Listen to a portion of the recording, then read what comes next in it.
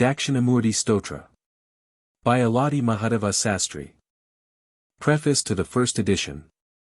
This volume comprises the following works literally translated into English with explanatory comments.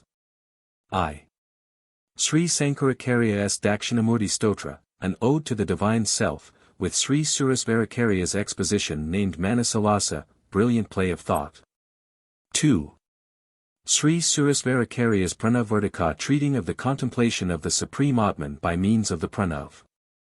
3. Dakshinamurti-Upanishad. Sankaracharya's immortal hymn and the two works of Suresvaracharya herein comprised epitomize the whole Vedanta doctrine as expounded by the two authors in their commentaries on the Upanishads, and form a good introduction to a study of the subject. As a terse expression of the fundamental truths of the Vedanta, the well-known hymn of Sankaracharya forms a suitable text upon which the student may meditate and thereby construct the whole doctrine for himself.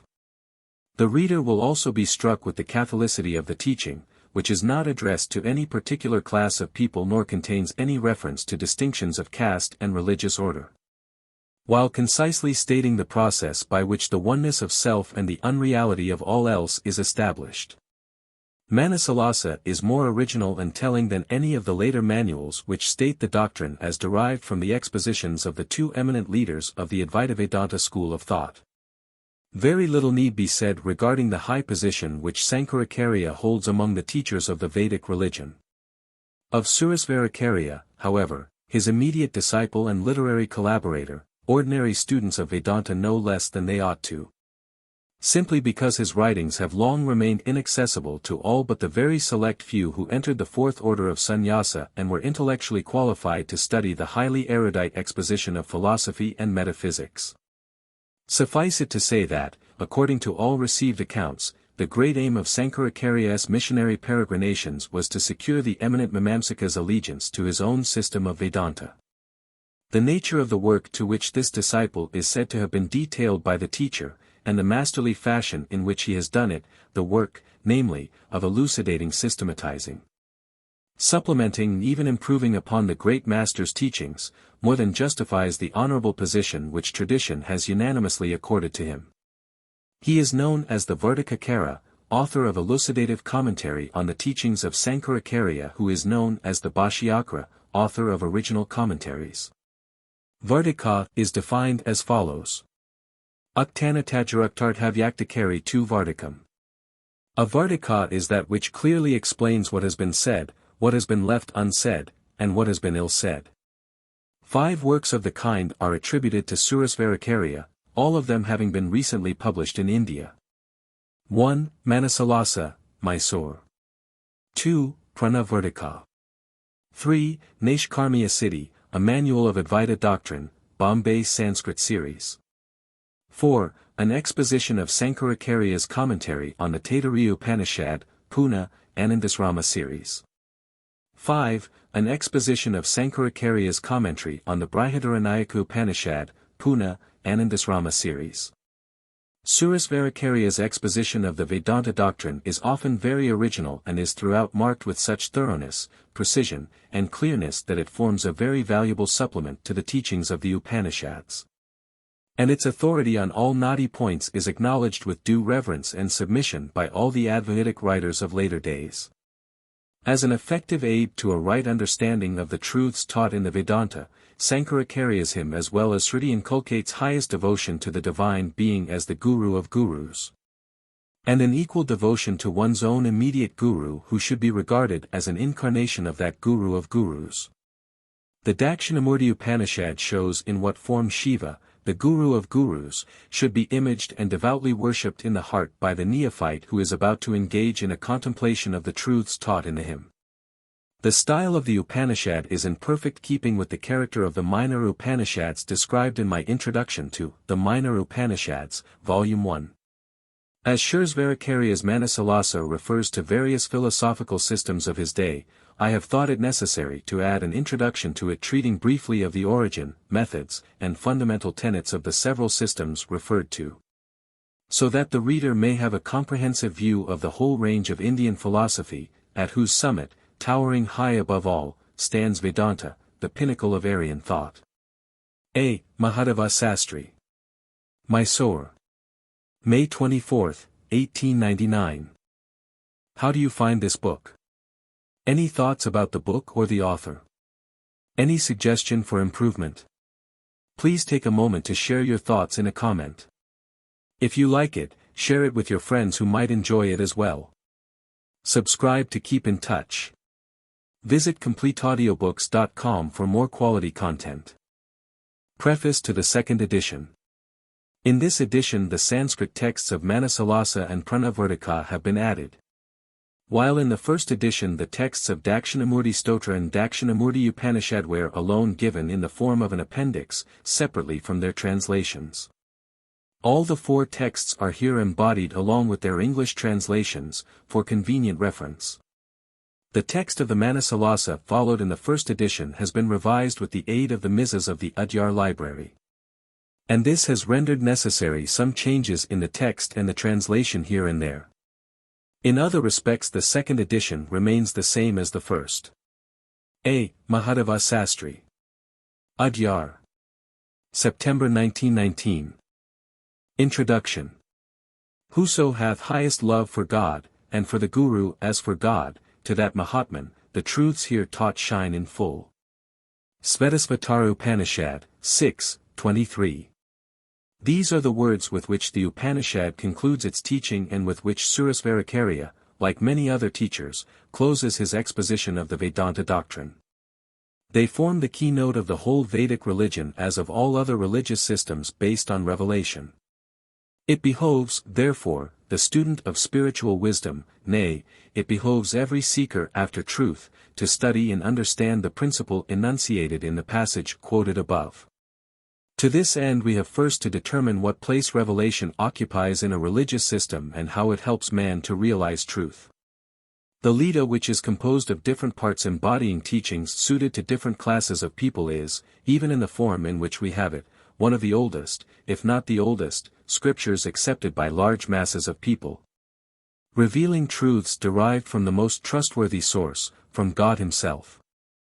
It may, therefore, be taken as the type of revelation intended to help the growth of man towards the attainment of his highest end. 2. What is the highest end of man? As to the ultimate end of man, a consensus of opinion can be obtained by a direct appeal to consciousness. Though there may be found divergencies among writers on ethical philosophy as to the immediate end which man should place before himself in his conduct towards himself or in his conduct towards others. All are agreed that the one aim which man has in all his acts is to secure happiness for himself. The highest as well as the ultimate end of man must, therefore, be to attain to a conscious state of unalloyed happiness, which is to be eternal and unsurpassed. To have a clearer and more definite idea of the highest end of man, it is necessary to compare him with other creatures in the universe and to mark the stage he has already reached in the march of progress towards the attainment of his highest end. The ancient Aryans have traced the evolutionary process in detail, and they fall in with the modern science as to the view that human form has been gradually evolved out of the animal. The evolutionary process which went on through the three lower kingdoms of nature below man, not to speak of the still earlier stages of evolution referred to in the Upanishads, in the Puranas, and in the orthodox systems of philosophy, was concerned mainly with the perfecting of form, of the material vehicle used by spirit, the divine consciousness, in its evolution towards perfect self-realization. The main purpose of this evolution is to so perfect the form as to make it a proper medium for the divine being dwelling within every creature to fully express himself in all his aspects as consciousness, will, and bliss. In the mineral kingdom, the physical form, which in the earlier kingdoms was more or less unstable, has attained to the highest degree of development in point of persistency under varying conditions. And in the vegetable kingdom, it becomes pliable to the action of vital force in the form of organic growth, without at the same time losing the persistency it has already gained in the mineral kingdom. The evolution of form in the animal kingdom adds to its persistency an improved capacity for organic growth, a well-defined capacity for a life of sensation, all organs of sensation and activity being developed to a marked degree. In man, form is still further developed so as to constitute a fitting instrument for the carrying on of the process of thinking. By the time that the evolution of human form has, after passing through a long transition period, reached that stage at which it no longer admits of any appreciable further development. What we call mind begins to show signs of its existence by way of perceiving objects, connecting them together, comparing and contrasting them with one another, processes which constitute the germs of the thinking faculty. To explain, animals, in common with man, possess a life of sensation, their sense organs equally receiving and responding to impacts from external objects. But they evidently seem to lack the power of connecting the various impressions together into a single composite whole, i.e., they seem to have no faculty of perception. They receive impressions through the sense organs from without. And these impressions affect in their turn the prana or vital principle wherein they abide. In response to the impressions received through the sense organs, prana gushes out through one or more organs of activity in the body. And, as a result, the sense organs are brought in contact with more objects. In the animal, the sensory and motor forms of vital energy thus act and react upon each other, each contributing to the growth of the other. But this reciprocal action and reaction of the sensory and the motor organs on the growth of each other as a result of receiving impacts from the external world can in no way correspond to the purely internal faculty of perception and conception constituting the germs of that faculty of thinking which forms a distinguishing feature of human beings. Thus, man is distinguished from lower animals by the possession of this faculty of perception and thought. It is in him that we find Atman, the one existence and consciousness present in all kingdoms of nature alike, manifesting himself in every act of consciousness as I, as the individual ego, persisting through various sensations. Each of which comes into being for a moment and then disappears. It is this self-conscious individual ego who, abiding one and the same through all the various sensations, receives them all and connects them together, converting them into notions of substances and attributes. Comparing and contrasting them with one another, taking note of their mutual relations, deducing laws, and carrying on the elaborate process of reasoning. Pari passu with this development of thinking faculty goes on the development of will, freedom of will progressing with thought and knowledge. It is, therefore, evident that the ultimate end of every human being should be to develop thought and will, by proper exercise through his form, to the highest stage of perfection, to attain to a full knowledge of the whole universe. To develop the self-consciousness and will of the ego till he realizes his unity with the universal ego, with the divine being possessed of all-embracing knowledge and love as well as an absolutely free will unswayed by passion. All bending before his adamantine will, the whole universe subservient to him as a pliable instrument in his hands. Seeing himself everywhere and none else anywhere, endued with bliss infinite and unalloyed, transcending all limitations of time and space. Such, briefly, is the end which man has to attain, and which, of course, is worth attaining. 3. Now, if we compare man just emerging from a state of nature and in whom Manas just begins to function, with a man who belongs to one of the most civilized races now inhabiting the globe, the difference in mental development will be found strikingly great, so great indeed that, but for the similarity in the structure of the body, they may belong to two different species altogether. The rate of progress in this line of evolution seems to be very slow. The various faculties which go to form the main stock of innate capacities of a civilized man have been developed slowly one after another in successive races. It takes, indeed, a very very long time for a faculty to develop from its germinal stage even to that stage of perfection which it has reached in man at present. In fact, we are told that this mental development has gone on concurrently with the racial development for ages and ages. Though each race has a development of its own as a whole, yet any given race is made up of individuals whose progress varies very widely between two extreme points. Considering the little progress made by an individual ego in a savage or a half-savage tribe by way of acquiring a new faculty or even a further development, to any appreciable extent, of an already existing faculty. As distinguished from the matter comprehended by that faculty, one finds it hard to believe that all the faculties that an ego, taking birth in a family of the most civilized race, manifests on attaining to a certain age have been developed in a few past incarnations just preceding the present, and much less so in the present birth alone. Moreover, the different stages of progress in mental and moral development reached by different individuals, as well as the different rates of progress made by different individuals placed under the same circumstances, point beyond all reasonable doubt, to the fact of each individual ego having an evolution of his own which has been going on through many lives in the past, bringing with him into each birth faculties already developed to a certain stage and ready to pace a few more steps forward in that incarnation. It may even be noted that, in the early years of any particular birth, the individual man rapidly goes through the whole process of past human evolution till that point of progress is reached whence he has to continue the slow process of further development. For, when the ego has reached a certain stage of growth, no further advance can be effected without an external guide. Even the progress that has already been made has not been made without the guide of higher intelligent beings, though, indeed, this aid has been rendered independently of the will and choice of the individuals concerned. On attaining to a certain stage of intellectual development, each individual ego has to consciously choose and act for himself. He should no longer content himself with the limited scope of his will and knowledge if he would ever rise above the present level where he is a slave to the surrounding circumstances, entirely guided and acted on by them. A state which is quite contrary to that which he wishes to attain, to the state of unity with the very divine being who knows all and guides and shapes the whole universe according to his will. His will being the law according to which the universe has to evolve. Having this grand aim in view, he should develop faculties whereby the sphere of his knowledge and experience may be extended so that he may know the right from the wrong, the good from the evil, and consciously follow the right and the good while consciously avoiding the wrong and the evil. In short, he should be able to know what is absolutely right, and, rising above all human motives of action, his will should be as free to act in the right way as that of the divine being. Now is the time for revelation to teach to man its first lessons. It is the Guru or his voice as the Sriti, revelation, that teaches man about the existence of an immortal ego who is conscious of everything that goes on around him. It shows what man should do if he wishes to secure a happy life after death.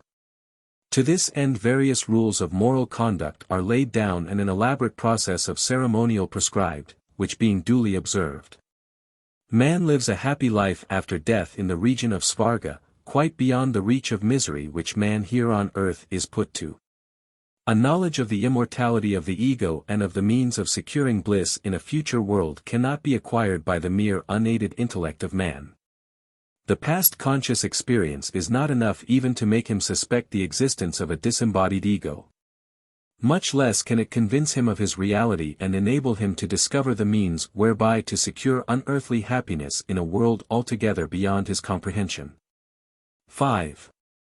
To realize the Vedic teaching on this subject and to act upon it, man must have an unbounded faith in the Veda. To have an unbounded faith in the Veda is to have an unbounded faith in the Guru who gives voice to the teaching which takes the form of the Veda. Veda literally means wisdom. And the sacred word we now call Veda derives its sanctity and authority from the fact that it embodies wisdom taught by the divine merciful teachers for the guidance of man in his onward march of spiritual progress. These wise and disinterested teachers who hold a divine commission as spiritual instructors of the growing humanity can give utterance to nothing but truth. A true conception, therefore, of the lofty nature and the high functions of a spiritual teacher will necessarily end in an utmost reverence and exalted love for him, without which none can fully realize the truths taught by him. To perceive a truth as fully as the Guru does, one should look at it from as many standpoints as the teacher does. That is to say, the disciple's mind must be en rapport with that of the teacher. A complete resignation on the part of the disciple to the will of the teacher and an unbounded love for him, a feeling of bhakti or devout love to the teacher, cannot but serve to remove the barrier which arrests the flow of wisdom from the teacher to the disciple. Once the barrier is removed, they come so close together that the truths which are stored up in the teacher's mind will flow, as it were, in a continuous stream to the mind of the disciple through the conduit of complete sympathy opened by love. It is with such feelings of devotion and love that the disciple should approach the Guru.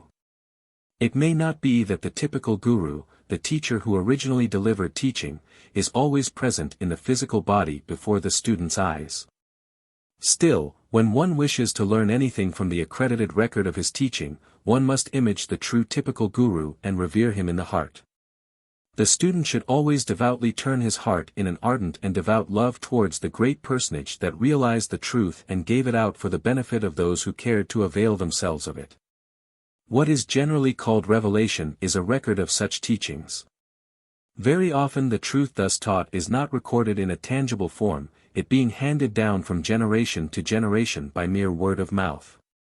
The teachings, rather the traditions, thus handed down become mutilated and corrupt in the course of long ages and stand in need of interpretation by others who, having got an insight into the truth, can supply omissions and sift the genuine teaching from the accumulated accretions of ages.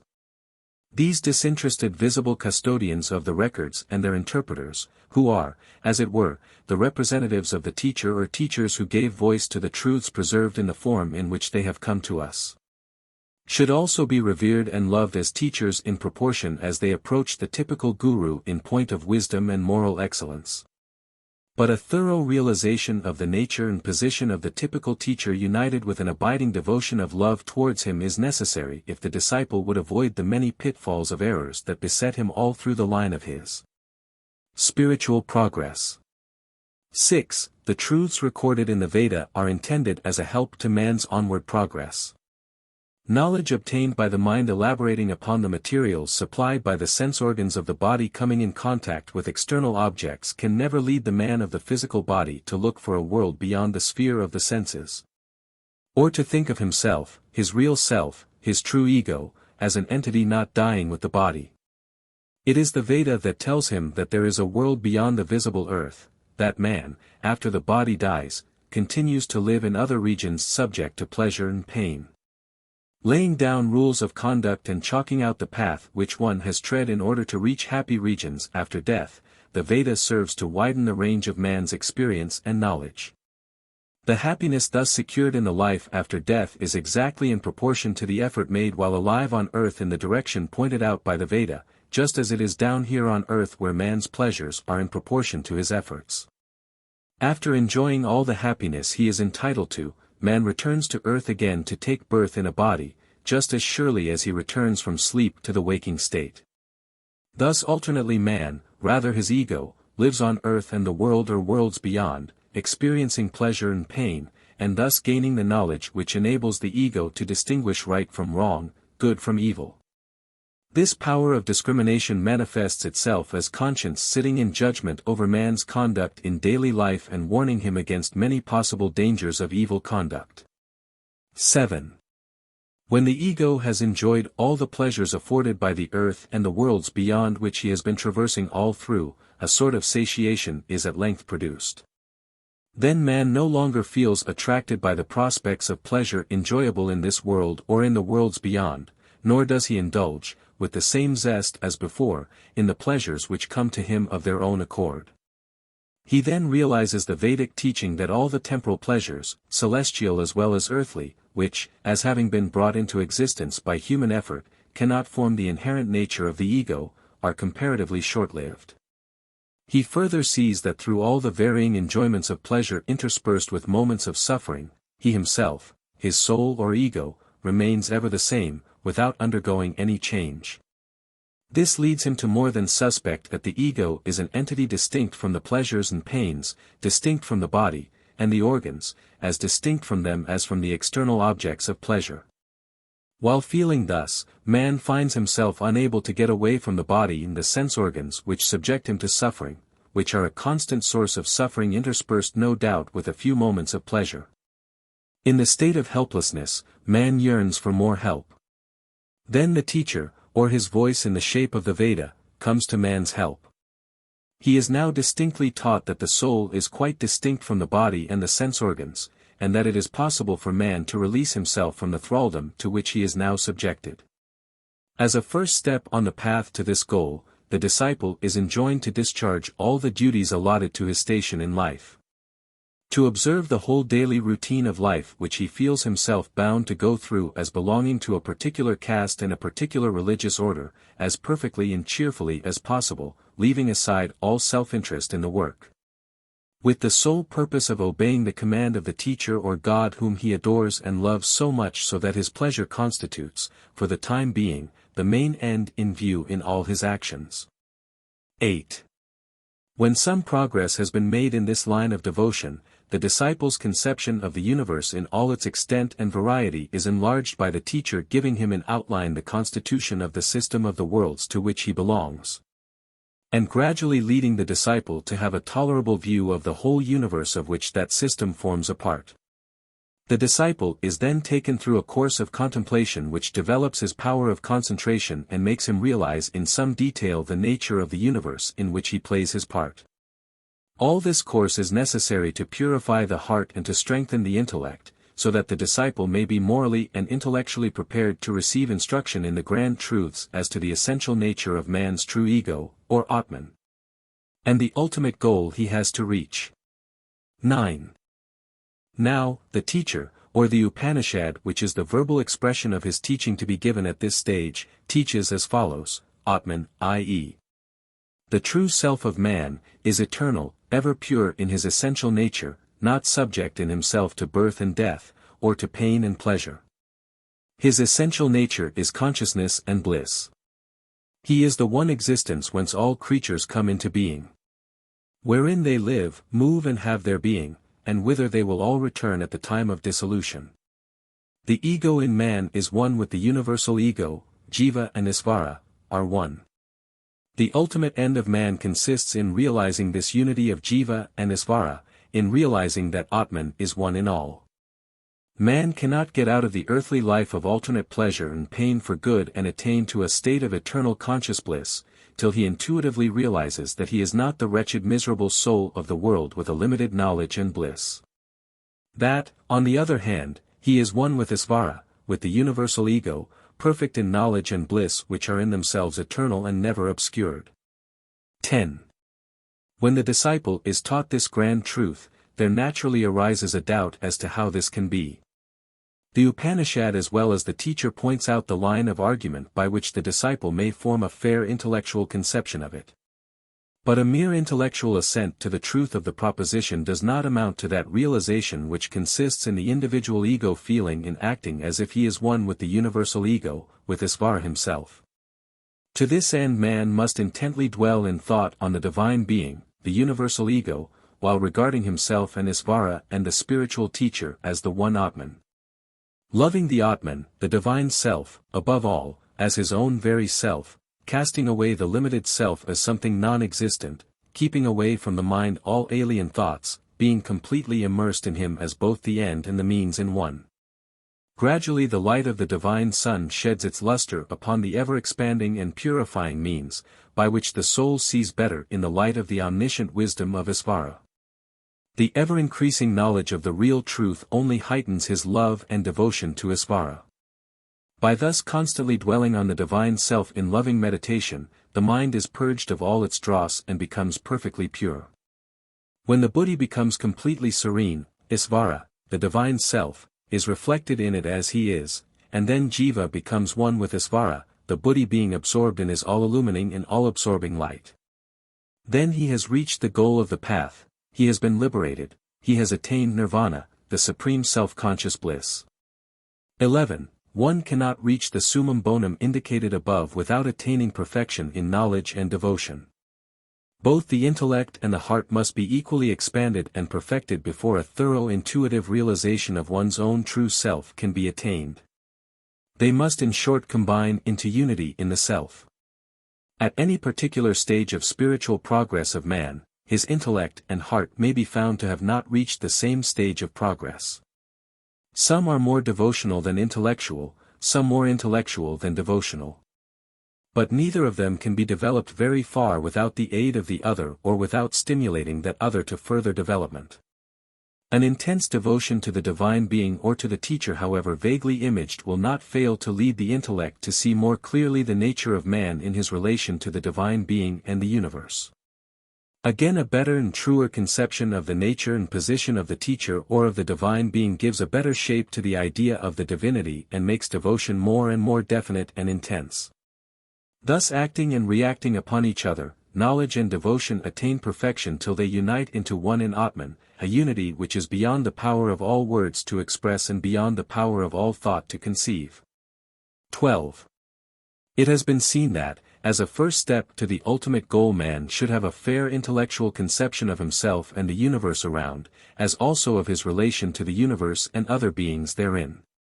Evidently man is destined to ascend some day to the level of the omniscient Lord, since, in every man who has risen above the mere animal life of sensation and reached a certain stage of intellectual development, there is an inherent desire to look at the nature around and try to find the mutual relations of things therein and his own place among them. Curiously enough, at every stage of the inquiry he finds something yet to know and eagerly looks for some guidance, come whence it may. Sometimes the requisite help comes in the form of a suggestion from within, taking the shape of a hypothesis, for which there seems to be no sufficient foundation in the former experience.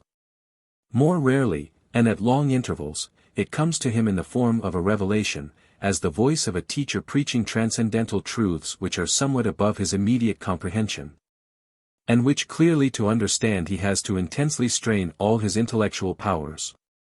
In trying to grasp the truth, he gets a more comprehensive view of the universe. Such is the gradual, slow but sure, growth of intellect stimulated at every step by doubts and failures which are in their turn followed by slight but encouraging glimpses of truth. This gradual progress has been going on for ages, and traces of the long course of inquiry is left in the history of every nation. The Indian literature now extant bears ample testimony to the assiduity with which the intellectual inquiry has been carried on under varying conditions.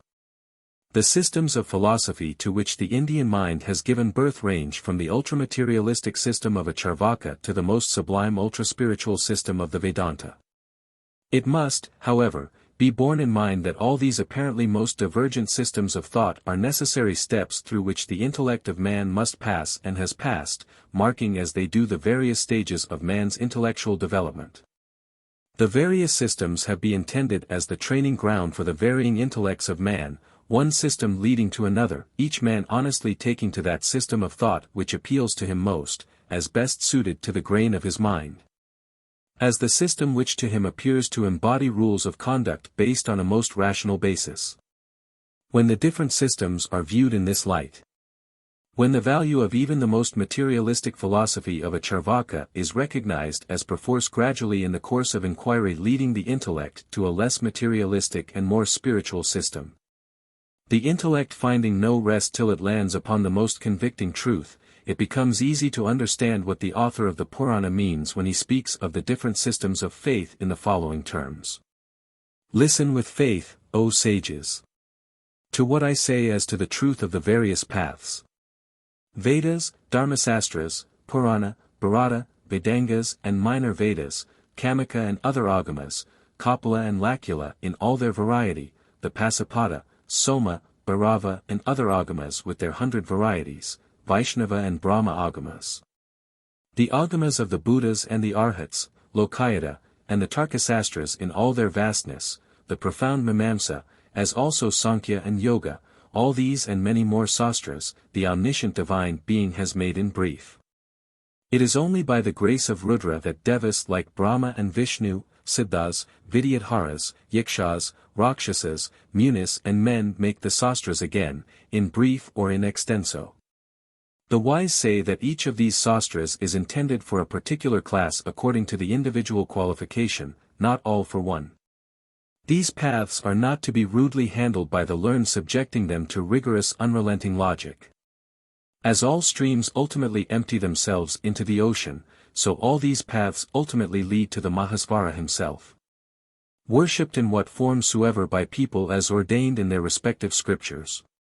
He assumes that form and takes the devotee on to the next higher step, by his grace man attains to superior paths. The divine being worshipped in the form in which he is represented in these paths takes the devotee step by step onward to the path of the Veda. The form which the divine being assumes in the path of the Veda is the immediate cause of salvation. Even there the form of the divine being as represented by the ritualistic portion of the Veda only stimulates a longing for knowledge, while, worshipped in the form presented in the theosophical portion he leads the devotee to moksha through wisdom. As the highest salvation is only of one kind, the knowledge which leads to it must be of one kind and of one kind only. The Vedanta treats of Sankara as the non-dual Atman. No other path treats of him directly as the Vedanta does. Therefore knowledge produced by the Veda is alone wisdom. Knowledge obtained by other means is avidya, unwisdom. The other paths cannot themselves lead to moksha, they are serviceable only as leading to it through the intervening steps. Mahadeva, as known by the Vedanta, directly gives moksha, as known and worshipped in the other paths he leads to moksha by gradually taking the soul on to the direct path. Wherefore he who treads the path of the Vedanta should not change it for any other. To those who tread the path of the Veda, nothing is hard to attain. There alone lie the supreme mukti and other enjoyments in plenty. Wherefore the different paths are useful to the different individuals for whom they are specially intended.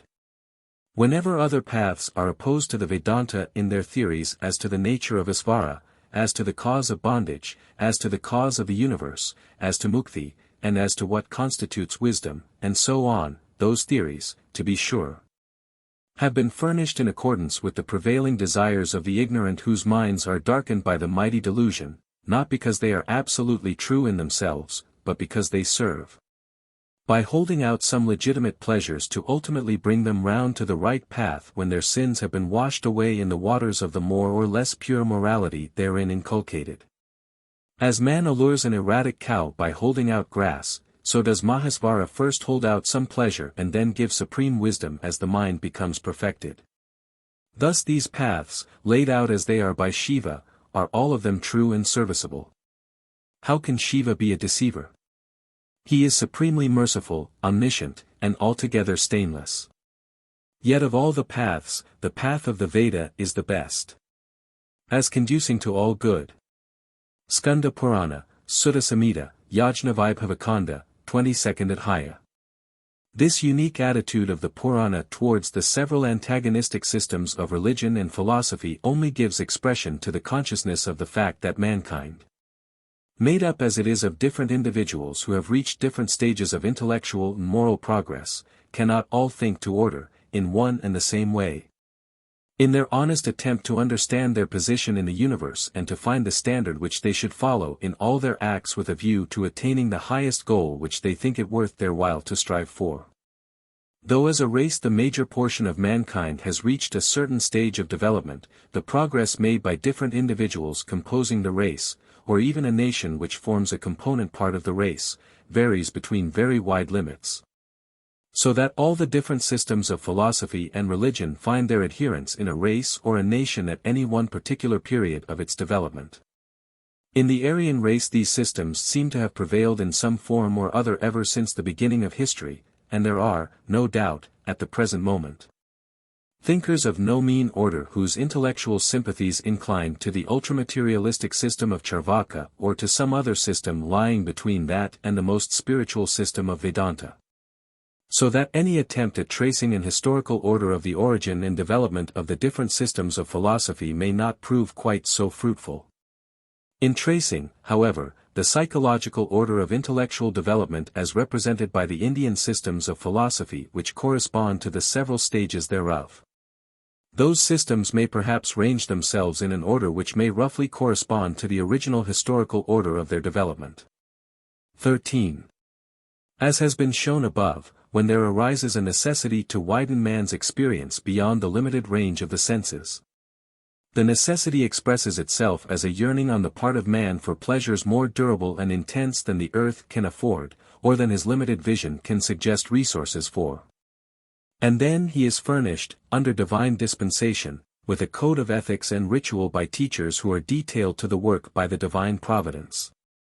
By duly acting up to it, he attains to unearthly pleasures hereafter. Under the immediate guidance of the divine teachers, or the divine king sages, the people follow the law with unbounded faith.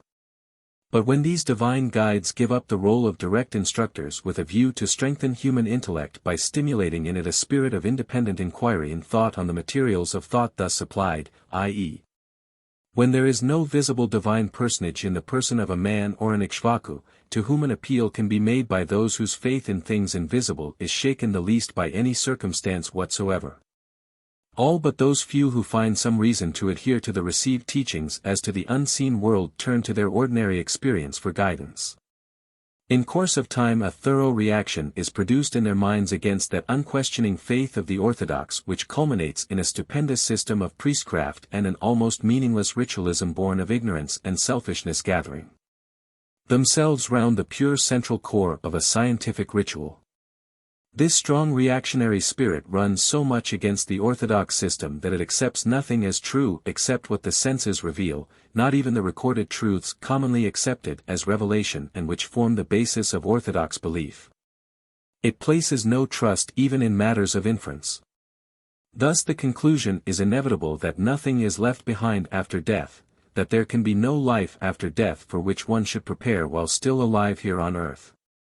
The result is an extreme materialistic sensualism or a low form of utilitarianism forming the rule of conduct. This system of thought forms the faith of a Charvaka. Though the system may satisfy the sensualist who wants to shake himself off all restrictions put on his libertine tendencies, its conclusions cannot commend themselves to the inquiring man who, as having already experienced heavenly pleasures, feels a sense of complete dissatisfaction about the mere earthly pleasures, and a secret and inexpressible longing for the celestial pleasures of even a more intense kind than he has already tasted. Though not quite agreeing with the orthodox ritualist who honestly exercises all the powers of his intellect with a view to find a rational basis for the received code of morality and ceremonial, yet the honest heterodox thinker cannot subscribe to all the conclusions to which the materialistic philosophy has led him, undermining all the basis of morality. And he follows some rules of moral conduct which he formulates for himself in the light of his own conscience which has by this time under the impress of his former experience developed into a faculty. 14. This spirit of inquiry has served to stimulate the intellect of the orthodox as well as the heterodox thinker to that pitch of thought at which it is prepared to take a further step in advance with a little more light on their path. Both alike feel somewhat dissatisfied with all the pleasures the earth and heaven can afford, temporary as they are, lasting short or long in accordance with the intensity of the effort made to secure them, and always mixed with anxiety and care about their duration.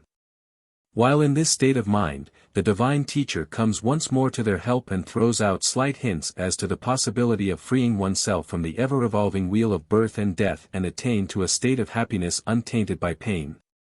A state of being in which one will be free from all pain and will never return to the earthly life wherein pleasure and pain alternate with each other.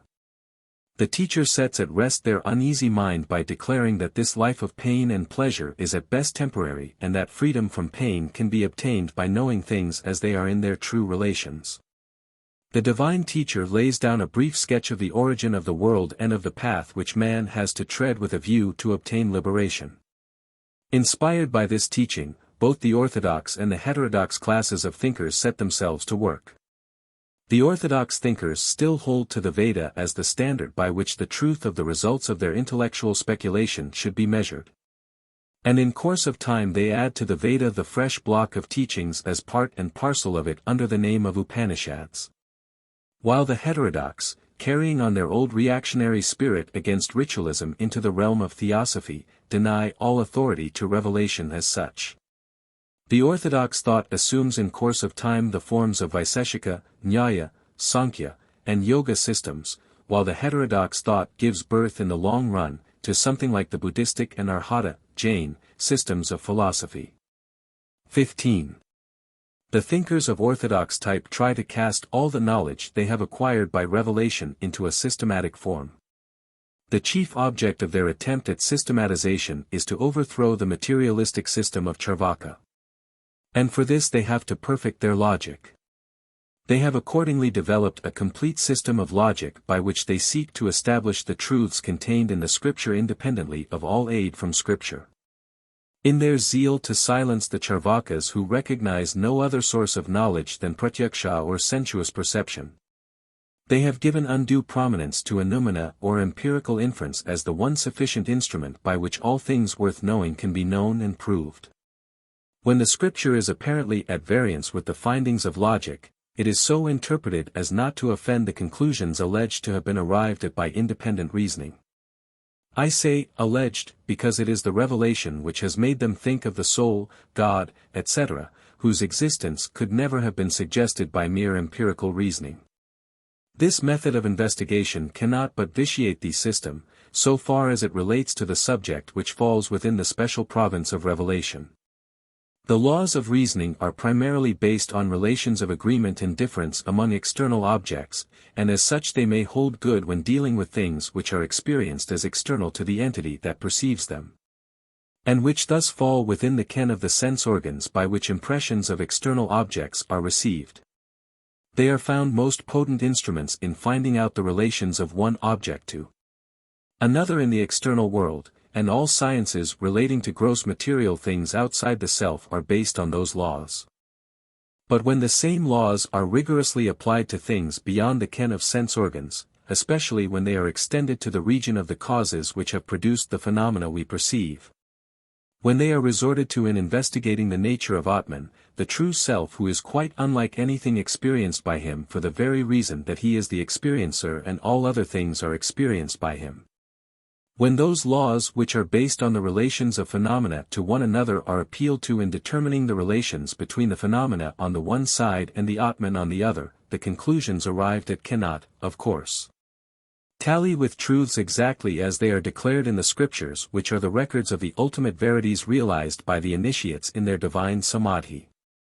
If some of the conclusions on transcendental matters arrived at by this method of investigation correspond to the reality, it is because the course of reasoning by which they have been arrived at is primarily, though perhaps unconsciously, inspired by the truths made known by revelation. Not infrequently, the very line of argument adopted is already found sketched briefly in the scriptures, and, but for hints contained in the scriptures, the particular line of argument in question, as quite unique in itself, could not have occurred to the unaided reasoning. Hence it is that while the systems based on this method of investigation exhibit a tolerable degree of agreement in the analysis of experience as to matters lying outside Atman who is the subject of all experiences, there is utmost divergence in their conclusions as to the first cause of the universe, as to the nature of Isvara and Atman, as to the cause of bondage, as to the nature and means of liberation. 16. The Tarkikas, Vaishikas and Nayakas hold that the material universe is created out of the extremely fine atoms of matter acted on by the will of the omniscient and omnipotent Isvara. The soul is in itself an insentient entity rendered conscious by its union with Manas through which it suffers pleasure and pain. The soul which is eternal identifies itself with the body, etc. on account of ignorance, and feels that it is born and dead with the body and thus suffers a lot of pain. The one means of attaining liberation is to destroy ignorance by knowledge of truth, obtained through the grace of the Divine Being, by meditating on the object of the right knowledge. By this knowledge of truth false notions disappear. When false notions disappear all the evil passions pass away, with them ceases activity, with it ceases birth, and with the cessation of birth, comes the annihilation of pain, which is the final bliss. The final bliss consists in perfect obliviousness to all, being freed from manas, the soul is unconscious of anything, being in itself quite an insentient entity. 17. According to some of the Sankhya's, the material universe is evolved out of the one all-pervading insentient essence of matter called pradana, acting under the influence of a sentient Isvara who enters into it by way of being reflected in it. While there are other Sankhya's who hold that there is no such being called Isvara, and that the one pradana evolves, of itself, into the universe of manifold existence. Creation, they say, is effected by mutually dependent nature, prakriti, and soul, prakriti not evolving without the conscious soul, and the soul not achieving its emancipation without nature's evolution. All pain is due to the soul, which is in itself free from pain, falsely identifying itself with the intellect which is evolved out of nature, prakriti. By contemplation of truth the soul is enabled to discriminate between nature and soul, and then a final separation takes place. Kaivalya or absolute isolation has been attained, the result is final bliss. In this state of bliss the soul remains pure consciousness, nature manifesting itself never more to the vision of the soul. 18. The Nyaya and Sankhya schools have based their intellectual speculation on the teaching of the accepted revelation, never disputing the matters of fact detailed therein, and they may be so far considered orthodox. The heterodox thinkers, who find themselves unable to subscribe to the elaborate doctrine of Vedic ritual, lay the axe of speculation at the very root of it by way of denying the persistent existence of the soul, so that there is none who, doing an act at present, will, in a future period, reap the fruits thereof. They attach no value to the time-honored Veda which teaches among other things a long and to them indefensible course of rituals. But they substitute in its place scriptures containing a body of teachings treating mostly of pure morality in purporting to have been delivered by an omniscient teacher, a Buddha, or an Arhat. Such are the Buddhists and the Arhats. The former hold as follows: there is no Isvara, no one eternally existent God who is the creator of the universe. Everything in the universe including the soul is sui generis, born of itself, and exists only for an instant, not having existed before nor existing after that one instant of its existence. All is pain. And the bondage of the soul consists in looking upon the self and the universe, by ignorance and consequent karma, as something continuously existent. When, by deep meditation of the truth that everything is painful, momentary, sui generis, and non-existent before and after, the soul recognizes its own momentariness as well as the momentariness of all else, liberation is attained. Liberation consists in pure detached states of consciousness following one upon another in a continuous stream without being tainted by external objects of perception. Or, according to the nihilist, it consists in everything, including the soul, being reduced in knowledge to a non-entity, to an absolute void. 19. The followers of the Arhats, on the other hand, reject the Buddhistic doctrine of momentariness of everything and accord to the universe a sort of continued existence. They advocate the continuous existence of the soul which, neither infinitesimally small nor infinitely great, occupies a limited space, doing acts at present and reaping the fruits thereof in future. With the Buddhists, they deny the existence of one eternal God, of one independent and all-pervading creator of the universe. While admitting the existence of an omniscient being who has overcome all faults and shaken off all bonds of existence in the ordinary process of soul evolution. The universe comes out of atoms by the action of individual karma. Everything is made up of something eternal and of something non-eternal. The bondage consists in the soul assuming, as the result of sin and false intuition, various bodies occupying limited parts of space. Liberation is the absolute release from action by the decay of the causes of bondage and existence. It is the abiding in the highest regions, the soul being absorbed in bliss, with its knowledge unhindered, and its bliss untainted by any pain or impression thereof.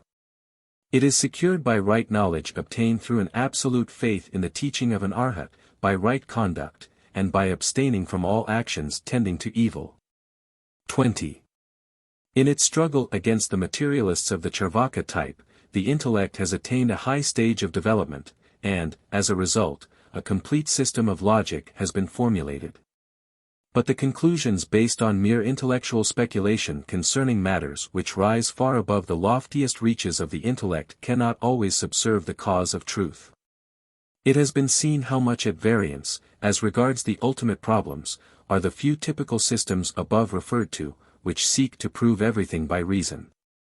In speculating about the transcendental, each theorist tries to outwit the other by resorting to reasoning, and thus a host of warring systems have come into being. This result soon leads to reaction. When reasoning is exclusively resorted to for guidance in an inquiry as to the matters which do not fall within the scope of the sense organs, the conclusions are often at variance with truth. The laws of reasoning are based primarily upon relations of objects as perceived by the sense organs, and the sense organs lend to the objects of perception their own color and conditions which make them appear different from what they really are. So that the systems of philosophy based on mere intellectual speculation are vitiated by the inherent defects of the instruments employed in obtaining knowledge.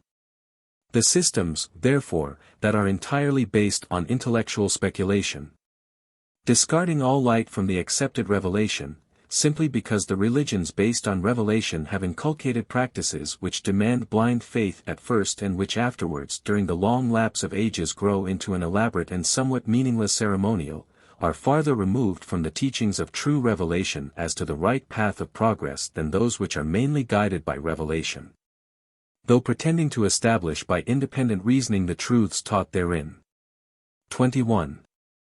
As a corrective to the foregoing methods of investigation which have led to a distortion of revealed truths, it is sought to get at the revealed truths firsthand. By interpreting the scriptures as they stand according to the principles of construction by which ordinary speech uttered by a trustworthy person is construed, for a clear understanding of the teaching of the scriptures thus made out.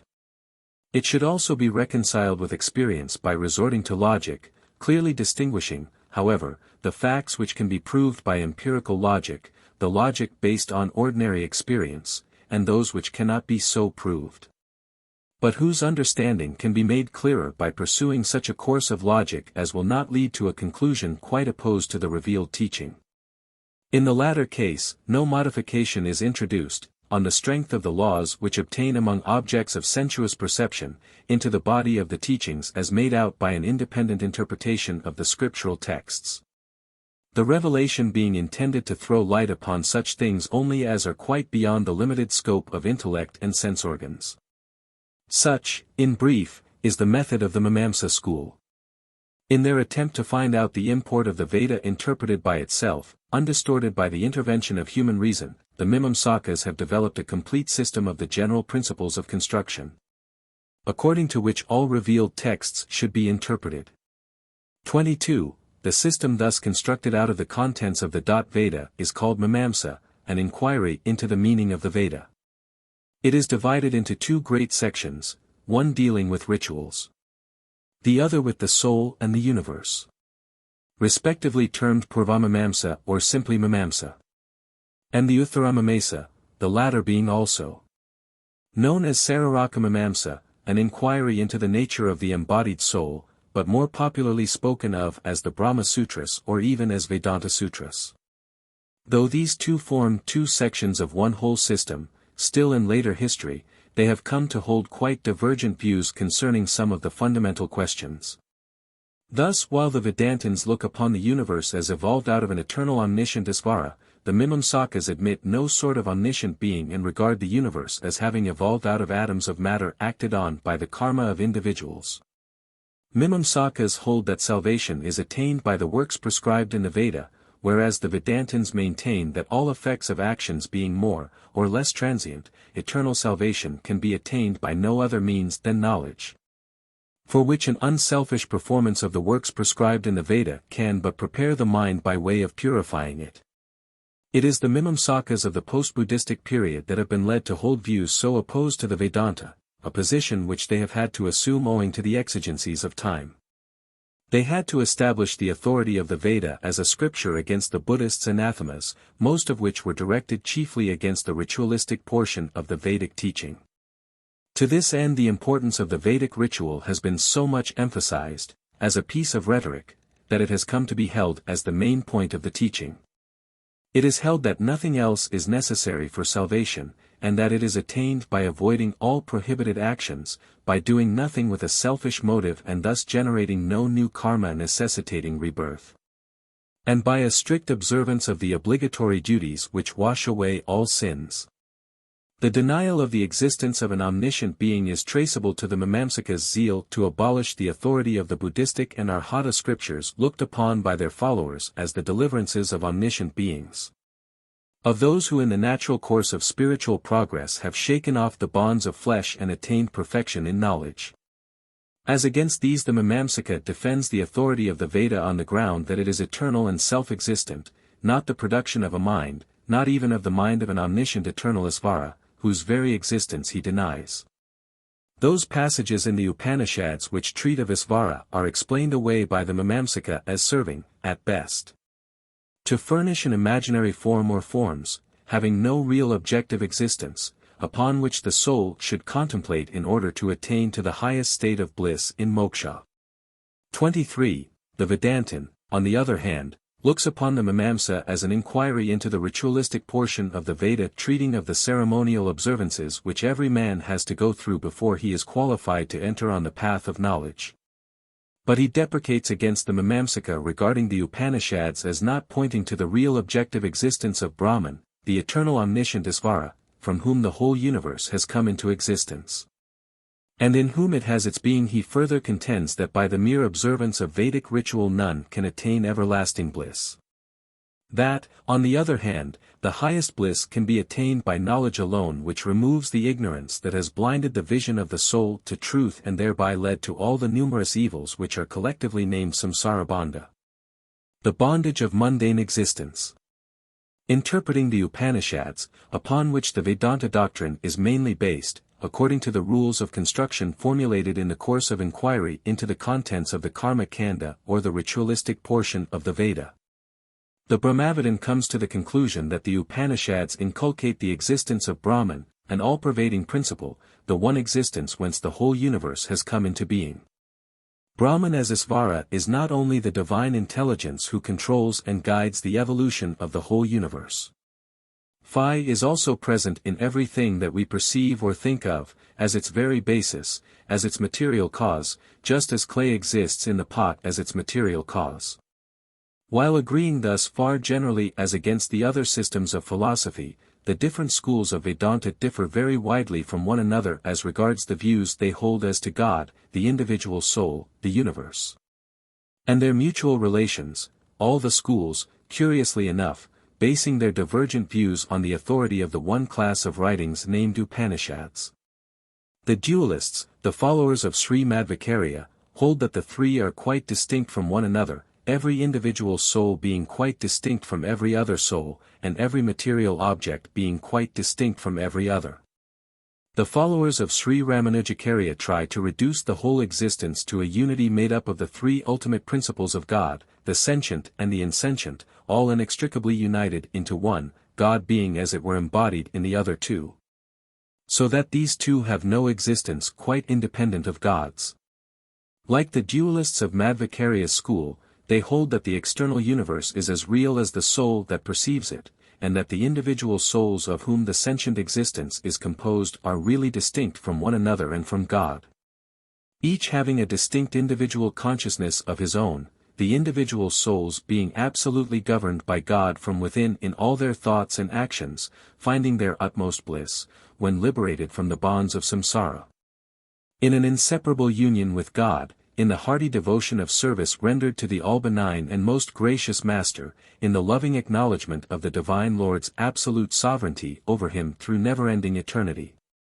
There are Vedantins of another school headed by Srikantha Sivakarya, who, like those mentioned above, admit the reality of separate existence in the case of individual souls even when liberated, but who differ from them only in so far as they hold that the liberated soul lives for himself, enjoying the inherent unutterable bliss of his own nature as well as the loving blissful presence of the Divine Lord all around. Not however quite so conscious of his absolute dependence on the Divine Being as the followers of Sri Ramanujacharya would have it. Besides the systems of Vedanta now mentioned, there are several others which, like the three foregoing ones, admit the reality of an external universe, either existing quite apart from Atman, or as having actually emanated from Atman. 24. Distinguished from all these systems and standing apart by itself is that system of Vedanta which maintains an absolute unity of Atman, the one reality, whereof all duality is an illusory manifestation. Unlike other systems of philosophy and religion, it upholds an absolute identity of God and the individual soul as the one existence and light. It teaches that liberation from the bonds of samsara consists in a complete realization of this oneness of the self, the liberated soul seeing all in the one true self and the one self in all. The whole universe which seems to be so real to an ordinary being does not at all appear to the liberated, and if he ever sees the universe at all, he sees it as a manifestation of his own self, of the omniscient Isvara who, by the power of illusion which is always under his control, can bring into manifestation the whole universe by his own free will. Either way, the universe has no real existence apart from the Atman by whose light it appears and in whose being it has its existence. 25. Such, in brief, are the main conclusions embodied in the Vedanta doctrine as Sri Sankaracharya has expounded it. As establishing the absolute non-duality of the one self, the one existence and light, the system is known as the Advaita Vedanta by preeminence. The Advaita doctrine is developed in all its details in the commentaries on the Upanishads, the Bhagavad Gita and Sarakamamamsa Sutras, by its eminent founder and by his equally eminent disciple and literary collaborator, Suresvaracharya. Known respectively as the Bhashyakara and the Vartikakara, the one laying down the foundation and building the superstructure of the system, and the other filling up the gaps, symmetrizing and embellishing the whole. Between them, the Advaita doctrine is completed and established against the other systems of philosophy and religion, orthodox as well as heterodox. The main outlines of the system are delineated in a concise and telling form by the founder in his Dakshinamurti Stotra, an ode to the divinity conceived as the Guru of Gurus, which serves as the text upon which the devotee may meditate in the calm moments of his daily life. The Vartikakara has explained the meaning of this ode in his work called Manasollasa, brilliant play of thought, which renders explicit all that lies implicit in the hymn. Both these works have been literally translated into English in the present volume, elucidative notes being added whenever necessary. 26. It may be of some help to the beginner to show briefly the process by which Suresvaracharya has established the non-duality of Atman. Closely following the most fundamental principle of Mimamsa that the Veda teaches nothing which can be otherwise known, the Vedantin of the Advaita school has picked out the four following sentences from the Upanishads, one from each Veda, as embodying the one grand truth which the Shruti alone can teach. Prajnana, consciousness, is Brahman. Aitareyopanishad. I am Brahman. Brihadaranyaka-Upanishad. That thou art. Khandogya-Upanishad. This self is Brahman. Mandukya-Upanishad. These four sentences clearly signify the absolute unity of the self and Brahman. Indeed, this truth cannot be arrived at by the intellect and the senses which, by a long-acquired tendency, always look outwards for light and knowledge, and it is apparently a truth which is opposed to all human experience. At first sight it seems beyond all power of human comprehension to realize that the human ego whose knowledge and power are so miserably limited is identical with the omniscient and omnipotent Brahman. Still, evidently for that very reason, for the reason that revelation is intended to enlighten man on truths which cannot be known by unaided intellect, it should be regarded as the main truth inculcated in the Upanishad, striking the keynote as it were of the Vedanta doctrine. The whole system of Advaita is only an attempt to read human experience in the light of this grand revealed truth. All the writings of Sankaracharya and Suresvaracharya have this one great purpose in view, namely to show that the revealed truth does not stultify human understanding, when properly investigated and explained. 27. With a view to establish this identity of Isvara and the self, the Advaita Vedanta tries to show that all that goes to distinguish Jiva and Isvara is due to something which is outside their essential nature, to an upati or medium through which they are manifested. When manifested through Maya, which is pure in itself, the one existence and light is regarded as the Isvara, who, seeing through the medium of pure sattvic Maya completely under his control, knows the whole universe and exercises unlimited sway over it. When moving in the sphere of impure Maya and seeing through the colored spectacles of avidya which are made of the glasses of various colors, the one existence and light appears as so many jivas with limited ranges of vision, seeing everything in the color of the sense organs, of the colored spectacles, by which they perceive it. The external objects, i.e., the particular forms in which the external world, the whole non-ego, is manifested, are all garbs as it were vesturing the one existence and light that is both within and without, garbs lent to it by the colored glasses through which it is seen. It is, in fact, the one existence and light, the one self, that alone really exists and is manifested both within and without, as both the self and the non-self, as the subject and the object. The distinction as subject and object, as the ego and the non-ego, is purely a creation of ignorance. And all that one has to do to realize the truth is to shake off the sleep of ignorance which presents to the self the dream of the universe as something real, as something which exists outside the self. Then Atman, the self, will shine forth in his true nature, realizing himself in the whole universe, seeing no universe outside himself, seeing himself everywhere and none else anywhere, centered in himself, as to whom there is not a where or a when. Then he is said to have been awakened from the sleep of Maya, all his former experience appearing like a dream. 28. That Jiva is one with Isvara is indicated by the fact that Jiva is possessed of consciousness and activity like Isvara. As possessing unlimited consciousness and activity, Isvara can alone have them inherent in his essential nature. They are the essential attributes of Jivas as well, though apparently of a limited extent. Moreover, all the activities which constitute the world's progress have their origin in the will and intelligence of sentient beings. And these sentient beings cannot, therefore, but be one with the Isvara, who is said to carry on the world processes by his own will and intelligence. It is, in fact, his will which, reflected in the Jivas, carries on the various processes by which the universe is maintained. All the limitations to which a Jiva's will and intelligence are subject are traceable to the upanis, to the vehicles or the media through which the Jiva manifests himself as the ego perceiving all else. A right understanding, therefore, of the essential nature of Atman will consummate in a conviction as to his absolute unity. 29. All that appear alien to the self are only forms ensouled by him, in whose being they exist, and by whose light they shine. They are therefore said to be produced out of the self as their cause, as the reality underlying all phenomena. They are only illusory forms of the self who exists ever the same, unaffected by the forms set up in him by mere avidya, just as a rope remains unaffected as rope all the while that it is mistaken for a serpent. These forms, external objects as they are called, have no real being outside that of the self.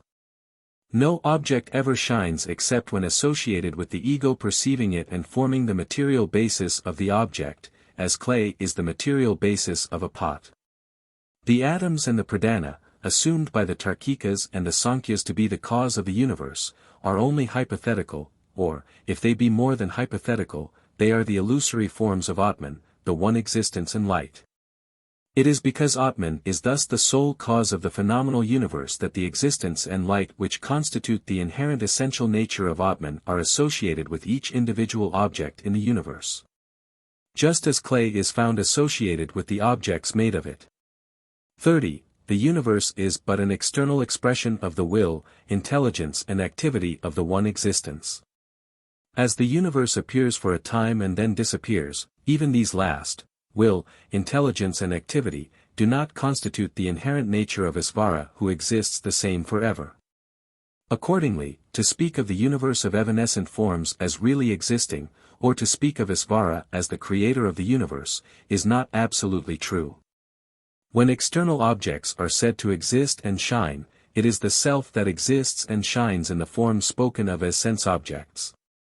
In fact, no object ever exists or shines except as the object of the consciousness of an ego, of I. While the ego, what we feel as I, exists and shines ever the same, seeing the objects and even their absence. These objects come and go, no individual object having really existed before manifestation nor continuing to exist thereafter. The sense objects, properly speaking, can have no more real existence than the serpent for which a rope is mistaken. One way of realizing the universality and unity of the self is to refer the existence and light, present in all external objects, to the ego who is associated with every object perceived. The one Atman appears as the ego, as perceiver when manifested in the buddhi, and as agent of actions when manifested in prana. Deluded by Maya, by the mighty power of illusion, the one self appears as Jiva identifying himself with the manas and prana in all their transformations. The removal, by knowledge, of the illusion which is the cause of samsara is called moksha or liberation. When this has been accomplished, all limitations created by Maya having disappeared, the Jiva realizes his true nature as the one omniscient Atman and recognizes the identity of Jiva and Isvara. 31. Maya and Vidya, illusion and wisdom, are both the mighty potentialities of the Lord. By the one he partially conceals his true nature and manifests himself as Jiva, and then, by the other which removes the veil of illusion, he realizes himself. Properly speaking, Vidya, the light of wisdom, constitutes his essential nature. But it is spoken of as coming into existence because, when the curtain of Maya is removed, the inherent light of Atman shines in full in the mind of those from whose vision it has hitherto been obscured.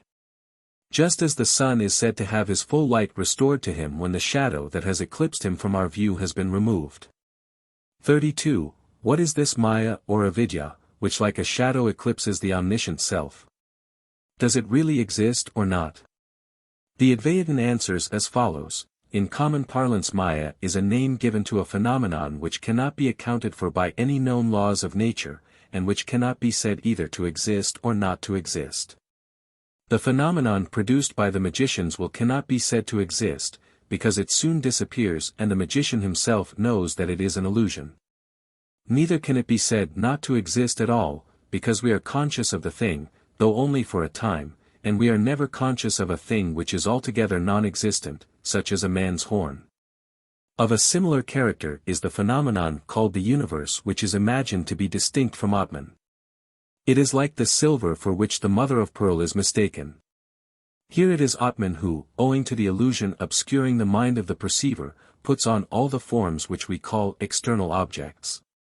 Like all other illusions, it disappears by knowledge. Enlightened sages as well as the Sriti bear testimony to the fact that, on the dawn of knowledge of the true self, Maya disappears altogether. It is in this sense, in the sense that it disappears in the light of right knowledge, that the external universe is spoken of as unreal, as mithya, as opposed to the self-existent and self-luminous Atman who never ceases to exist and shine. 33. He who practices yoga, restraining the mind from all external objects and fixing it on the indwelling Atman, the true divine self, gradually overcomes the distracting tendencies of manas. When manas dwells constantly on the Atman, it tends to become pure and coextensive with him. This process attains consummation when manas, becoming entirely atrophied as to the external universe, resumes its real form as Atman, and there exists no longer that parti-colored organ by which to perceive the external world in all its variety. No longer that power of illusion which has given rise to the innumerable phenomena of the external universe. He who has attained to this condition has become a Jivanmukta, has been liberated from samsara while still alive in the body. 34. The Advaitin holds that the Upanishads and all allied smritis, itihasas and Puranas teach this doctrine in one harmonious voice. Even the authors of other systems of philosophy are most of them not averse to this doctrine, though they do not avowedly uphold it in their writings. First, as to the inherent nature of Atman, the Saivas and the Sankyas admit that Atman is self-existent and self-conscious. They cannot deny that Atman is essentially blissful, as may be seen from the following story related by Vyasa in his commentary on Patanjali's Yoga Sutras. There was a great yogin named Jayajashavya. By yoga he attained to all cities and could read back the history of the universe through many a cycle. In time he turned away his attention from the cities, and by divine wisdom he realized the true nature of the self and became absorbed in entire devotion to it. He was once asked by the teacher what happiness he had derived from the cities already attained. The reply was that no happiness was derived from them. Then the teacher looked surprised that such extremely felicitous cities had given him no happiness. The yogin then explained that the felicity conferred by the cities was no doubt far superior to the worldly happiness, but that it was misery when compared with the bliss of kaivalya or absolute freedom. The foregoing story shows that Atman is happiness itself, though the Sankyas do not avowedly say so, simply because the word is in common parlance applied to worldly happiness. The Nayayakas also must admit that Atman is bliss itself in so far as they hold that it is even more desirable to attain Atman than to attain the state of Indra and Brahma. But they avow that in moksha Atman is quite as unconscious as a stone, merely because the inherent absolute consciousness of Atman, manifesting itself when freed from all connection with the body in the senses. is quite different from the ordinary objective consciousness, of limited scope and duration obtained by means of the senses. It is for this very reason that the Buddhist nihilists look upon Atman as a nonentity in nirvana. In his zeal to maintain the universal applicability of the doctrine that everything is momentary, the Vijnanavadan, the Buddhist idealist, is led to conclude that Atman is not a persistent, eternal entity.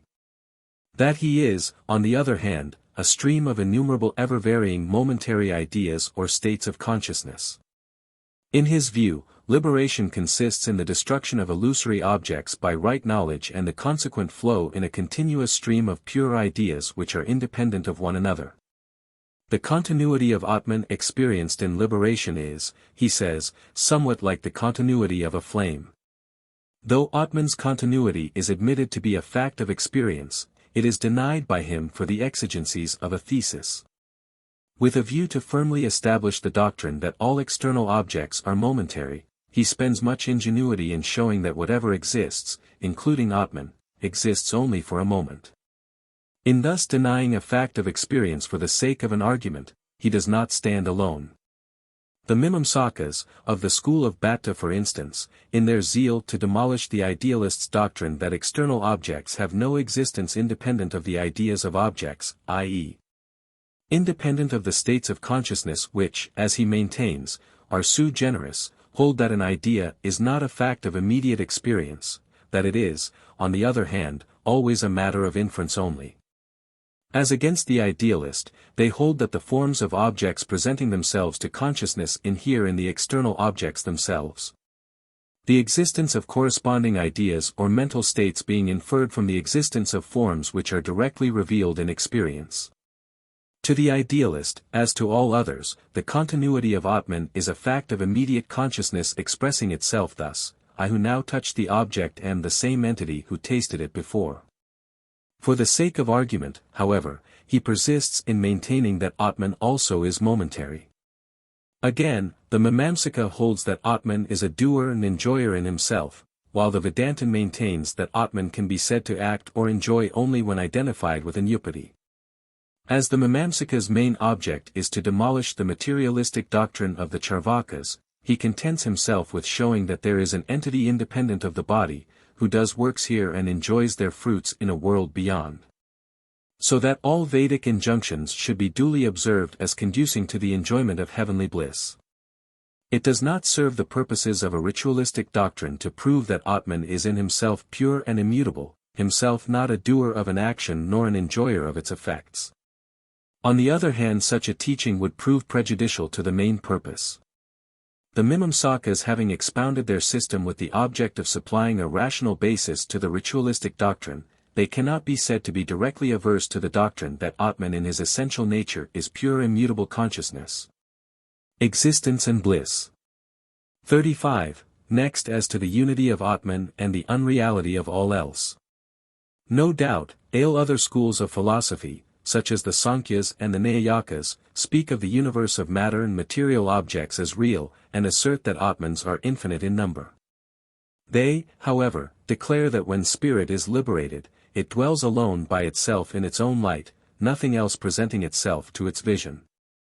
Moreover, the Sankyas and the Tarkikas teach that liberation is attained by a knowledge of the true nature of spirit, and by discriminating spirit from matter. If, as the result of this knowledge, the whole universe of matter and material objects has altogether vanished away from the vision of spirit, how can it be said to exist at all, inasmuch as nothing can be said to exist of which we are not conscious? Thus it follows that the universe has ceased to exist in virtue of the knowledge of the true nature of spirit. Now, it is only an illusion that can be removed by mere knowledge. For example, it is the illusory notion of serpent which is removed when the rope that is mistaken for a serpent is recognized. It must, therefore, be admitted that the universe which is removed by knowledge is also an illusion. In the Yoga Sutras, Patanjali says, though removed from the vision of the liberated spirit, it has not vanished altogether, as it is still perceived by others. 2. 22. This can only hold good if the universe is a mere illusion. To one whose eye has some organic defect, the mother of pearl appears to be silver, while to another it appears not as silver, but as the mother of pearl. That which appears the same to all is alone true. Wherefore the universe also, which presents itself to consciousness so long only as Atman's real nature is not known, and no longer, must be an illusion. Though conscious of this truth, the philosopher does not expressly state it in order simply that the student's mind may not get perplexed. If at the very outset the system should start with a declaration of the unreality of the universe, the mind would be perplexed with the question, how can it be? It is only with a view to prevent this perplexity that the universe is spoken of as real. Again, according to the Sankyas and the Tarkikas, neither the existence of manifold Atmans nor a distinction between Jiva and Isvara is ever perceived by the liberated soul, and they are, therefore, as unreal as the universe. They admit plurality of Atman at the outset with the hope of being better able to explain the very distribution of pleasure and pain, which in fact is due to variety in the upanishads with which the one Atman is associated. Like the Vedantins, the Sankyas and others maintain that in liberation Atman alone shines. He is, therefore, in reality one without a second. 1. 36. This short review of the methods and the fundamental tenets of the various systems of Aryan philosophy and religion is a necessary prelude to the short treatise which, while expounding the main principles of the Vedanta doctrine, also enters into a discussion and refutation of some of the conclusions arrived at by other schools. An attempt has been made to show first wherein chiefly the several schools of philosophy differ and then how finally they all agree.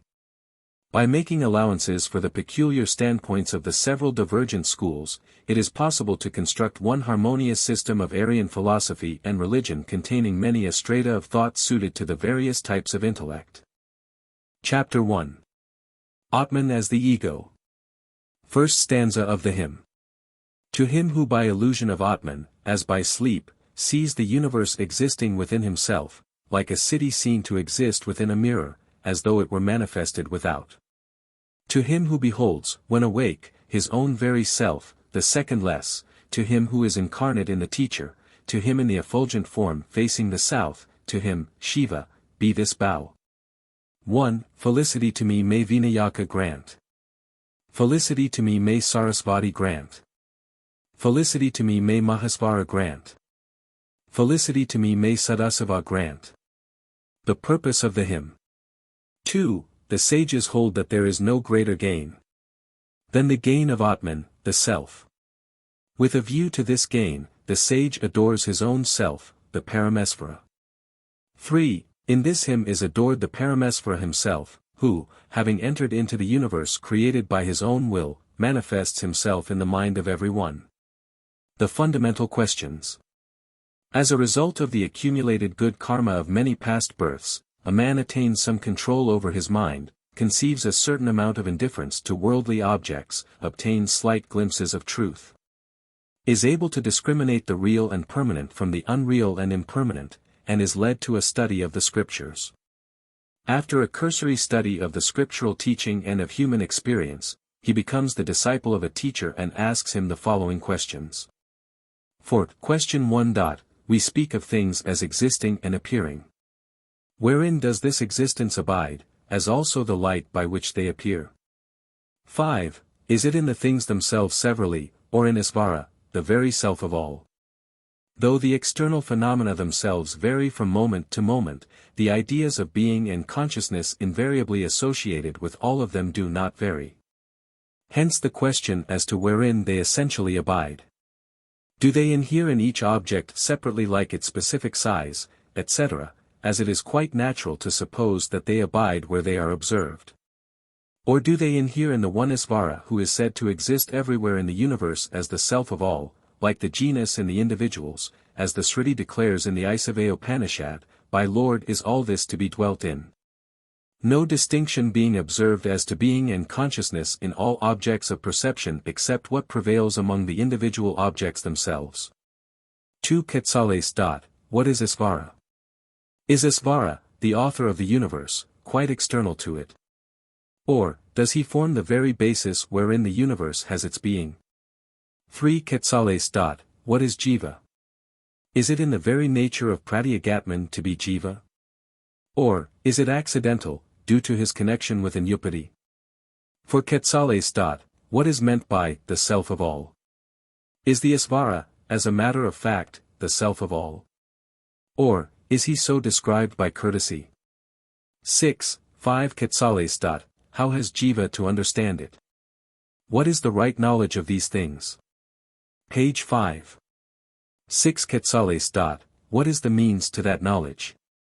7 Quetzalcoatl, what good accrues to him from the knowledge? 8 Quetzalcoatl, how can Jiva and Isvara be one? 7. How can Atman, the Self, be the all-knower and all-doer? To the pupil thus asking, the Guru proceeds to say as follows. Being mutually opposed in their nature, either they, Jiva and Isvara, are said to be one only by courtesy, or, if they be one in reality, they are mutually opposed only in appearance. Which of these alternatives is meant here? In answer to these questions, the teacher chants this hymn to the blessed Dakshinamurti. The meaning of the first stanza may be explained as follows. The universe exists in the self. 8. All the things which we perceive exist here within, in our self, the Paramatman, the highest self. Within is the whole of this universe. By Maya it appears as external, like one's own body in a mirror. 9. Just as in Svapna, dream, the universe existing in one's own self is seen as if it were external, so, be it known that even in the Jagrat, waking, state this universe exists within and yet appears to be external. 10. It is certain that the existence of objects seen in Svapna is not independent of the existence of one's own self. What difference is there in the objects of Jagrat consciousness, impermanent and insentient, Jada, as they always are? The universe shines by the light of the self. 11. In Svapna, things appear by the light of one's own self. There is then indeed no other light. The wise have concluded that the case is just the same even in Jagrat. Realization of non-duality. 12. Just as, when awake, a man sees not the things which were presented to his view during sleep, so, subsequently to the rise of right knowledge, he sees not the universe. 13. When Jiva is awakened from the sleep of delusion which has no beginning, then does he realize the unborn, the sleepless, the dreamless, the one without a second. Gaudapadacharya's Karikas on the Mandukya Upanishad, I. 16. 14-15. When, by Sriti, by the Master's favor, by practice of yoga, and by the grace of God, there arises a knowledge of one's own self, then, as a man regards the food he has eaten as one with himself. The adept yogin sees the universe as one with his self, absorbed as the universe is in the universal ego which he has become. Thus far has the first stanza been literally interpreted. Now the Vartikakara proceeds to develop answers to other questions. First he shows, on the analogy of Svapna, how by Maya the one conscious Atman becomes Isvara and Jiva. Atman as Isvara and Jiva. 16. Just as in Svapna a man becomes a king, enjoys all the pleasures that can be wished for, conquers the enemy in the battlefield with the aid of a well-equipped army. That is to say, like a man who in Svapna regards himself to be an independent king, the Chidatman, the self-conscious self, becomes Isvara, having subjected all external beings to his own control. And regarding himself as the independent lord of them all. Similarly, the Jiva state of the Atman is illustrated as follows. 17. Then being defeated by the enemy, he goes to the forest and practices penance. In 1 short hour, he imagines himself to have lived for a long period. That is to say, Atman is regarded as Jiva when he is under the control of another, and seeks unattained objects of desire. 18. So also, in Jagrat state, he imagines a fancied world of his own. He is not aware of life coming to an end in the swift current of time. 19. Like the sun veiled by the cloud, Paramesvara, the Supreme Lord himself, quite deluded by Maya, appears to be of limited power and limited knowledge. Isvara is himself called Jiva when subject to the control of Maya. There is no independent entity called Jiva. 20. Whenever one does or knows a thing independently by one's own power, it is then that Paramesvara is said to be a king, a sage, a lord. Thus the question as to what is meant by Isvara and Jiva has been answered. Atman becomes Isvara and Jiva by Maya. He is said to be Jiva or Paramesvara under certain conditions, but not in himself. Isvara is the self in all. 21. All Jivas are endued with intelligence and activity, because they are one with Shiva. Because Jivas are endued with the powers of Isvara, we may conclude that they are identical with Isvara.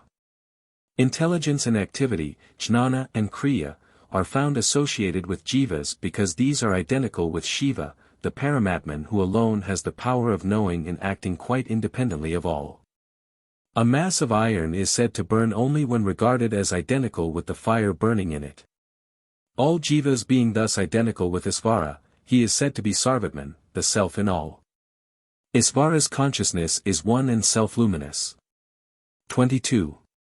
In all our cognitions of external objects, such as are expressed in the words, this is a pot, this is a cloth, it is the consciousness, forming the very nature of the self, which manifests of itself, like the sun's light. 23. If consciousness were not self-manifested, then the universe would be blind darkness. Isvara's activity. If there be no activity whatever in him, how can anyone be spoken of as the doer of an act?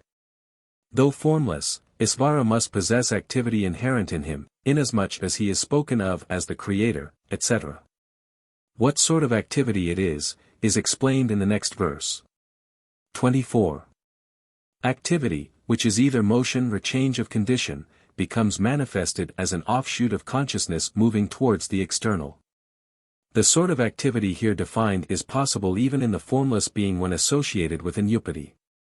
When consciousness is in a state of motion as it were, when it is associated with manas set vibrating by the sense organs coming in contact with sense objects, then, as an effect thereof, the prana which is inseparable from the manas wherein consciousness abides is thrown into a state of vibration which expresses itself as some form of activity in the physical body ensouled by the prana.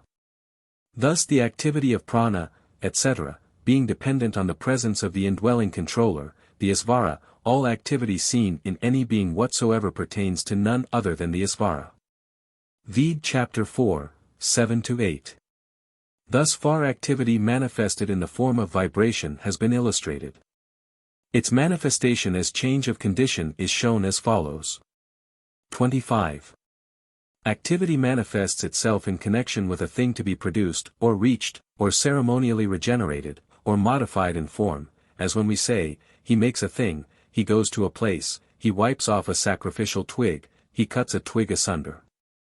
Isvara and Jiva differentiated by Upati. Now he proceeds to show that omniscience and finite knowledge pertain to the one alone according to the Upati with which he is associated. 26-27. Shiva manifests himself as the omniscient in the bodies of Brahma and the like, and in Devas, lower animals and man, he manifests himself with a finite knowledge of various degrees. There are 4 kinds of bodies, the womb-born, the egg-born, the sweat-born, and the earth-born, arranged in their descending order. All differentiation is due to Maya. 28. When the Paramatman of infinite light is intuitively realized, all creatures from Brahma down to the lowest plant melt into an illusion like unto a dream.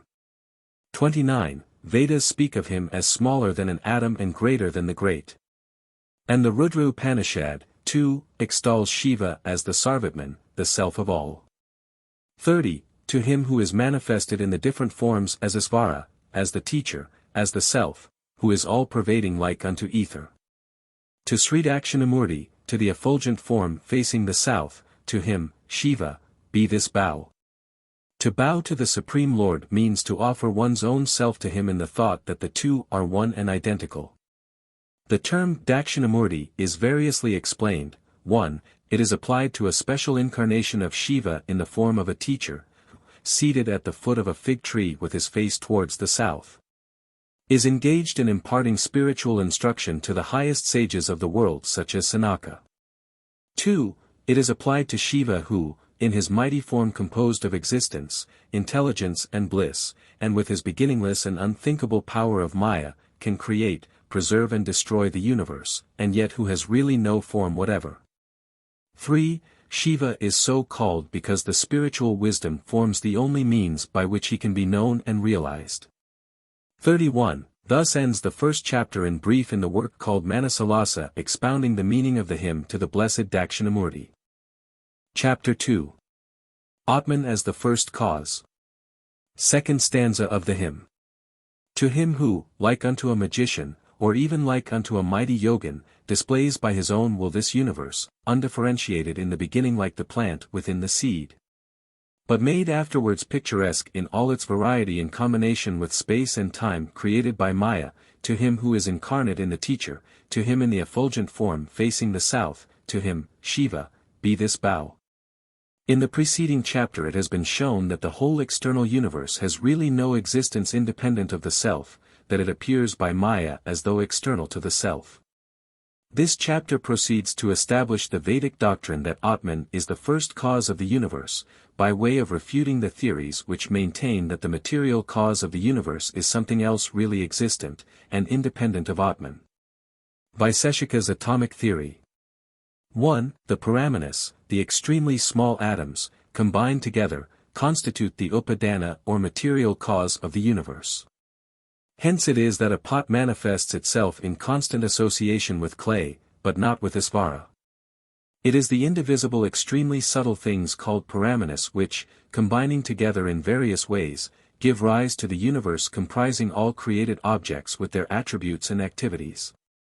We speak of a substance as the Upadana or material cause of other things when it is found invariably associated with them, and upon whose existence the existence of those other things depends. Nothing in our experience is thus invariably found associated with Atman, the self, or Isvara. On the other hand, every created object is found invariably associated with something other than Atman, with something or other which is insentient. A pot, for instance, is invariably associated with clay. Hence the conclusion that the insentient atoms, not the sentient Isvara nor his Maya, are the material cause of the universe. 2. It is the qualities, such as color, taste, etc., inherent in the atoms themselves, which produce qualities of a kindred sort in the effect separately. Thus, the atoms and their qualities give rise to all objects in creation as well as their qualities, so that Isvara is not the material cause either of the substances or of their qualities. Vaiseshika's threefold cause. 3. That with which the effect is intimately associated is the samavaya karana, the inseparable or material cause, as opposed to the accessories such as the potter's wheel, which belong to a category different from the samavaya karana. 4. That is said to be the asamavaya karana, the accidental or separable cause, which, while quite necessary to produce the effect, resides in the samavaya, or in the substratum of the samavaya. 5. An efficient, nimitta, cause of all effects is Isvara, like the potter. The Vaiseshika says that there are three kinds of causes for every positive effect, known respectively as the samavaya or upadana karana, the material cause, the asamavaya karana, the accidental cause, nimitta karana, the efficient or intelligent cause. Thread is the material cause of a cloth, because the latter is in constant relation with the other. According to the definition of the asamavaya karana given in the verse 4, the combining of threads with one another constitutes the asamavaya karana of the cloth. Because the act of combining resides in the threads which form the samavaya karana of the cloth. Again, according to the definition, the color of the thread is the asamavaya karana of the color of the cloth, because the former which gives rise to the latter resides in the thread which forms the substratum, the samavayan, of the cloth. And the cloth again is the substance wherein the color of the cloth inheres in constant relation and is therefore called the samavaya of that color. The remaining factors in the causal aggregate comprise, 1. What is called the nimitta karana, the efficient cause like the weaver, and, 2. The sahakari or auxiliary cause such as the instruments used by him in producing the cloth out of the thread. Isvara is said to be a mere efficient cause in all effects.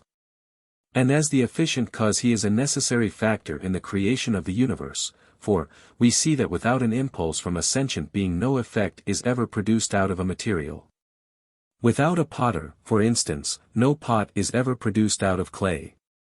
Isvara being thus only one of the factors in the creation of the universe, to hold that the sole cause of the universe is the sentient Brahman is opposed to all our experience. 5-6. Whensoever an effect is born, there it abides, a pot abides in clay, a cloth in thread, a finger ring in gold. Thus say the Vaishikas as well as the Nayakas. The Sankhya theory. 7-8. Rajas, Sattva and Tamas, these are the three qualities of Pradhana. Rajas is impassioned and mobile, Sattva, pure and luminous, Tamas, dark and concealing, they are the causes of creation, preservation and destruction. Pradhana, otherwise called Prakriti, is said to be composed of three distinct elements called gunas perceived as intimately associated, or even identical, with one's own self by those who cannot discriminate between matter and spirit. Rajas, literally the coloring element, is characterized by passion and motion and forms the support by which the other two are held in their place. Sattva, lit. Goodness, is very subtle acid light, and is the element by which we become conscious of the external world. Tamas, lit. Darkness, is heavy, dull and impure, concealing the reality from our vision. The respective functions of these three distinct constituents of Pradhana manifest themselves in the creation, preservation and destruction of the universe. How they cause these will be explained later on. This school of Sankhya holds that no intelligent being is necessary even as the efficient cause of the universe. Now follows the refutation of these. The second stanza of the hymn is intended to refute the theories as to the cause of the universe advanced by the Vaishikas, Nayakas, Sankhyas, Svabhavavadins, Nihilists, Sunyavadins, Saivas and Puranikas. The meaning of the second stanza may be explained as follows. Refutation of the atomic theory. 9. In the series of effects from the sprout of the plant up to its fruit, existence is admitted. Whence do, then, come those atoms and conjoin into fig seeds? That is to say, the doctrine that the atoms are the cause of the universe is contradicted by experience. For, the upadana or material cause of the universe is defined to be that which is perceived in association with all objects of creation. It being only existence, not atoms, that we cognize in all objects of creation, the upadana of the universe must be Brahman spoken of as the sat or existent, not the atoms or anything else. How, for instance, can atoms be said to be the upadana of the fig seed, the final effect? Though atoms be the upadana of the dvyanukas, molecules of two atoms, yet they are not perceived to be as such in all products. Three dvyanukas are said to form a trianyuka, the next compound, a hypothesis not warranted by experience.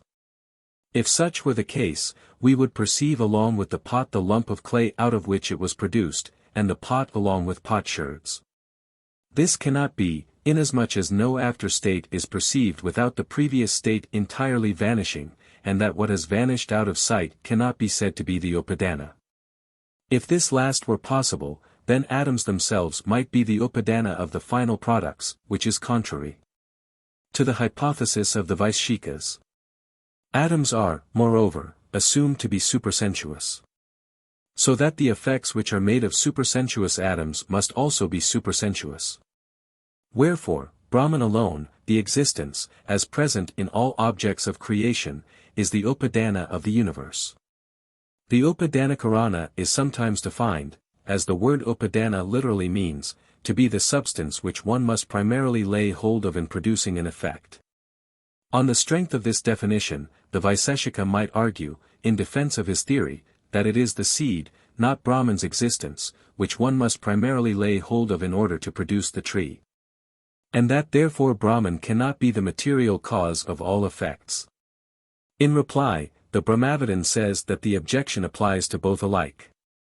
The Vaiseshika must admit that he who wishes to produce a tree resorts primarily not to atoms, but to the seed. If he should try to explain this difficulty by saying that the seed which is resorted to is originally built out of atoms, the Brahmavadin defends his theory by saying that the seed itself is a vivarta or an illusory aspect of Brahman. The Brahmavidan's position is further strengthened by the fact that in the seed existence is cognized, but not the atoms. 10. It is admitted by all that the effect is accompanied with the cause, upadana. Hence it is that existence and light are present in every object. Every object of creation appears in the light of consciousness as something existent. Wherefore the self-luminous existence is the material cause. 11. When the flower becomes the fruit, when milk becomes curd, properties, such as form, taste and the like, of a distinct class from those of the cause are cognized. Whereas, according to the Vaiseshika theory, the qualities of the effect should be of the same kind as those of the cause, the former being caused by the latter. Thus though one effect follows another, the preceding effect cannot be said to be the material cause of the succeeding one as the Vaiseshika maintains. The theory of illusion. It may be asked, how can the mere self-luminous existence which is formless give rise to the universe of forms? We reply, it is said to be the cause merely because it underlies all manifested illusory forms, like the rope which is the basis of the illusory form of the serpent, etc. Accordingly the Vartikakara says. 12. Cause and effect, part and whole, genus and individual, substance and attribute, action and agent, and others like these are imaginary forms of the one light.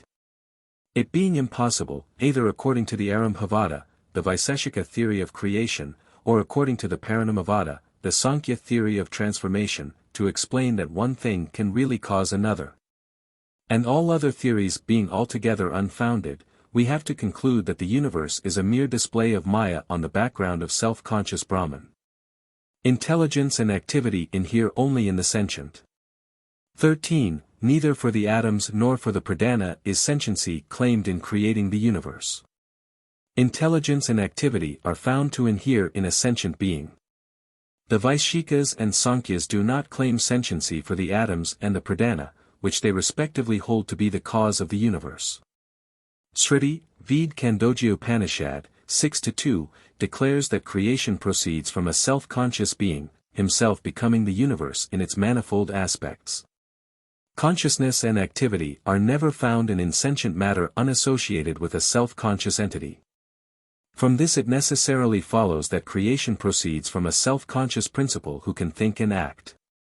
Thus, according to the Sriti, the universe cannot be said to actually proceed from the insentient atoms or the insentient pradana as such, or even from either of these acted on by the will of a self-conscious being, of an extra-cosmic God, existing quite apart from the matter out of which the universe is built.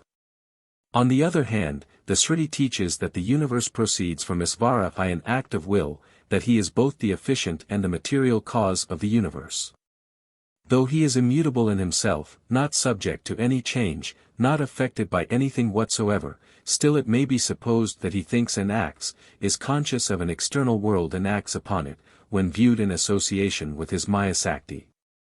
The power of illusion containing within it the potentialities of the universe as made up of causes and effects. 14. By his Kriya Sakti or energy of activity assuming the form of time, milk is transformed into curd. By his Jnana Sakti or energy of intelligence, the universe comes into being as made up of the perceiver and the objects of perception. The Sankhya holds that an effect comes into being independently of a sentient being, and adduces, in evidence of his theory, the fact of milk transforming itself into curd without the intervention of a sentient being. As against this, the Vedantin holds that it is the Isvara dwelling, as the Sriti, Briyup 5:7-15, declares, in all objects of creation controlling and guiding them from within, who, by his Kriya Sakti, assuming the form of time acts upon milk so as to transform it into curd. Milk by itself cannot become curd. If it could, then it would ever be changing into curd. Again, there is a state of Maya in which it is associated with a semblance of Brahman's consciousness and forms the consciousness of Isvara, the author of the universe, who, at the beginning of creation, is said to have had before his view all that was to be created, and from whom proceeds our consciousness of the universe. This consciousness of Isvara is what is called Jnana Sakti, the energy of intelligence. Itself thus assuming the form of intelligence, Maya converts its basis, Brahman associated with Maya, into a conscious entity, while it also presents itself to his view as the universe to be created, as the object of perception. Thus by Jnana Sakti of Isvara the universe comes into being. 15. Consciousness is of two kinds, Nirvikalpaka or the undifferentiated consciousness illumines the thing itself, while Savikalpa or the differentiated consciousness is manifold as illumining the designations, etc. The Jnana Sakti takes two forms. First, there is the consciousness which at the beginning of creation expressed itself in the form, may I become many, and relates to the external universe as a whole in general. It is known as Nirvikalpaka or the undifferentiated consciousness. Again, the same consciousness, when relating to the objects of external universe in their respective special characteristics, such as the several elements of matter and material objects, becomes what is called Savikalpa or differentiated consciousness. Thus though consciousness is one and homogeneous in itself, it appears to be different in the different forms illumined by it. As, for instance, 16. Imagination, doubt, confusion, memory, consciousness of similarity, determination, guess, and non-apprehension, and so also other states of consciousness. These other states of consciousness comprise those which are generally regarded as pramas, forms of right knowledge as relating to the real state of things. They are differently enumerated in the different systems of philosophy, as follows. 17. The Charvakas hold to pratyaksha, sensuous perception, alone, whereas Kanada and Sugata recognize that as well as anumana, inference. Sankhya's recognize the two as well as sabda, verbal statement. 18. And so do some of the Nayakas so called, while other, Nayakas, add upamana, comparison. Prabhakra mentions these four along with Arthapati, presumption. 19. The Vedantins and the followers of Bhatta recognize a sixth one named Abhava. While the Puranikas mention these with the addition of Sambhava, consistency, and Aitihya, tradition. Charvakas, otherwise known as the Lokayatas, those who hold that nothing is real except what is revealed by the senses. Kanada, the founder of the Vaiseshika system of philosophy. Sugata, Buddha, who preached that Atman was nothing independent of the states of consciousness which change from moment to moment. Sankhyas, the followers of Kapila's and Patanjali's systems of philosophy. The followers of Gautama's system of Nyaya recognize upamana as an independent source of right knowledge. Prabhakra and Bhatta were leaders of two different schools of Jaimini's system of Karmamamsa, Vedantins, those who follow the lead of Bhadarayana, the founder of the system called Sararakamamamsa, which treats of the nature of Brahman. Puranikas, those who base their system of philosophy on the teaching of the Puranas. Pratyaksha, sensuous perception, right knowledge obtained by sense organs coming in contact with external objects, like our knowledge of color, etc. Obtained through the eye, etc. Anumana, right knowledge obtained by a process of inference. First, by observation we find that wherever there is smoke there is fire. Then, when in a certain place we see smoke, we infer that fire exists in that place. The knowledge of the existence of fire has here been obtained by a process of inference. Sabda, right knowledge obtained through a verbal statement proceeding from a trustworthy source. Upamana, right knowledge of similarity obtained by a process of comparison.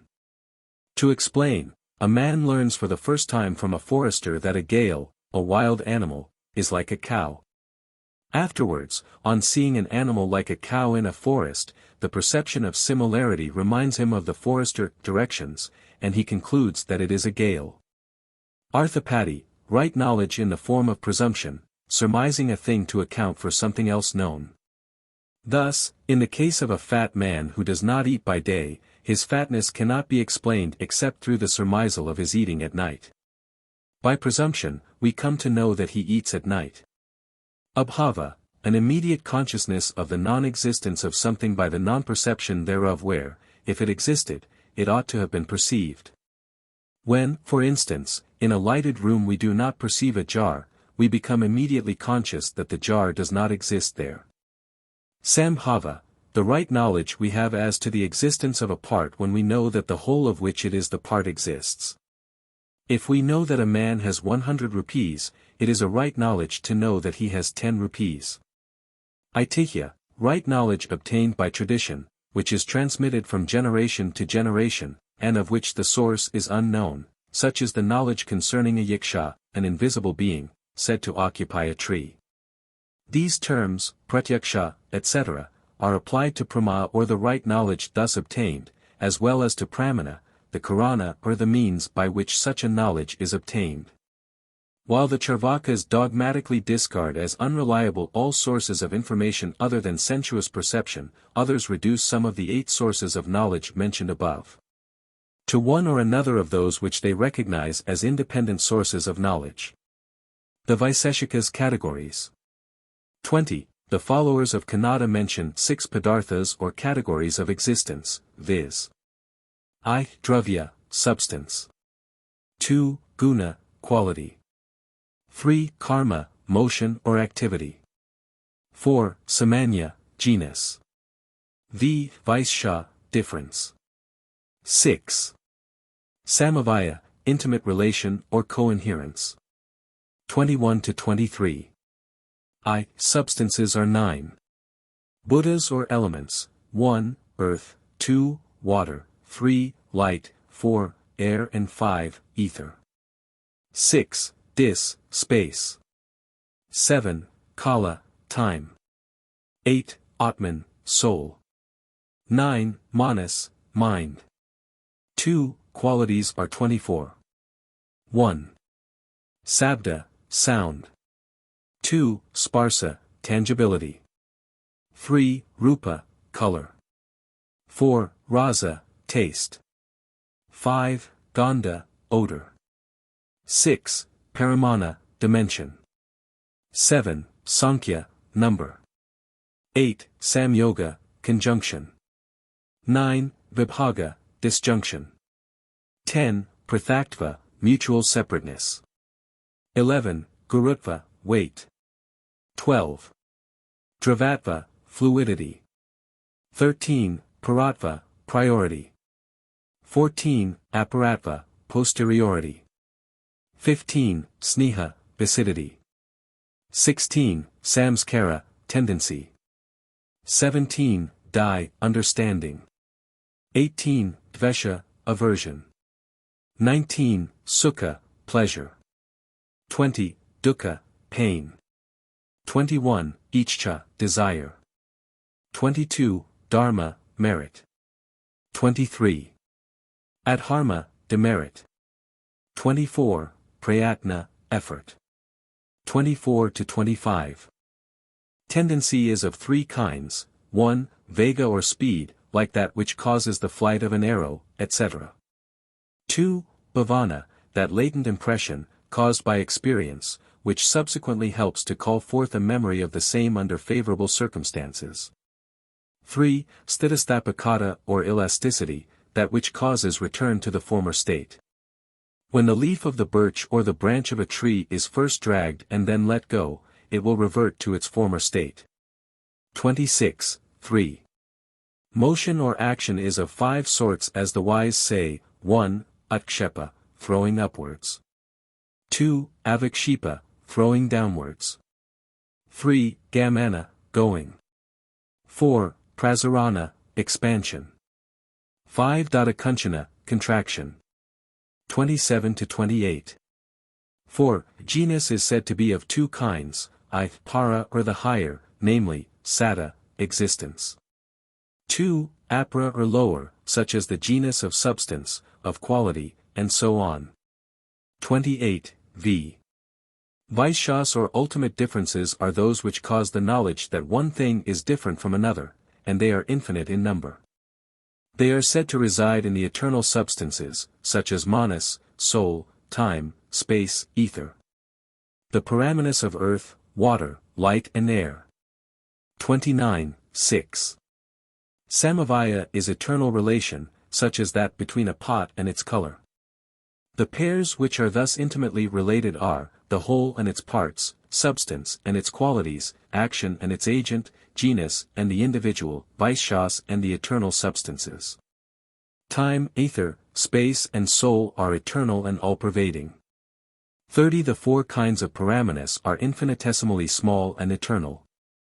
Thus have been enumerated the 6 categories according to the Vaiseshika doctrine. The Sankya's categories. Now the Vartikakara proceeds to give the classification of principles according to theistic Sankhya. 31. Maya, illusion, is designated as pradana, the primary germ, avyakta, the unmanifested, avidya, ignorance, ajnana, nescience, akshara, indestructible, avyakrita, undifferentiated, prakriti, the material cause, tamas, darkness. These are the terms applied to mula prakriti, the root of matter, the ultimate material cause of the universe, in Sriti, Smrti and Puranas. 32. From Maya, when conjoined with Brahman's consciousness reflected in it, there come into being Mahat, time and Purusha. From the principle of Mahat comes forth Ahankara. When Maya becomes united with the consciousness of Isvara controlling it, there come into being the 3 principles mentioned above, Kala, that which causes disturbance in the balanced condition of the Gunasoft Prakriti. It is only Brahman's consciousness in a particular state as induced by conjunction with Prakriti. Under the influence of Kala, Prakriti evolves into Mahat, intellect. And with this first evolution of Prakriti as their background, the Jivas or Purushas start into being, each Purusha being independent and eternal. They are to ensoul all the created forms. The whole samsara is in fact intended for their evolution and benefit. They are conscious of, and become affected by, the various changes that take place in nature. From Mahat, Ahankara or egoism is evolved. This Ahankara is either tamasic, or rajasic or sattvic. 33-34. From the tamasic Ahankara proceed the akasa, air, fire, water and earth as also sound, touch, color, taste and smell, in orderly succession, forming the objects of the senses and the specific qualities of the Buddhas, elements. Their deities are Sadasiva, Isa, Rudra, Vishnu, the four-faced, Brahma. Sound, etc., respectively form the characteristic nature of the 5 elements such as akasa, all infused with Ahankara. Deities, devas or the intelligences working in the 5 subtle elements, controlling them from within, guiding their evolution according to certain laws. 35-36. From the sattvic Ahankara proceed the antahkarana, the inner organ, and the organs of sensation. The antahkarana, the inner organ of sensation is fourfold. Manas, buddhi, Ahankara and chit. Doubt, determination, pride, recollection, these are their objects. Chandra, Prajapati, Rudra, Kshetrajana, these are the devatas. 37. Ear, skin, eye, palate, and nose are known as jnanendriyas, organs of sensation. Dis, Veda, Surya, Varuna, Asvins, these are said to be their devatas. 38. From the Rajasic Ahankara come forth the karmendriyas or organs of action and the vital airs. The karmendriyas are tongue, hands, feet, anus, and the organ of generation. 39. Their functions are speaking, taking, going, leaving, and enjoying. Their devatas are Vani, Indra, Upendra, Mrityu, and Prajapati.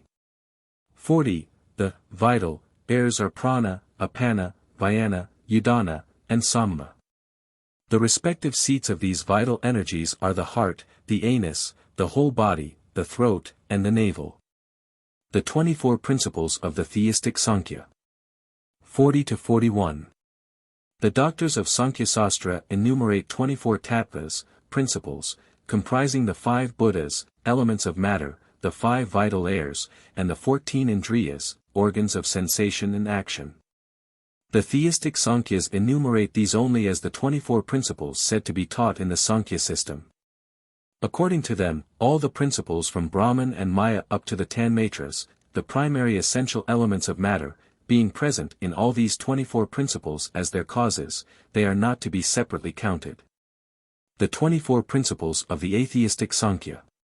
The atheistic school of Sankhya enumerates the 24 principles in the following order of evolution: 1. Mula Prakriti, 2. Mahat, 3. Ahankara.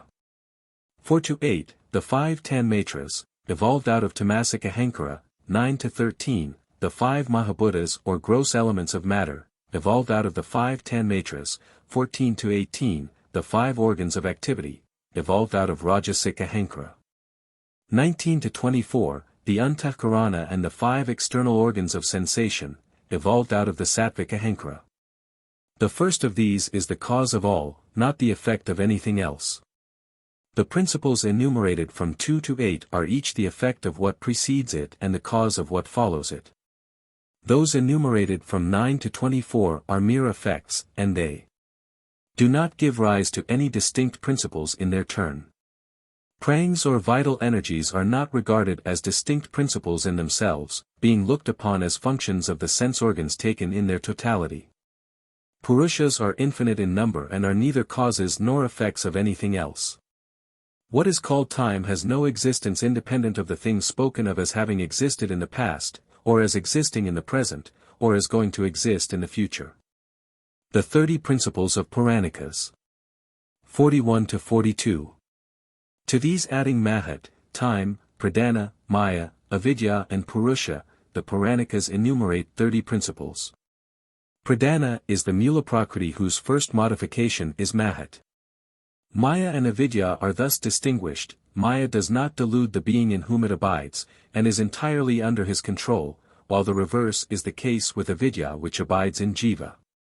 Kala is simply the activity of Isvara when in conjunction with Avyakta. Purusha is an amsa or mere ray of Paramatman. The 36 Principles of Saivagama. 42 to 43. Adding to these Bindu and Nada, Sakti and Shiva, Santa and Adita, the doctors of Saivagama enumerate 36 principles. Bindu, the principle called Sadasiva, the entity governing the whole existence, and devoid of attributes. Nada, another form of the same being manifested as Pranav, the illuminator of all things.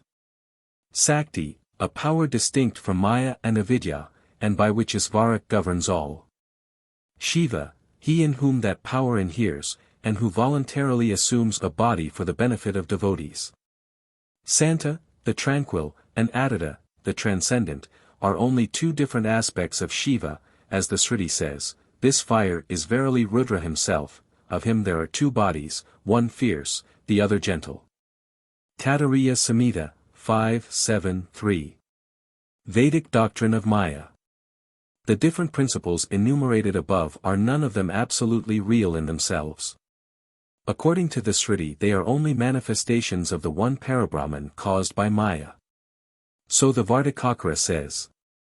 43 to 44. All the principles thus assumed existed in the Atman before, as the plant in the seed. By Maya, acting in the form of will, intelligence and activity, have they been displayed. 44 to 45. Because every event is the result of will, intelligence and activity, therefore it is certain that all creatures are so many Isvaras. The universe proceeds from will, intelligence and activity which cannot inhere in any being other than Isvara endued with Maya. The universe is maintained, as we see, by the will, intelligence and activity inherent in the sentient existence, in the jivas. This sentient existence is therefore none other than Isvara, there being no evidence whatever by which to establish a distinction in consciousness pure and simple except what is caused by external conditions with which it is associated. All volition, thought and activity being the results of Maya, it is but right to maintain that the whole universe which they bring into existence is made up of nothing but Maya. 45 to 47. From the seed is born the tree. Again from that tree is another seed born, and so on in succession. With a view to prevent such a supposition, the illustration of a yogin has been adduced. The ancients such as Visvamitra, perfect in samadhi, without any material instrument, without any personal end in view, by their mere will brought about creation complete with all enjoyments. 48. Almighty as possessed of infinite power, independent as having nothing to resort to outside himself, by his mere will he creates, preserves and destroys all. The illustration by seed and plant may lead one to the conclusion that there are many Isvaras and many universes coming one after another, as cause and effect in turn. This is opposed to the teaching of the Sruti which says that Isvara is never born and never dies. The illustration of Yogin is intended to avoid the opposite conclusion, by showing that Isvara is one and is the sole creator of the universe. Now the question arises as to how the immutable Isvara can be said to create, preserve, and destroy the universe. It is answered as follows. 49. The Isvara does not create by way of operating on materials, external to himself. Self-conscious as he is, neither is he the knower by way of operating on pramanas or organs of perception. Isvara undergoes no change of state in himself when he creates, preserves or destroys the universe. If he were to perform these acts by actively operating on the material cause with necessary instruments and so on, then he would be subject to change of state, like a potter producing a pot. On the other hand, like a king or a magnate, by mere presence he induces activity in his environment, without actively engaging in any act. 50-51. His consciousness and agency are quite absolute because of his independence. In the very variety of his will consists his absolute freedom. Who can define the self-reliant will of Isvara by which he is free to act, or not to act, or to act otherwise? He is conscious and active independently of all else, without undergoing any change in himself. So, too, is his will characterized by thorough independence and absence of all obstruction. 52. The Sruti also has declared Isvara's creation by will, in the words, he desired, and, from him, the Atman, was Akasa born. Thus by way of comparing Isvara to the magician and to the yogin, has been expounded the Vedantic doctrine that Isvara is both the material and the efficient cause. As manifesting by force of his Maya the universe made up of names and forms which cannot be spoken of as either real or unreal. As this doctrine is taught in one harmonious voice by all the Upanishads, it should not be set aside on the strength of evidence furnished from other sources of knowledge. Isvara is not a mere efficient cause. 53. If the Supreme Lord were merely the efficient cause of this universe, like a potter he would be subject to change and liable to death. It cannot be that, like the potter operating with external instruments upon an external material cause, Isvara is merely the efficient cause of the universe, for none can operate upon things external to himself without himself undergoing change. Like other operators he should have been endowed with a body, which would make him liable to decay. Accordingly the conception that Isvara is the mere efficient cause of the universe is opposed to the express teaching of the Vedanta that he is eternal and immutable. To avoid the absurdity that has been shown to follow from the doctrine that Isvara is the mere efficient cause, the Vaiseshika may say that Isvara, as belonging to the category of Atman, has the 9 qualities, the last 9 enumerated in Vartika 23, including ichcha, desire or will, inherent in his nature, i.e., independent of a body. But this would lead to another absurdity, as shown below. 54. If the 9 qualities including intellect were eternal coinhering attributes of Isvara, then, endowed as he is with eternal will, he should constantly be engaged in the creation of the universe. 55. In the absence of all cessation of activity, samsara would never cease. The teaching as to moksha would be vain, and the revelation would be of no purpose. 56. Wherefore the Isvara's creation of the universe is all a display of Maya, and all worldly experience including revelation as to bondage and liberation is, the effect, of Maya. 57. Thus ends the 2nd chapter in brief in the work called Manasollasa, which expounds the meaning of the hymn to the blessed Dakshinamurti. Chapter 3. Unity of Atman. 3rd stanza of the hymn. To him in the effulgent form facing the south, whose light, which is existence itself, shines forth entering the objects which are almost non-existent, to him incarnate in the Guru who instructs the disciples in the Vedic text, that thou art. To him who being realized there will be no more return to the ocean of samsara, to him, Shiva, be this bow. 1. How have existence and light come to be conjoined with all existing things? Thus questioning on the analogy of mirror and reflection, the disciple is enlightened, by the 3rd stanza of the hymn. It has been said above that being and light manifested in objects do not inhere in the objects themselves, and that they are the attributes of the perceiver. Then the following question arises: if they do not inhere in the objects perceived, how is it that they are perceived in connection with them? It cannot be that they are manifested in objects, either by way of being reflected in them as in a mirror, or by way of actually conjoining with them as fire conjoins with a mass of iron. For existence and consciousness which are formless in themselves are incapable of being reflected in the objects or of conjoining with them. The meaning of the stanza may be explained as follows. Absolute unity of Atman. 2. The existence and light in all phenomenal things, which are insentient, momentary, and almost non-existent, proceed from the eternal Isvara and become conjoined with them. 3. These things have their being in the being of Atman, and no more. And so also, the light by which they shine is the light of Atman and no more. The questioner's standpoint may be either that the phenomenal things exist quite apart from Atman like the mirror existing apart from the objects which are reflected in it, or that they exist independently of Atman and shine by a light of their own, so that they do not depend on Atman for their existence and light. In the first case the teacher answers as follows: the phenomena have no separate existence. They are unreal because they are inert and momentary, like the illusory serpent, where a rope is mistaken for a serpent. Atman alone exists and appears as the things which we perceive, like a rope appearing to be a serpent. When we speak of the existence and light of Atman as conjoining with the phenomenal things, we mean only that Atman puts on the appearance of these phenomenal things. If these things could exist separately and shine by themselves, then they would have appeared independently of Atman, like the mirror appearing independently of the objects reflected in it. The phenomenal things having thus no separate existence from that of Atman, we cannot speak of the existence and light of Atman either as being actually reflected in them or as actually conjoining with them.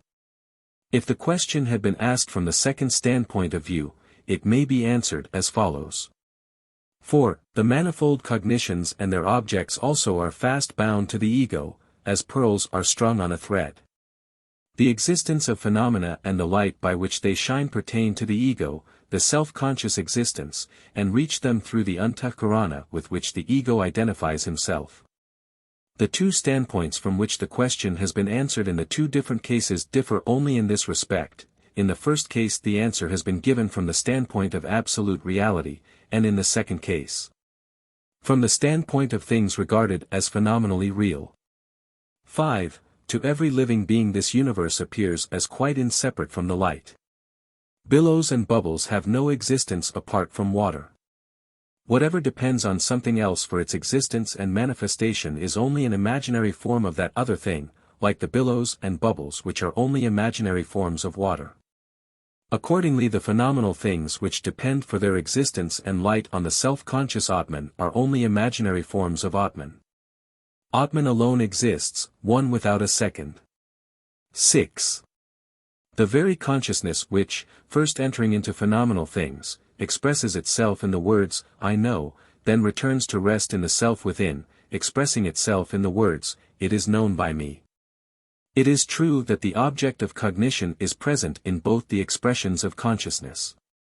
In the first, however, the mere act of cognizing the object is alone intended, while the second conveys the idea that that act is conceived to inhere in the ego. 7. All products such as pots rest in, their causes, such as clay. So, the universe, as one with the light, must rest in the Supreme Lord. An effect does not exist apart from its cause.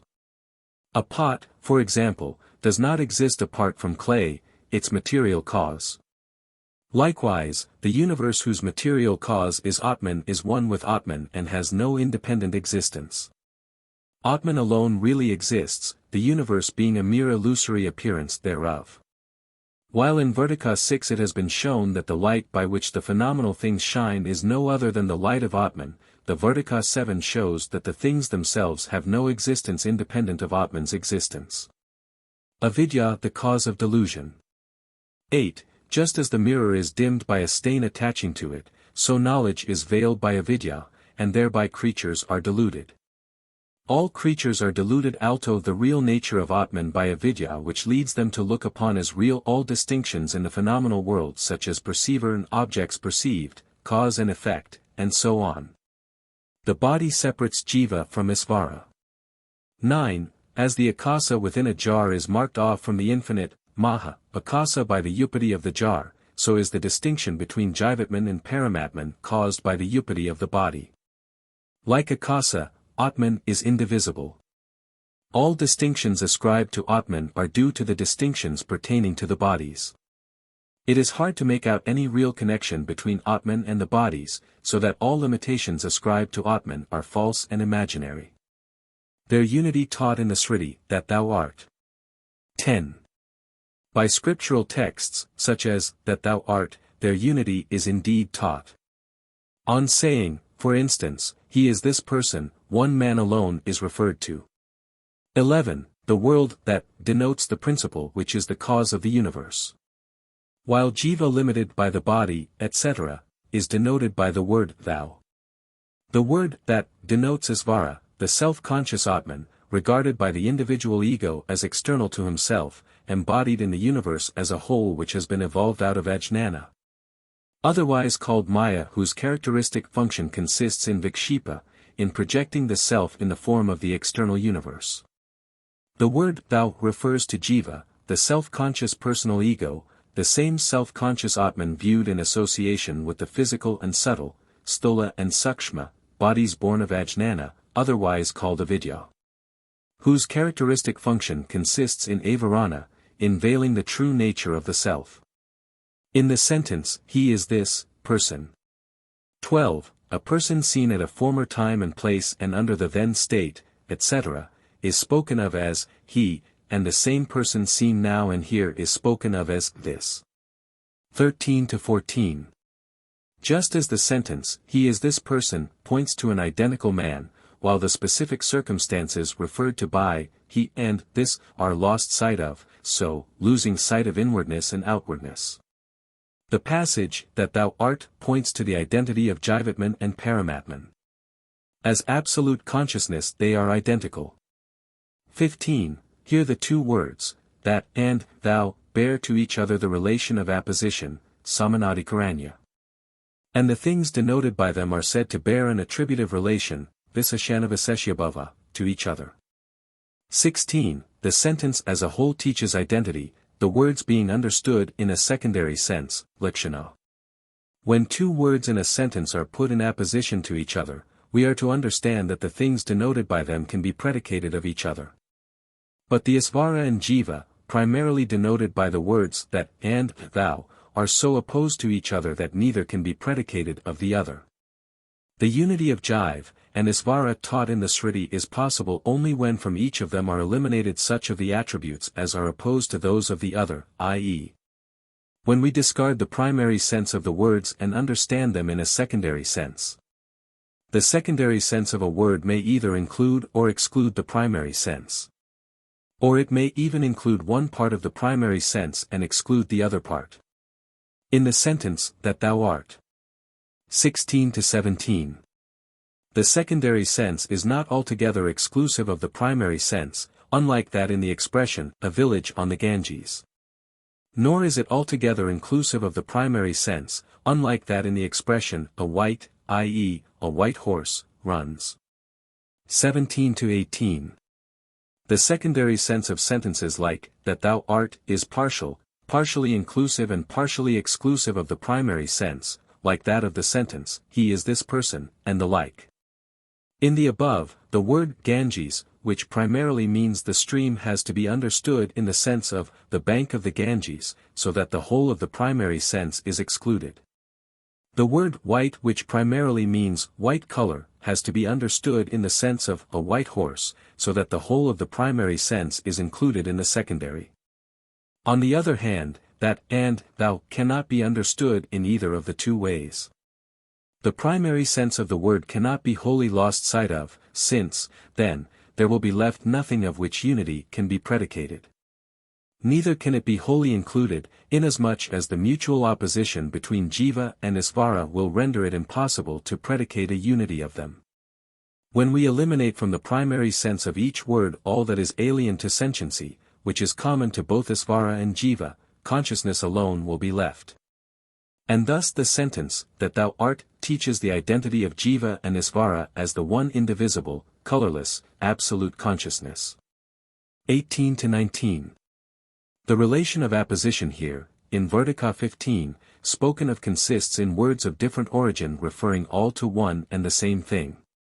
The Sriti points to no sort of distinction between Jiva and Isvara. 1g, 21. The sentence cannot mean that Jiva is either a part or a modification of the Supreme, since, in the form of Jiva, he, Isvara, himself has entered into the forms created by his own Maya. By Sriti as well as reason we are given to understand that he is partless and changeless, just as Akasa in the jar is neither a part nor a modification of the infinite Akasa. The course of reasoning here referred to may be explained as follows: if Isvara, the first cause, the author of the universe, were himself made up of parts, he would have been preceded by those parts of which he was made. He would fall under the category of effects, and, as such, cannot constitute the omniscient and omnipotent creator of the whole universe. Moreover, as an effect made of parts, he would have had a creator preceding him, and that other creator would have had another preceding him, and so on. 21. It cannot indeed mean mere praise, as does the sentence, thou art Indra. When he who is not Indra is addressed as such, it is nothing but a mere praise. The passage, that thou art, does not mean mere praise, because it occurs in a section which, interpreted according to recognized principles of construction, points to nothing but absolute unity of Isvara and Jiva, and leaves no room for the alleged interpretation. 22. The passage cannot point to mere similarity, as the sentences like, the disciple is fire. Nor does it signify a relation of cause and effect as does the sentence, a pot is, mere, clay. The disciple is fire means that the disciple is as pure as fire itself, and thus points to a similarity between the disciple and fire as regards purity. Similarity consists in one thing possessing some parts or attributes in common with another. Isvara being devoid of parts and attributes, he cannot be spoken of as similar to Jiva. As devoid of parts, Isvara cannot be spoken of as actually giving rise to effects according to any of the theories of creation. 23. The sentence does not point to a relation as genus and individual, as does the sentence, this lame animal is a cow. The sentences does not refer to a relation of substance and attributes, as does the phrase, the blue lotus. The genus being regarded as insentient in itself, the sentient Isvara cannot be a genus. If Jiva be an attribute of Isvara, then the latter would be a samsaran, of limited knowledge and power, subject to happiness and misery, which is opposed to the Sriti declaring that he is omniscient, etc. If, on the other hand, Isvara be an attribute of Jiva, then the Jiva would not be a samsaran, and all teaching as to bondage and liberation would be of no purpose. 24. Nor does the sentence point to mere contemplative worship, like the contemplating of idols as God.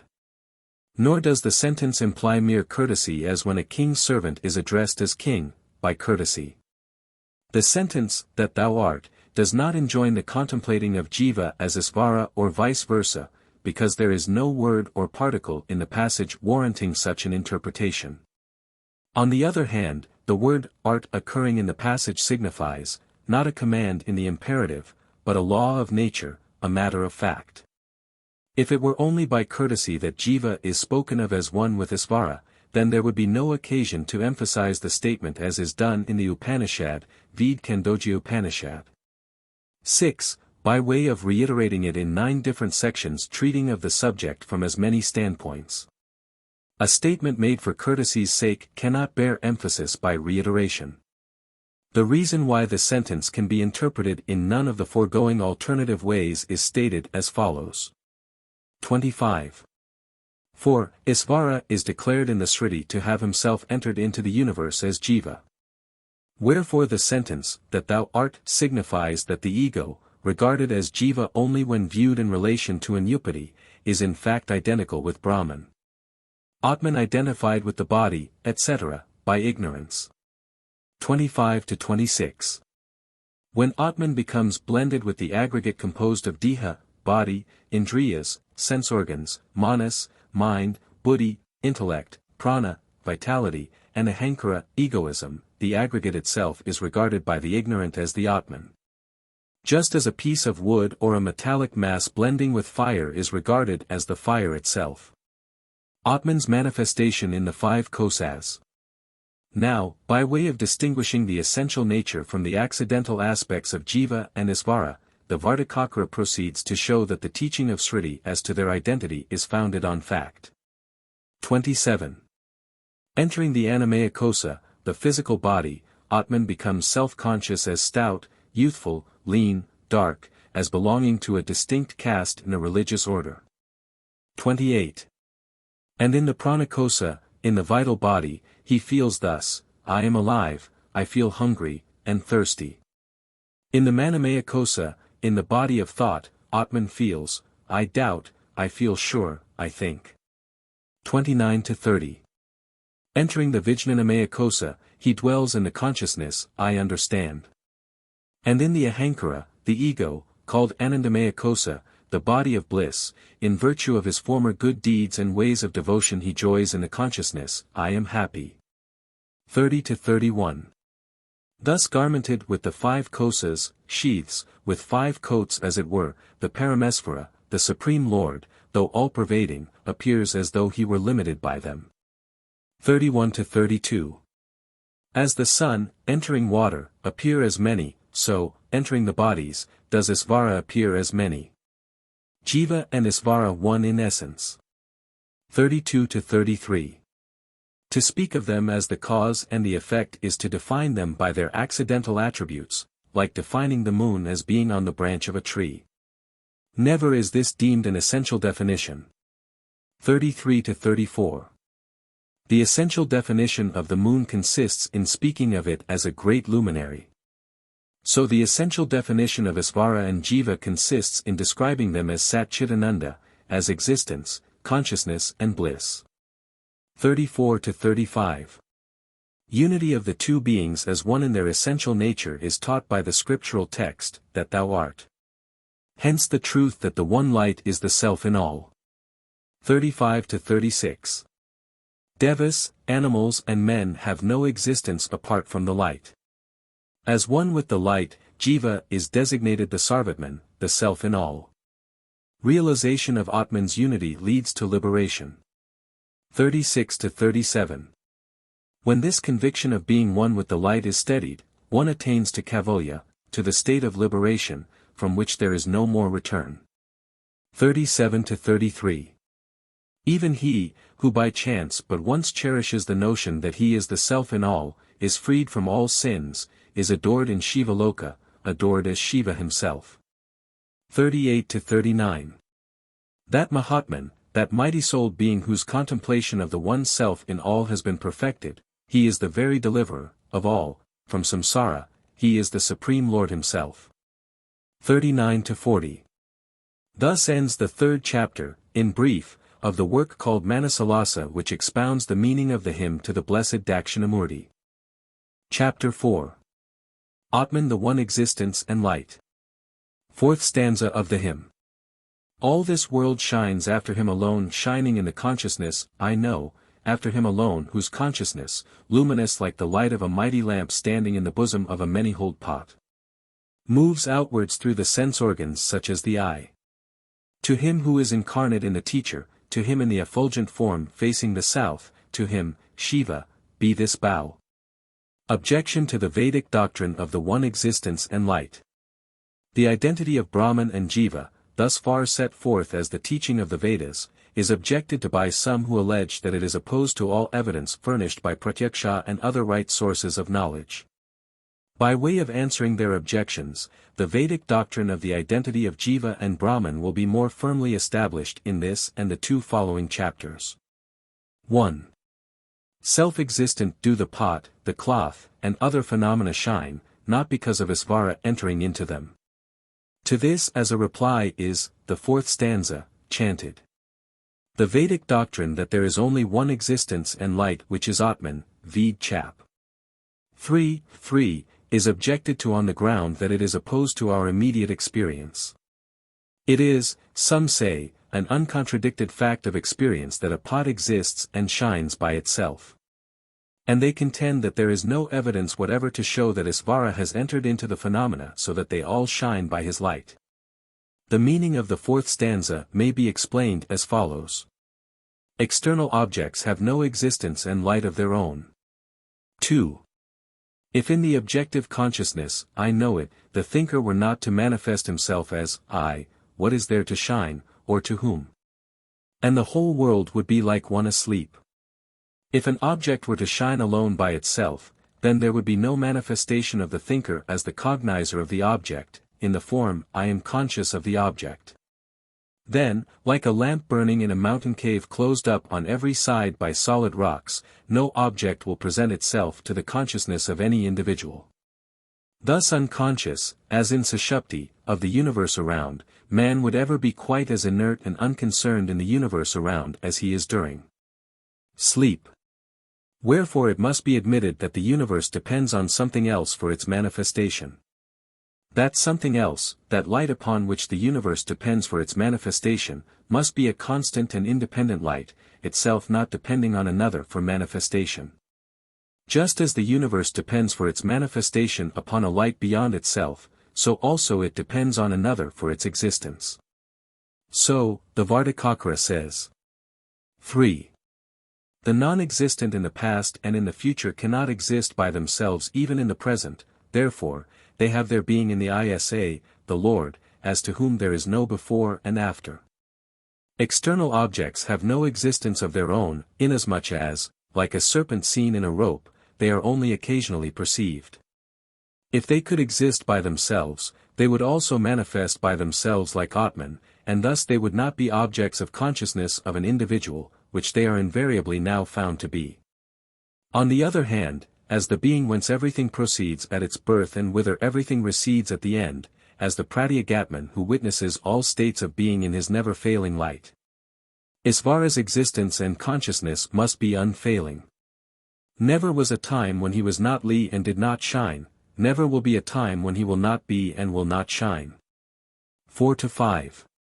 If the insentient objects were to shine by themselves independent of Isvara, either everything would present itself to everyone's consciousness, or nothing at all would present itself to consciousness. Therefore the whole world would be on one level, either all-knowing or knowing nothing. Independent of Isvara, without a self-conscious Atman perceiving them. If external objects were to shine by their own light, they would always shine and appear to all individuals alike as objects of consciousness. If it be, however, in their nature not to become objects of consciousness, then no individual would be conscious of any of the objects. All individuals being thus situated alike as to their knowledge of external objects, it would be difficult to account for the varying degrees of knowledge of the different individuals. Then the result would be 5-6. If the sentient and the insentient be alike self-luminous, then it would follow that each alike will both perceive, and be in turn perceived by, the other, and so on. And, the sense organs being unrestricted in their scope of perception, taste could be known by the eye, and so on. Thus the contention that external objects are self-luminous and self-existent is opposed to our uncontradicted experience of a distinction between subject and object. As well as to the fact that the external objects have all of them a more or less temporary existence. Isvara cognizes and acts through upatis. 7-8. Manifesting himself by way of reflection in the Kriya Sakti and Jnana Sakti, in the two sides of Antahkarana which are like unto the dull and the clear, the back and the front, sides of a mirror, the Lord is spoken of as the doer and the knower. Prana constitutes that aspect of Antahkarana which is spoken of as Kriya Sakti, i.e., wherein Isvara manifests himself in many a form of activity. It corresponds to the dark or back side of a mirror. Manas and Buddhi constitute that aspect of Antahkarana which is here spoken of as Jnana Sakti, wherein Isvara manifests himself as a self-conscious cognizer. This corresponds to the clear or front side of a mirror. The self-conscious Atman, when associated with the upati of prana in activity, by way of lending to it his own existence and light, is spoken of as the doer. And when associated, in the same way, with the manas and buddhi which undergo changes of condition, he is said to cognize. The organ of cognition. 8-9. Like unto a clear mirror, buddhi, because of the predominance of sattva in it and in virtue of the reflection of Atman in it receives images of external objects. The predominance of sattva is necessary, since otherwise rajas and tamas would give rise to covetousness and forgetfulness. 9-10. And so do all the indriyas, senses, because of their connection with the antakarana. They are like spokes attached to the felly of a wheel. That is to say, though by nature the indriyas move towards their respective objects, still their action is limited and controlled by the buddhi. So that perception or non-perception or misperception of sense objects through the sense organs depends, at any given moment, on the state of the antakarana at the time. Nadis, the vehicles of the sense organs. 10-11. There are nadis woven in the antahkarana, like unto threads woven into a net. By them, verily, reaching up to the physical regions of sensation, all sense organs move, like sparks of fire, towards their respective objects. Antahkarana is the linga sarira impregnated with jnana-sakti and kriya-sakti, i.e., endued with the faculties of cognition and action. Nadis are tube-like threads of subtle ethereal matter in the body. It is through these nadis that all the senses, accompanied with the mind in one or another of its forms, pass towards their respective objects in the external world. When passing from the sushupti to the jagrat or waking state of consciousness, these sense organs pass up to the very physical regions of sensation, such as the eye, the ear, etc. 12. The midmost portion of the body is spoken of as the Muladhara, the primary seat. It is 2 inches above the anus and 2 inches below the penis. 13-14. It is triangular, with the apex turned downwards, like a young girl's organ of generation. And there dwells the Parasakti, the supreme force called Kundalini, the mother of Prana, Agni, Bindu, and Nada. She is called Sarasvati. Kundalini is the Devata or the governing intelligence in the Muladhara. She is so called because she manifests herself in the form of a serpent. This supreme force, called also Mula Prakriti, illumined by the light of the Supreme Atman, generates prana, etc.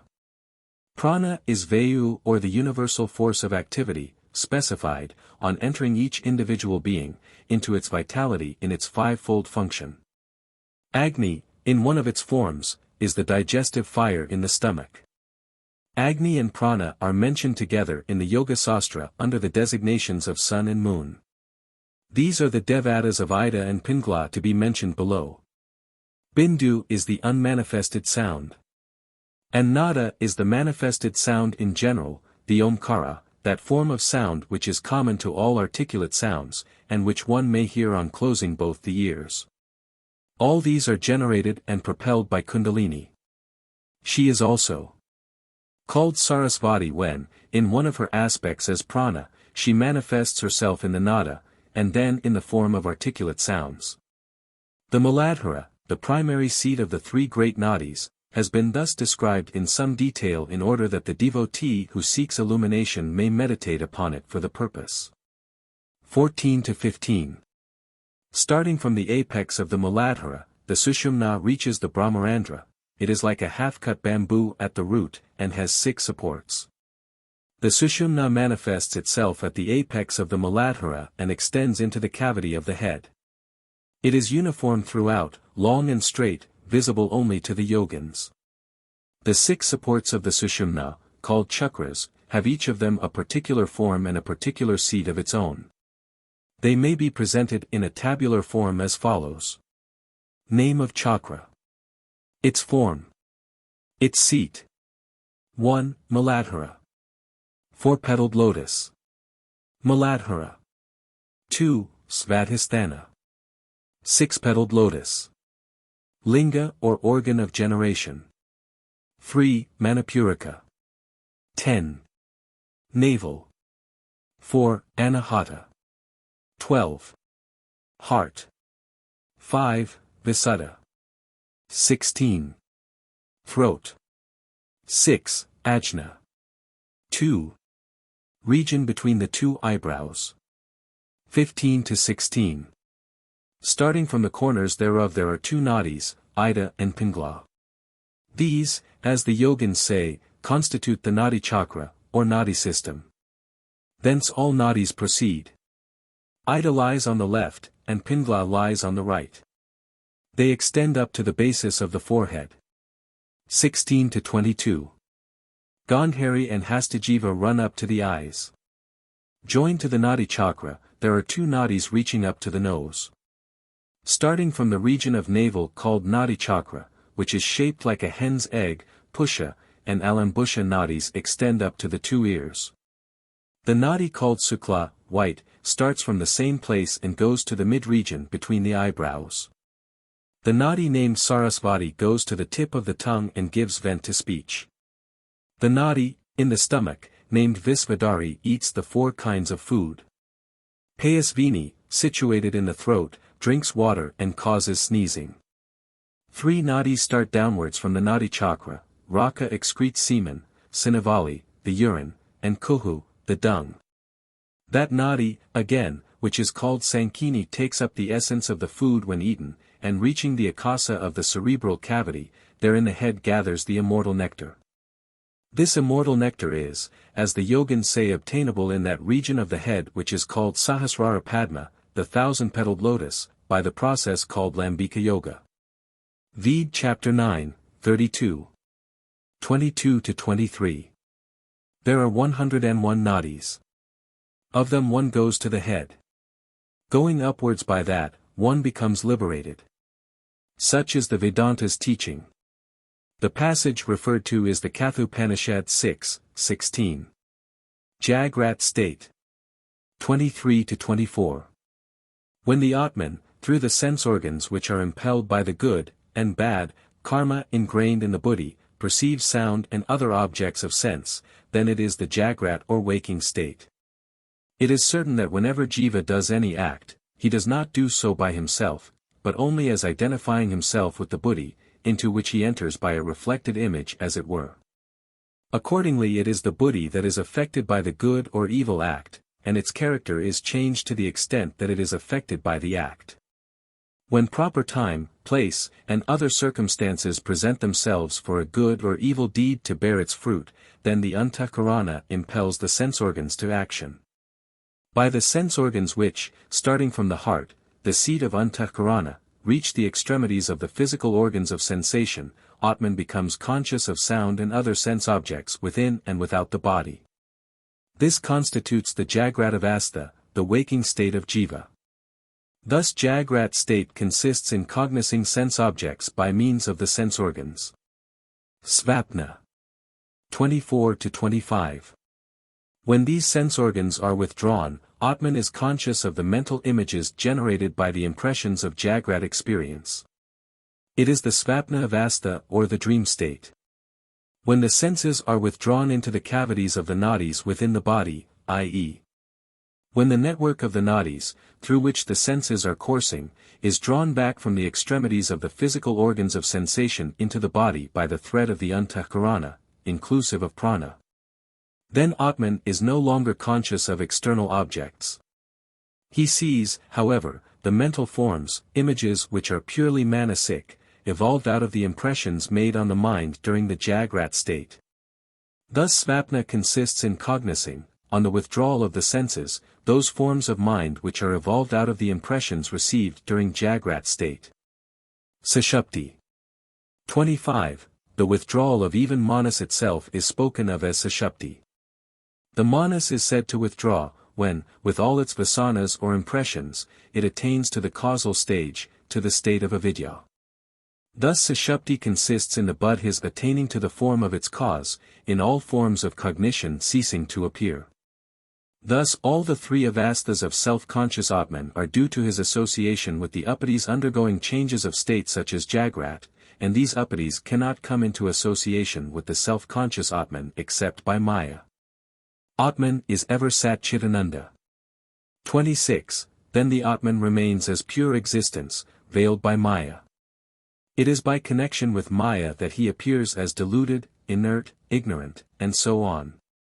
Atman is ever one with Brahman, the absolute existence. But, owing to Maya which veils his true character as Brahman, we are not conscious of the fact, except in so far as we always feel that we exist. 27. I slept happy. Thus on awaking does Atman clearly manifest himself as existence, consciousness and bliss. The word happy refers to the essential constant nature of Atman as self-conscious existence and bliss. The word slept refers to the then quiescent state of all upanishads. The happiness experienced in Sushupti is not, indeed, accidental. It does not come from an external source, since then the sense organs by which the external objects can be experienced are quiescent. The happiness does not certainly arise from the mere cessation of all active processes of life and conscious existence. Inasmuch as there is no instance in all our experience where any positive result comes out of circumstances of a purely negative character. Nor again should it be supposed that happiness then experienced is itself of a negative character, consisting in the mere absence of pain. For there is, then, no organ by which to experience the absence of pain, and what has not been experienced cannot subsequently be remembered. The feeling, I slept happy, is clearly a case of remembering what has been experienced. Thus the happiness experienced during sleep points to the self-luminous nature of Atman as bliss. The immutable, partless, self-conscious Atman cannot be spoken of as lying down or as going, or as sleeping, in himself. All this is, therefore, due to his association with the upanishads which undergo changes of state. Wherefore the words, I slept, refer to the quiescent state of the upanishads in Sushupti. Hence in all states of consciousness, Atman remains the same as existence, consciousness and bliss. Isvara, the one light and existence. 26. It is by Mahasvara, penetrating the whole universe and manifesting himself, that even the sun and other lights shine, how much more so pots and other things. Brahman's manifestations in the upanishads of the cosmos and of the individual body may be exhibited in a tabular form as follows. Macrocosm, Adhidaiva, Samashti, Karana. Microcosm, Adhyatma, Vyashti, Karya. State of consciousness. Upati. Brahman's manifestation. Upati. Brahman's manifestation. Avyakrita or Avyakta. Isvara or Akshara. 2. Karana Sarira. Prajna. Sushupti. Hiranyagarbha. Sutratman. Linga Sarira. Taijasa. Svapna. Viraj. Vaisyanara. Stula Sarira. Visva. Jagrat. 29. Therefore, all things derive their being and light from the being and light of Isvara in whom they abide. And by Sriti Brahman is declared to be the real consciousness, the endless. That is to say, things have no being of their own. They are said to exist because they are illusory expressions of Isvara, the one existence. 30. All that comes into being in Jagrat and Svapna is unreal, senseless like a blind man. Isvara as the ego. And Isvara manifests himself as the ego in all creatures. 31-32. The undifferentiated or universal ego, the pure, and the impure, thus the ego is threefold. The undifferentiated or universal ego is the Supreme Brahman, who is devoid of all distinctions, like unto Akasa free from dust, darkness, smoke and cloud. 32-33. The pure ego is seen, at the time of discrimination, when he is rid of the body and other upanishads, as Akasa is seen a little through the starlight to a limited extent. Though, under ordinary circumstances, Atman does not present himself to all, he does occasionally manifest himself to him who has thoroughly investigated the nature of Jiva and the Isvara. And is convinced that the physical body and other upanishads are not the ego. And who has accordingly stripped his real ego of all the limitations ascribed to him. This pure ego, manifested temporarily as he is at the moment of discrimination, is somewhat removed from the absolute or universal ego, who is Brahman himself. 33-34. Impure is the ego stained by an intimate association with the body and sense organs and other upatis, just as akasa, pervaded by darkness, looks as if affording no space. 34-35. When Jiva is well awakened to his ego being one with Isvara, then can he be the all-knower and the all-maker. 35-36. The Lord, by Maya quite deluded, by Vidya manifests himself. By meditating on the Nirvikalpa or the undifferentiated ego, Atman shines in full. 36-37. The veil of avidya removed, the Supreme Lord, he who is Dakshinamurti in form, shines in full himself. 37-38. Thus ends the fourth chapter in brief in the work called Manasollasa, which expounds the meaning of the hymn to the blessed Dakshinamurti. Chapter 5. False Personations of Atman. Fifth stanza of the hymn. Those who contend that the ego is the body, or the vitality, or the sense organs, or the fickle buddhi, or the void, they are verily on the same level with women and children, with the blind and the possessed, they are quite deluded. To him who destroys the mighty delusion set up by the play of Maya's power, to him who is incarnate in the teacher, to him in the effulgent form facing the south, to him, Shiva, be this bow. Atman identified with the physical body. 1. Pratyaksha is the sole authority, the four Buddhas, elements, are alone real. There is no moksha other than death, love and wealth comprise the end of man. No anumana or inference can be relied on till it is confirmed by the senses. Such things as akasa which cannot be perceived by the senses do not exist.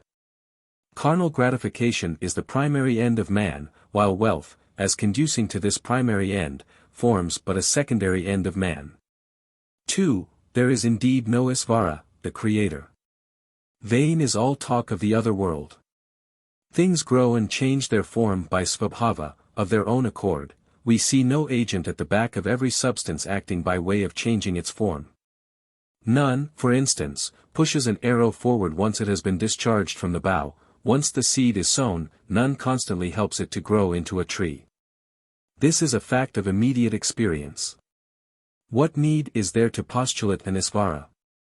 Again, variety in the amount of happiness found among living beings can be traced to their own nature, svabhava. There is no need to suppose a supersensuous cause such as dharma. 2-3. If Atman exist apart from the body, let it be seen like a pot in front. It is the body that is perceived as short or tall, as a youth or a child. All evidence goes to prove that the body is the self, while there is none whatever pointing to the existence of a disembodied self. 3-4. The 6 changes of phenomenal existence, namely, being, birth, growth, change of form, diminution or decay, and death, all these pertain to the body. They are not spoken of as pertaining to an Atman distinct from the body. There is no need to suppose the existence of an Atman distinct from the body, as the subject of these changes. 4-5. Distinctions of caste and religious order are based on the bodies alone. Such sacraments as jatakarma, the birth ceremony, are enjoined with reference to the body alone. It is with reference to the body that they pronounce the benediction, may thou live 100 years. 6. Thus does the small-witted Charvaka delude the world. Atman identified with prana. 6-7. I breathe, I am alive, I feel hungry, I feel thirsty. On the strength of these and other notions of the sort, some conclude that prana is Atman. Finding that the dead body which is to all appearance quite of the same nature as the living is yet not self-conscious and does not breathe or perform other functions of a living being, they hold that Atman must be the prana, the vital principle, whose presence in the body makes it alive and whose departure reduces it to a corpse. Atman identified with the sense organs. 7-8. I hear, I see, I smell, I cause motion. From an experience of this sort, some rise higher and look upon the indriyas, the sense organs, as Atman. As self-consciousness arises only when the sense organs are active, Atman must be identical with the sense organs. There is no evidence of the existence of prana distinct from the senses. For no motion is observed during sleep when the senses are quiescent, and breathing, and visible during sleep are a mere illusion. As the sense organs do not perceive objects simultaneously, i.e., as the scope of each sense organ is restricted to one kind of objects and as there are several sense organs occupying the body, each of them is an Atman by itself. The logical order of this and the foregoing theory is reversed in the Vartikakra's exposition, which has only followed the order in which they are mentioned in the hymn. The fact of prana not ceasing to function during sleep when all the sense organs are quiescent, would naturally lead to the conclusion that prana is the self more than the sense organs. 3.15. On the strength of the notion, I understand, others regard buddhi, intellect, as the Atman. The body, etc., cannot be Atman. 9-10. The fifth stanza is intended to refute the theories of those whose intellects are thus deluded by Maya. The meaning of the stanza may be explained as follows. How can objects like the physical body which are insentient like stones, and are so different from Atman, ever feel as the ego, except by the Lord entering into them? Why the body is not Atman? 10-11. Now, the physical body cannot be Atman, because like a pot it is visible, insentient, endued with color, etc., made up of parts and evolved out of matter. Visible, depending on something else for its manifestation. Insentient, as opposed to self-conscious. 11-12. Even in swoon, sushupti and death, the physical body is seen, then, being distinct from the physical body, etc., Atman is not seen. 12-13. The sun is the primary cause of all activities in the world, just so is Atman the chief cause of the activities of the physical body, etc. 13-14. This is my body, thus feels a woman, a child, and even the blind man. None ever feels, I am the body. It cannot be contended that the feeling, I am a man, points to a valid experience of the body being the ego, for man sometimes dreams of himself being a tiger. Here the consciousness of ego, the feeling of, remains the same, unaffected by the different bodies with which the ego has been associated in the two states of Jagrat and Svapna. Now, as to the contention that anumana or inference cannot constitute an authority in itself. Our everyday experience furnishes so many instances of our conduct being consciously based on no better authority than anumana. What basis, for instance, other than anumana or inference from past experience, is there for our belief that the food we are going to eat next moment will appease our hunger? But for this faith in anumana as the right source of knowledge, how can anyone get on in life? As to the remaining negative assertions of a sweeping character in the Charvaka's system, it is unnecessary to enter into a detailed discussion. Why the sense organs cannot be Atman. 14. Not even the sense organs are Atman, since they are mere instruments like a lamp. 15. Like a musical instrument such as veena, the ear is a means of perceiving sound. The eye, like the three lights, sun, moon and fire, is a means of perceiving form and color. 16. The nose is a means of perceiving smell, like a flower vase, etc. And the tongue is a means of perceiving taste, like curd, honey, or clarified butter. 17. The sense organs I have not, I am dumb, I am deaf. Thus say the people who are wanting in the sense organs. Are they selfless? Why prana is not Atman? 18-19. Not even prana is Atman, for there is no consciousness in times of sushupti. When man goes to sushupti to gain a respite from the worry caused by Jagrat and Svapna life, prana acts for the mere preservation of the body, wherewith to reap the fruits of karma yet unspent. 20-21. If prana's unconsciousness then, in sushupti, be due to the inactivity of the sense organs, how, then, while prana acts, can the senses be inactive? When the king is still engaged in battle, the army cannot, indeed, cease to fight. Prana, therefore, cannot be the lord of the sense organs. If prana be the Atman seeking rest in sushupti, then it should be inactive.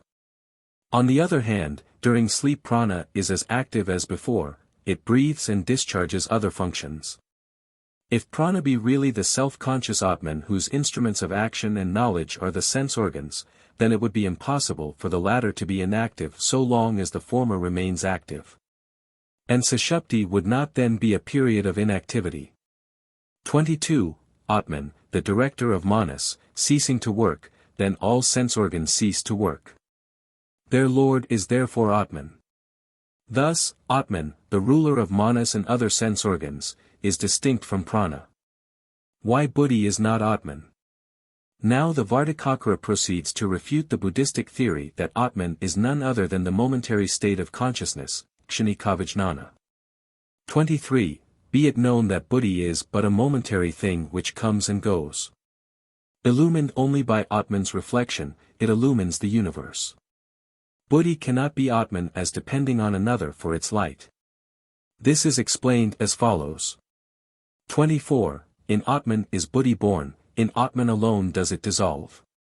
Non-existent before and after, by itself it does not exist. The origin and the end of a thing cannot be perceived by itself, and these cannot be facts of experience unless perceived by some conscious entity. It being thus necessary that there should be a self-conscious entity perceiving the changes which the Buddhi undergoes from moment to moment, no further evidence is necessary to show that Buddhi is not Atman.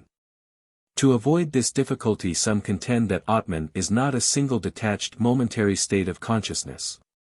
That, on the other hand, Atman is a stream of states of consciousness of an infinite number running in a current, each preceding state of consciousness giving rise to the next succeeding one and vanishing away as the latter arises. This stream of consciousness has neither a beginning nor an end, though the individual states of consciousness of which it is a stream are momentary in themselves. Even this theory is open to objection. 25. If each preceding cognition should give rise to the next succeeding cognition, there would be a simultaneous presence of innumerable cognitions at every moment. 26. No cognition can give rise, subsequently to its disappearance, to another cognition, because it does not then exist. The Vijnanavadan may be asked, does the preceding cognition exist or not exist in the succeeding one to which it gives rise? In the first case, all cognitions being momentary, in every cognition will be present all the preceding cognitions which are infinite in number, a conclusion opposed to experience. If this simultaneousness should be avoided, the Vijnanavadan will have to give up the hypothesis that each state of consciousness exists for only one single moment. In the second case, i.e., if the preceding cognition does not exist in the succeeding one, it is tantamount to saying that each cognition arises out of nothing. If so, everything may come into existence at one and the same moment. Why the aggregate of the body, etc., is not Atman. 26-27. Even supposing the aggregate of these be Atman, then when one part is severed, there could be no sentiency, because of the absence of an integral whole. Here a question arises, does the aggregate as a whole possess sentiency, or is each constituent of the whole sentient in itself? In the first case, when even one constituent, the eye or the ear, is severed from the aggregate, what remains should lose all sentiency. But, as a matter of fact, we see the deaf and the blind leading a sentient life all the same. Neither can the other alternative be maintained, for 27-28. If it be held that there are many sentiencies in the aggregate, then this composition of the many sentiencies will at once break up, or it will come to a standstill. Each member in the aggregate may seek to go in an opposite direction to others. One pulling thus one side and another on another side, the system may altogether be broken up. Or even if such an extreme contingency be averted, life functions would, at any rate, come to a standstill. Atman is all-pervading. Though Atman has thus been proved to be distinct from the body, from the sense organs, from the vital principle, from the intellect and from the aggregate of these, still there arises a doubt as to his size. The Jainas, who follow the teachings of the Arhats, hold that Atman is of the same size as the body in which he dwells for the time. Some of the so-called Vedantins regard him as atomic, as infinitesimally small in size, while the Sankyas maintain that he is infinite, all-pervading. The Vartikakara now proceeds to discuss the question. 28-29. Though dwelling within the body, Atman, to be sure, must be all-pervading. If he be of the size of an atom, he cannot pervade the whole body. For, then, there could not happen that simultaneous sensation of heat and cold and of the like pairs of opposites, which we so often feel in the different parts of the body. Further, it militates against the fact of more than one member of the body being simultaneously put in action or withdrawn from action. 29-30. If Atman be of the size of the body, he who was the youth cannot be the same as he that is now old. If Atman be subject to change like the body, like it he shall also perish. Atman cannot have a definite limited size of its own. For, one and the same Atman, having to reap the fruits of karmas of a great variety necessitating birth in various kinds of bodies, one body may be found too small for him and another too big. Suppose, on the other hand, Atman is all-pervading. Then. 30-31. As karma is ripe, Atman, all-pervading as he is, enters into the body of a worm, or of an elephant, and so on, like a kasa, entering into a pot or the like. Though manifested in bodies of a limited size, Atman is all-pervading. For instance. 31-32. He shines in Manas, which is infinitesimally small, in Svapna, the universe, animate and inanimate, abides in Atman alone. These two facts point to the all-pervading nature of Atman. The illusion. 32-33. The illusion that the physical body or the like is the self arises from avidya, which is the cause of samsara. The Lord has entered within, Taittiriya 3-11, thus the Sriti has taught with a view to liberation. 33-34. Thus, this mighty Maya deludes even these disputants, for, once Sadasava is seen, it immediately vanishes away. 34-35. To him who has neither body, nor sense organs, nor vital airs, whose nature is inaccessible to all organs of perception, who is consciousness and bliss in essence, to him in the effulgent form facing the south, be this bow. 35-36. Thus ends the 5th chapter, in brief, in the work called Manasollasa, which expounds the meaning of the hymn to the blessed Dakshinamurti. Chapter 6. Atman, the Eternal Existence. 6th stanza of the hymn. To the Atman who, going to Sushupti on the withdrawal of sense organs, becomes the one existence, enshrouded by Maya like unto the sun or moon in eclipse. And whose then existence is recognized on waking in the consciousness, I have slept till now. To him who is incarnate in the teacher, to him in the effulgent form facing the south, to him, Shiva, be this bow. Buddhistic Nihilism, Sunyavada. In the preceding chapter, it has been shown that the whole universe we perceive in the Jagrat state is only an illusion set up by Maya on the basis of Atman, the Paramesvara, and that Atman, subject to this illusion, is eternal, one, and immutable. As against this view the Buddhist asks. 1. If, as in Svapna, the whole universe exists within even in Jagrat, then tell me, does anything appear to anyone in Sushupti? Who persists there as a conscious entity? The nihilist means that there is no conscious entity present in Sushupti, that there is no entity whatever conscious of anything in Sushupti. Therefore, no eternal Atman exists, such as the one spoken of by Vedantins. The Buddhistic nihilist states his doctrine as follows. 2. Everything is momentary and void, and everything self-defined. Everything in the universe including the Atman, exists only for one instant. And it did not exist before, and will not exist after, that instant. Everything is self-defined, is cognized by itself, there can be no cognizer distinct from the object cognized. Now, there is a school of Buddhists which maintains that the external world exists as well as the internal world, that the objective existence is as real as the subjective. They hold that the subjective existence is made up of 5 skandhas or forms of mundane consciousness. Their doctrine is stated as follows. Earth, water, fire, and air are mere aggregates of paramanas or atoms. They are mere groups of the 4 kinds of atoms. They have no attributes of their own distinct from those of the atoms of which they are made, whereas the Vaishikas maintain that they have. Nor are they, as the Sankhya's, the Parinamavadins say, different forms evolved from a previously existing cause, coming into manifestation one after another, though in substance one and the same with the cause. Such is the nature of the external world comprising elements of matter and material objects. As to the inner world. 3. Human and other bodies are mere aggregates of the 5 skandhas or bundles of conscious states. And these skandhas are Rupa, Vijnana, Samjna, Samskara, and Vedana. 4. The Rupas comprise sense objects and sense organs, in so far as they are represented, in the mind. It is their subjective representations, i.e. our ideas of the sense objects and sense organs, which go to form the Rupaskandha, one of the 5 skandhas or forms of consciousness. The objects themselves as well as the sense organs belong, no doubt, to the external world. The mere cognition of sense objects and sense organs is called Vijnanaskandha. 5-7. The Samjnaskandha is represented by the Saugtas, Buddhists, to consist of 5 parts, viz., name, quality, act, species, and the idea of a composite whole.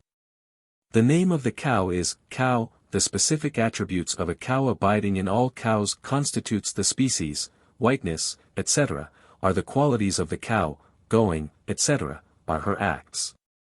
The horned animal, the 4-footed animal, the tailed animal, each of these is an idea of a composite whole. Thus 5-fold is the Samjnaskandha said to be. 8. Attachment and the like, as also virtue and sin, are said to comprise the Samskaraskandha, the bundle of tendencies. Pleasure, pain, and moksha constitute the Vedanaskandha. Moksha is a continuous stream of pure states of consciousness, unmixed with alien ideas such as those of sense objects. Some read moha for moksha, moha meaning quite the reverse. It is a continuous stream of conscious states perplexed with ideas of external objects and the like. 9. Beyond the 5 skandhas, there is no other entity such as Atman. There is no Isvara, no maker. The universe is self-made. There is no persisting conscious entity within, beyond the skandhas made of these fleeting constituents. There is no Isvara, or maker, combining the various elements of the universe with one another, guiding and regulating their orderly evolution. The universe is self-begotten, self-reliant and self-regulated. No intelligent operator is necessary. 10. It is born of the fleeting, kshanika, skandhas and paramanas. From one momentary existence alone comes the next momentary existence. Isvara cannot create without the materials which he has to elaborate in the form of a universe. Neither can he create a universe out of materials which do not possess the potentialities of the universe inherent in them. Isvara is, moreover, said to be immutable in himself, whereas the whole universe is mobile, changing from moment to moment. So that it is unnecessary and even opposed to experience to postulate the existence of Isvara, as conceived by the Vedantin. 11. From the previous cognition itself arises the subsequent cognition. The cognition that this is the same as that is an illusion, like the cognition that this flame is the same as that, i.e., the previous one. As in the case of flame, the illusion is caused by a succession of things of the same sort, each of which exists only for one moment. So that pratyabhijna, the consciousness which refers to the continuous existence of one and the same thing, is a mere illusion. 12. The existence of the ego amidst non-ego is a mere imagination of those who are deluded by the idea that it exists and shines, it being no object to be sought or avoided. Does akasa ever shine? The Buddhistic metaphysicians regard akasa as a non-entity, because it is no object which one endeavors to secure or to avoid. Likewise, since the idea of the ego amidst the non-ego as existing and shining leads to no human endeavor to secure or avoid it, its existence and the light with which it is said to shine are non-entities. Refutation of nihilism. 13. The Buddhistic doctrinaire thus speaking is silenced, in the 6th stanza of the hymn. The meaning of the stanza may be explained as follows. If the cause of the universe be void, sunya, a non-entity, the universe itself cannot be as we find it. 14. Whoever says that the pot is a nonentity, or that the cloth is a nonentity. The Buddhist says that there was nothing before the universe came into being, that the universe was made out of nothing. But in our experience, whatever effect comes out of a thing as the cause, it is always conceived to be made up of that cause, and the cause is resorted to as productive of the effect. Thus a gold ring is always conceived to be made up of gold, and is resorted to as serving the purposes of gold. If the universe had been made out of nothing, we would look upon it as nothing and neglect it altogether as such. The nihilistic theory, therefore, ought to be discarded by those who demand proof for things presented to their belief. The nihilist may perhaps say that, though the universe is really a nonentity, yet, owing to illusion, our conduct in life may go on as if the universe were real. To this the Vedantin replies as follows. 14. If the universe were a nonentity, it would never have appeared, any more than a man's horn. 15. To what would one resort seeking to have a thing?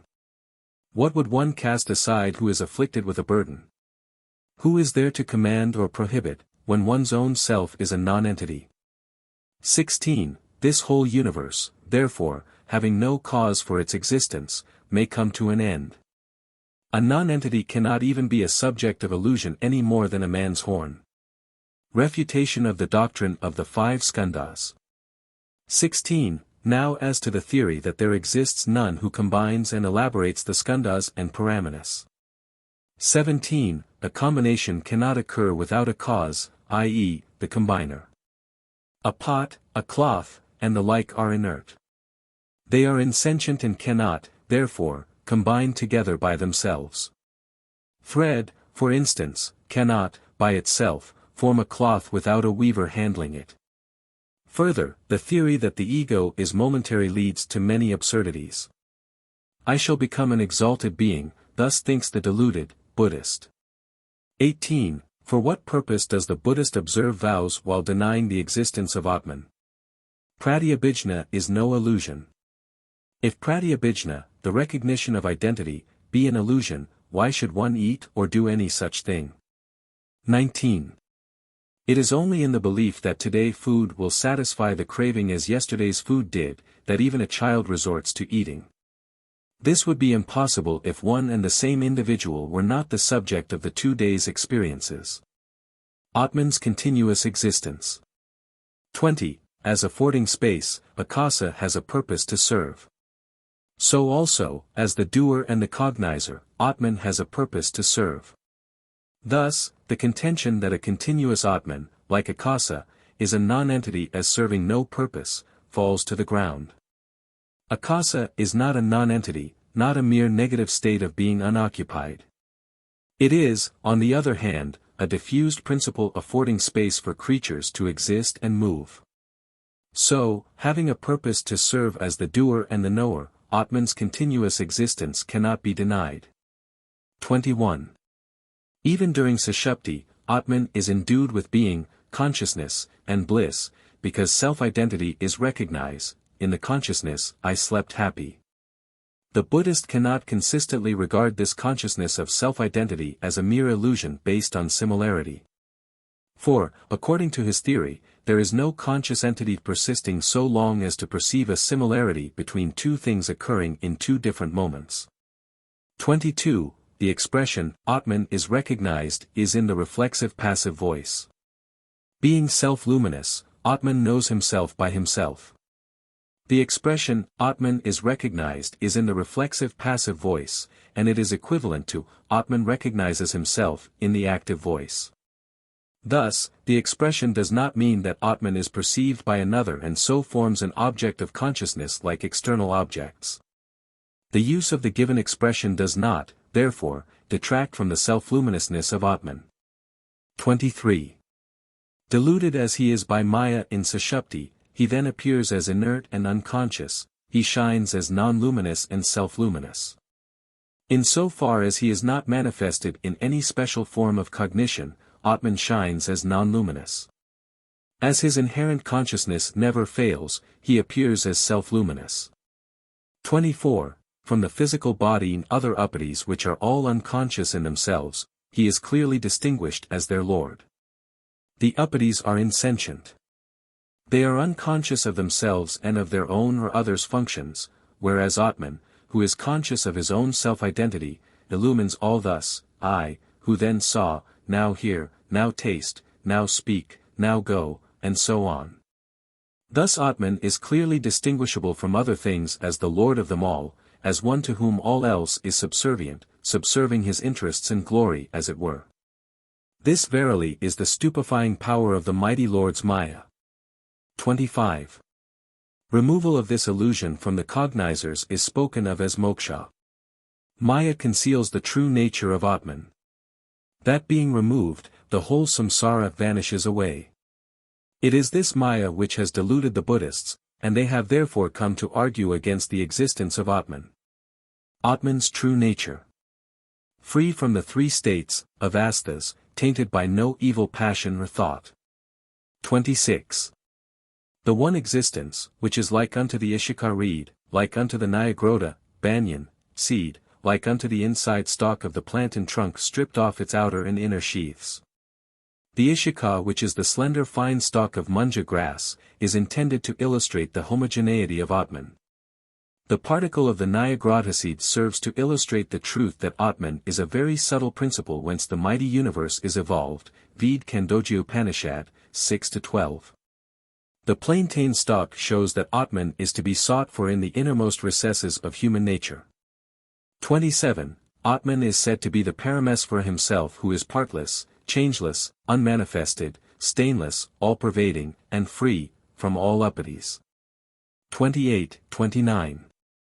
He from whom all words recede, in whom Manas itself dissolves, in whom all beings and worlds merge into one, as also all principles, as rivers merge in the ocean. To him who sees this unity, where is grief and where is delusion? Isvara 7. 30. Though differentiated as designations and the designated, yet by elimination of the physical body, etc., this one, the ego, can be the undifferentiated. 31. Quite non-existent shall the man of knowledge be if he should know that Brahman is not. If he should know that Brahman is, then they say he is. Taittiriya Upanishad, 2-6. 32. Thus ends the 6th chapter in brief, in the work called Manasollasa, which expounds the meaning of the hymn to the blessed Dakshinamurti. Chapter 7. Atman, the Eternal Light. 7th stanza of the hymn. To him who, by means of the blessed symbol, manifests to the disciples the true self that always shines within as the ego, constant in all the varying states of infancy, manhood, and old age, of Jagrat, Svapna and Sushupti, and so on. To him who is incarnate in the teacher, to him in the effulgent form facing the south, to him, Shiva, be this bow. The blessed symbol here referred to is variously named as follows: Chinmudra, the symbol of consciousness; Vyakyamudra, the symbol of exposition; Tarkamudra, the symbol of investigation; Jnanamudra, the symbol of wisdom. It consists of a circle formed by joining the thumb and the index finger at their tips. Authority of Pratyabhijna questioned. 1. Question: if it be concluded, on the strength of Pratyabhijna or recognition of self-identity, that Atman is a persistent entity, we ask, what is this Pratyabhijna? And what its purpose? 2. Pratyabhijna is not enumerated among pramanas, right sources of knowledge, along with pratyaksha, etc. How can it be a pramana? The questioner is enlightened, by the 7th stanza of the hymn. Pratyabhijna proves Atman's eternality. The meaning of the stanza may be explained as follows. 3.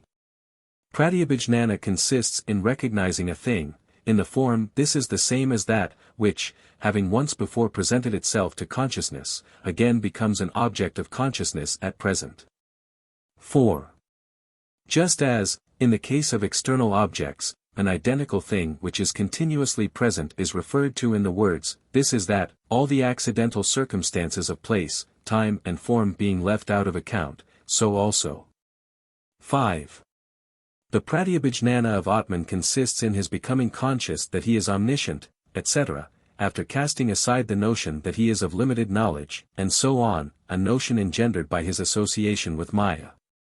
That is to say, the recognition of Atman's self-identity consists in the intuitive realization of his essential nature as the infinite consciousness and infinite bliss.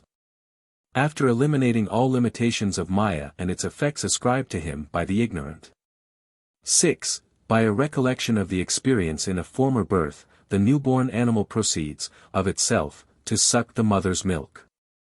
Thus, just as Atman remains the same through all the varying states of Jagrat, Svapna, and Sushupti, unchanging though the body changes in infancy, childhood, youth, manhood, and old age, so, too, he continues the same while passing in succession through the bodies of devas, animals, men, and so on, not born when the bodies are born, not dying when the bodies die. 7. It is, therefore, concluded that Atman exists the same even in other bodies, inasmuch as, without the recollection of a former experience, it is not possible for the child to suck the mother's milk.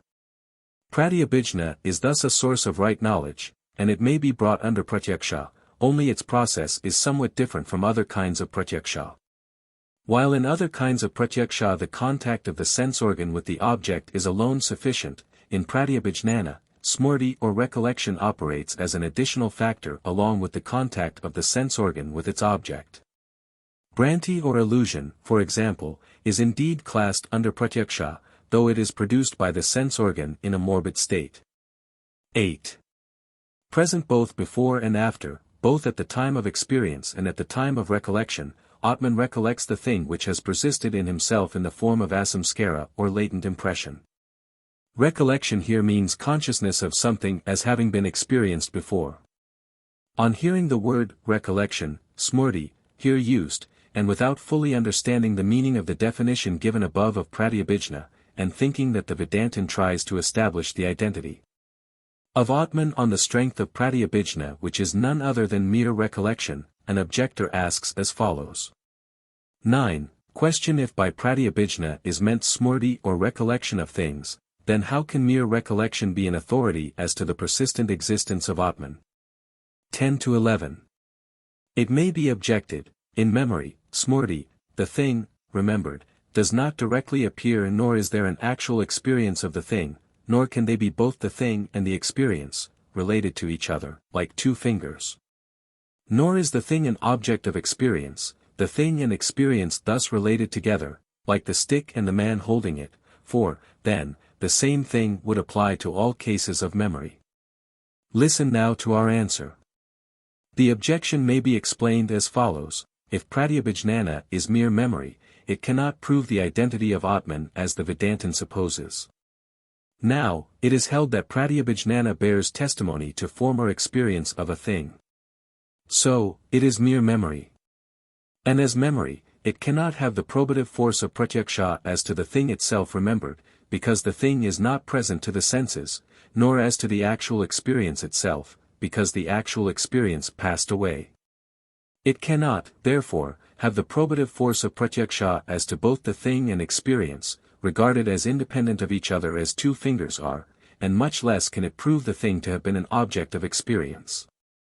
If memory be held as a sufficient evidence as to the experience, then the same probative force will have to be attached to the memory of a thing called up by a mere word. Answer: the Vedantin does not hold that mere recollection is a pramana, a source of right knowledge. He only means that recollection, smrti, cannot be explained in the absence of a persistent Atman. Now, as to the origin of memory. 12. When a former experience has disappeared, its memory springs from a cause abiding in Atman and called samskara, the latent impression produced on the seat of that experience. 13. This memory gives us to understand that Atman is persistent, as being conscious of the object of a former experience after the immediate experience vanished away. Atman, passing through an experience of the present moment, and remembering a former event in virtue of the latent impression produced in him by the actual experience of that event, thinks thus: I who formerly ruled a kingdom, now lead an ascetic life on the banks of the Ganges. He is thus conscious of his personal identity as persisting through two different periods of time. So, too, remembering the events of former births, he recognizes his personal identity through many births. Thus, as memory enters as a factor into the process by which recognition of identity is produced, pratyabhijna has been spoken of as memory. 14. When the object has vanished away as also the experience thereof, the divine Atman, never vanishing, never unconscious, recollects the object abiding in himself.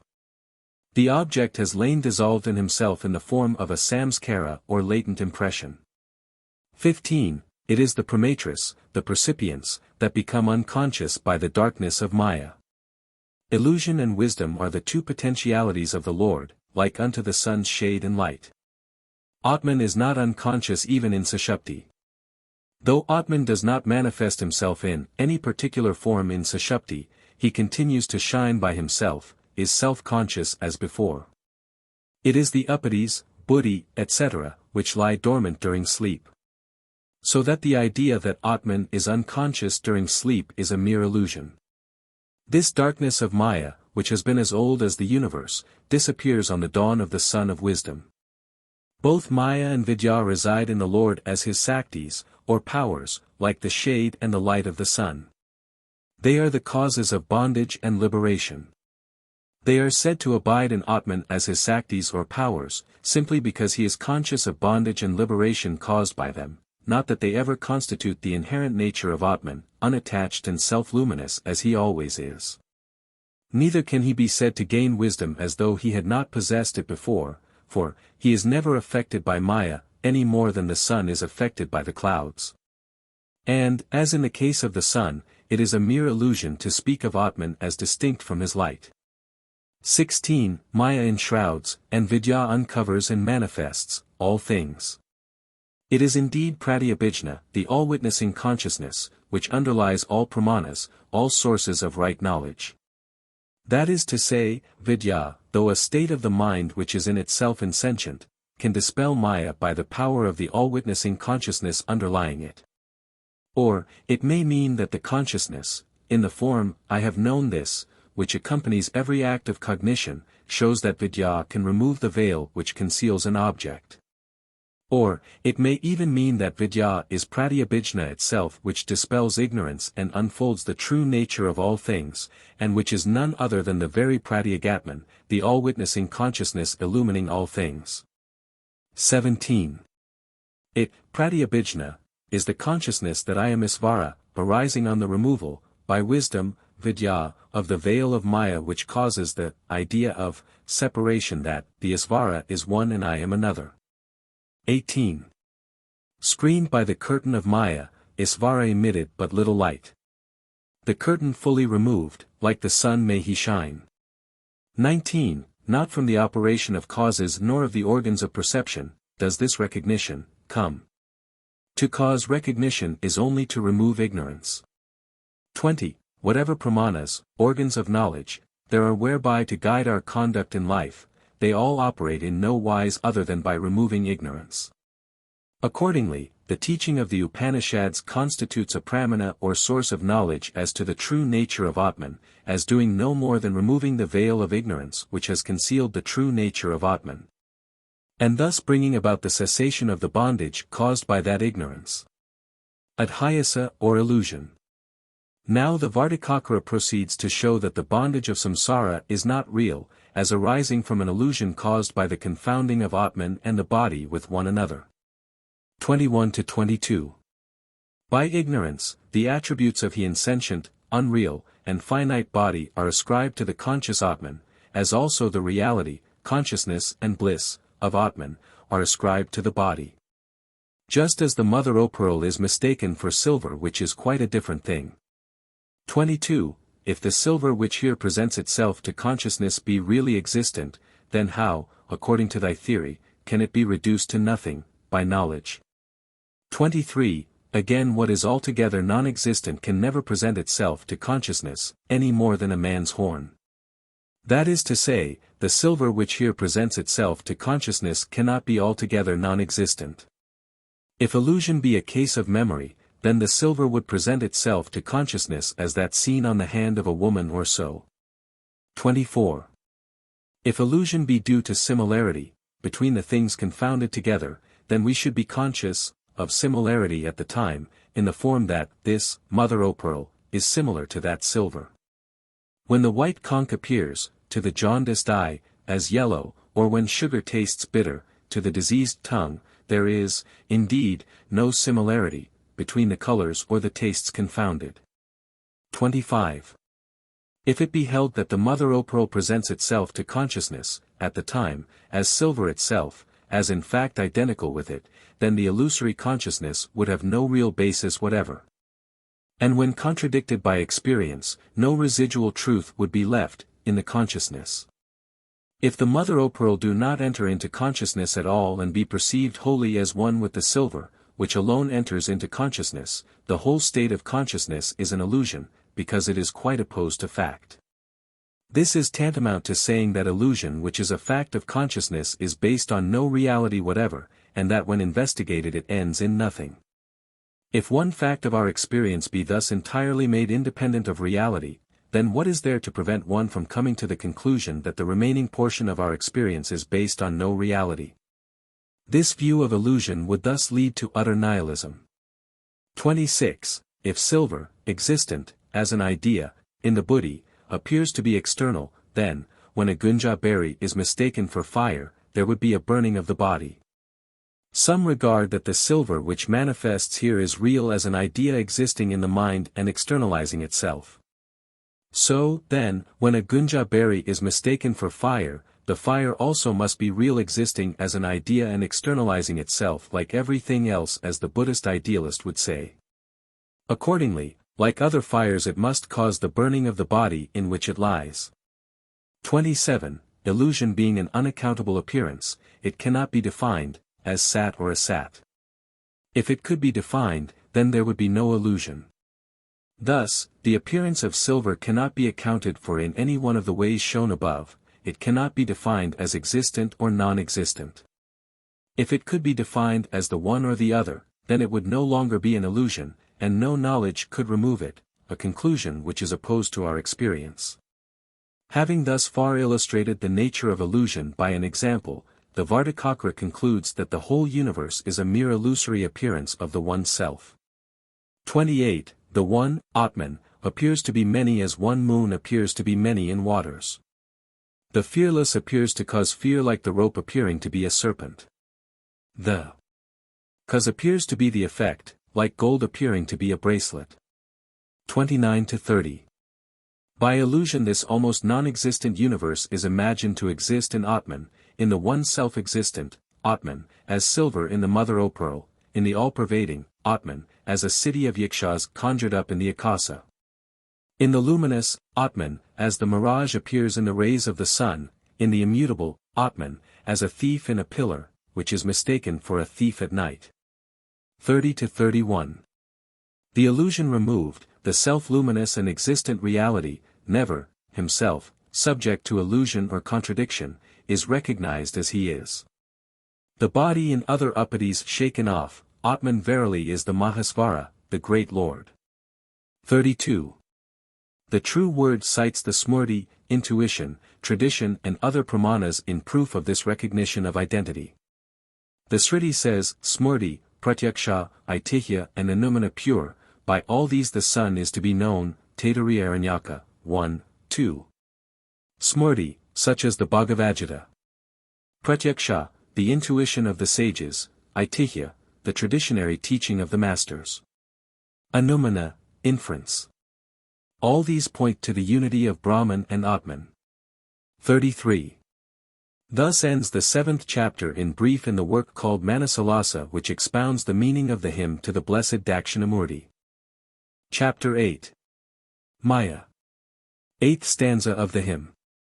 To the Atman who, deluded by Maya, sees, in Jagrat or Svapna, the universe in variety, as cause and effect, as master and servant, as teacher and disciple, as father and son, and so on, to him who is incarnate in the teacher.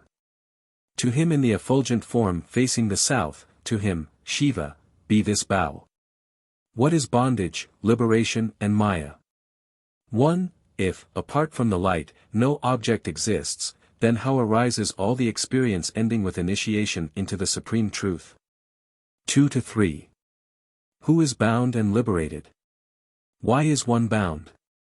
What may be the definition of Maya? Thus may an inquirer ask. With a view to answer these questions, and in order, that the disciple may understand the matter with ease, what has been taught in the 7 stanzas is again told in brief.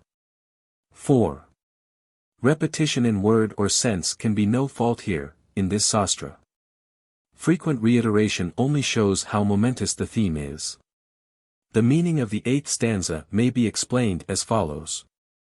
All experience is a fiction. 5-6. To imagine in Paramesvara, in the one self-luminous existence, the relation of cause and effect and other things of various sorts, is like imagining, the head of Rahu, empty space in Akasa, myself, the body of an idol, and so on. As not referring to distinct realities.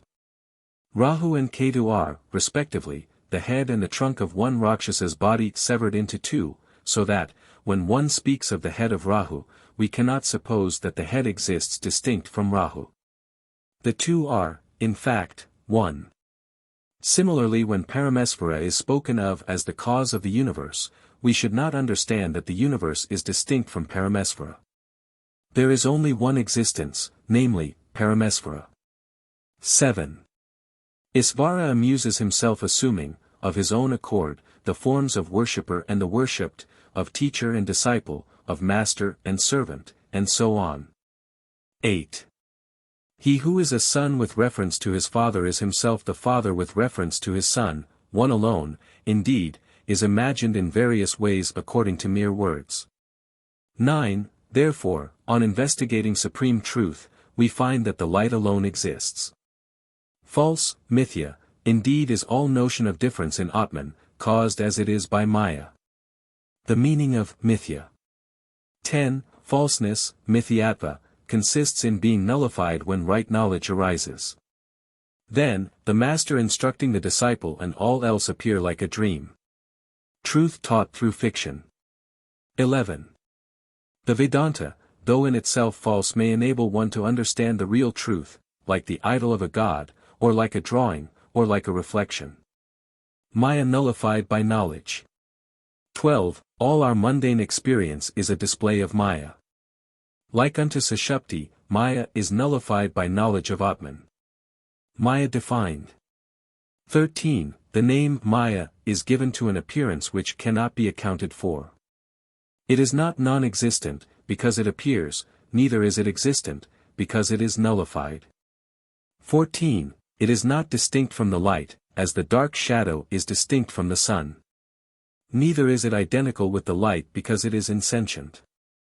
Nor can it be both distinct from and identical with the light, because it is a contradiction in terms. Or, Maya may be compared to the shadow which conceals the sun from the view of those who are blind by day. Here the sun's light itself appears to be a shadow, and the shadow, therefore, has no distinct existence from the light. 15. It is not said to be made up of parts, because no parts caused it. Neither is it devoid of parts, since in the effects it is made up of parts. 16. This harlot of a Maya, appearing only so long as not scrutinized, does deceive the Atman by her false affectations of coquetry. Moksha is the eradication of Maya. 17. Some seek not her radical destruction. How, in their view, can there be a release from Manas? 18. Manas is subject to the 3 avasthas of Jagrat, Svapna, and Sushupti, which revolve like a wheel, as the chief cause of the illusions of duality. 19. On account of these illusions, Manas performs acts and is again bound by them. A mere witness of Manas is the Atman beyond, just as the sun is the witness of our acts. 20. Just as the sun is never affected by acts which are done by creatures below, so also, Atman, witness as he is never bound by the doings of Manas. 21. That Atman does acts, that he is bound by them, and that he is released from them, is true only in a figurative sense, it is a mere illusion. 22. Just as the sun, though untouched by smoke, clouds, dust and fog, yet looks as if he were covered by them, so Atman looks as if he were covered by Maya. 23-24. Just as a young lad whirling round and round in sport, sees the world around him revolving round and round in the heavens containing hundreds of moons. So Jiva, deluded by Maya, in virtue of the vasanas, tendencies caused by former experience, sees this whole universe revolving in various forms. 25. In contact with Manas, the divine Atman looks as if he were coursing through the world, just as the sun, by contact with water, appears to move in many a form. 26. That man who, by practice of yoga, has freed Manas from objects, becomes abstracted from this world, and he shall, at once, grow into a Jivan Mukta. 27. The Sriti says, by Maya, Shiva became two birds always associated together. The one, clinging to the one unborn, Prakriti, became many as it were, Ved Mundaka up. 3-1, Yajniki-Upanishad 12-5.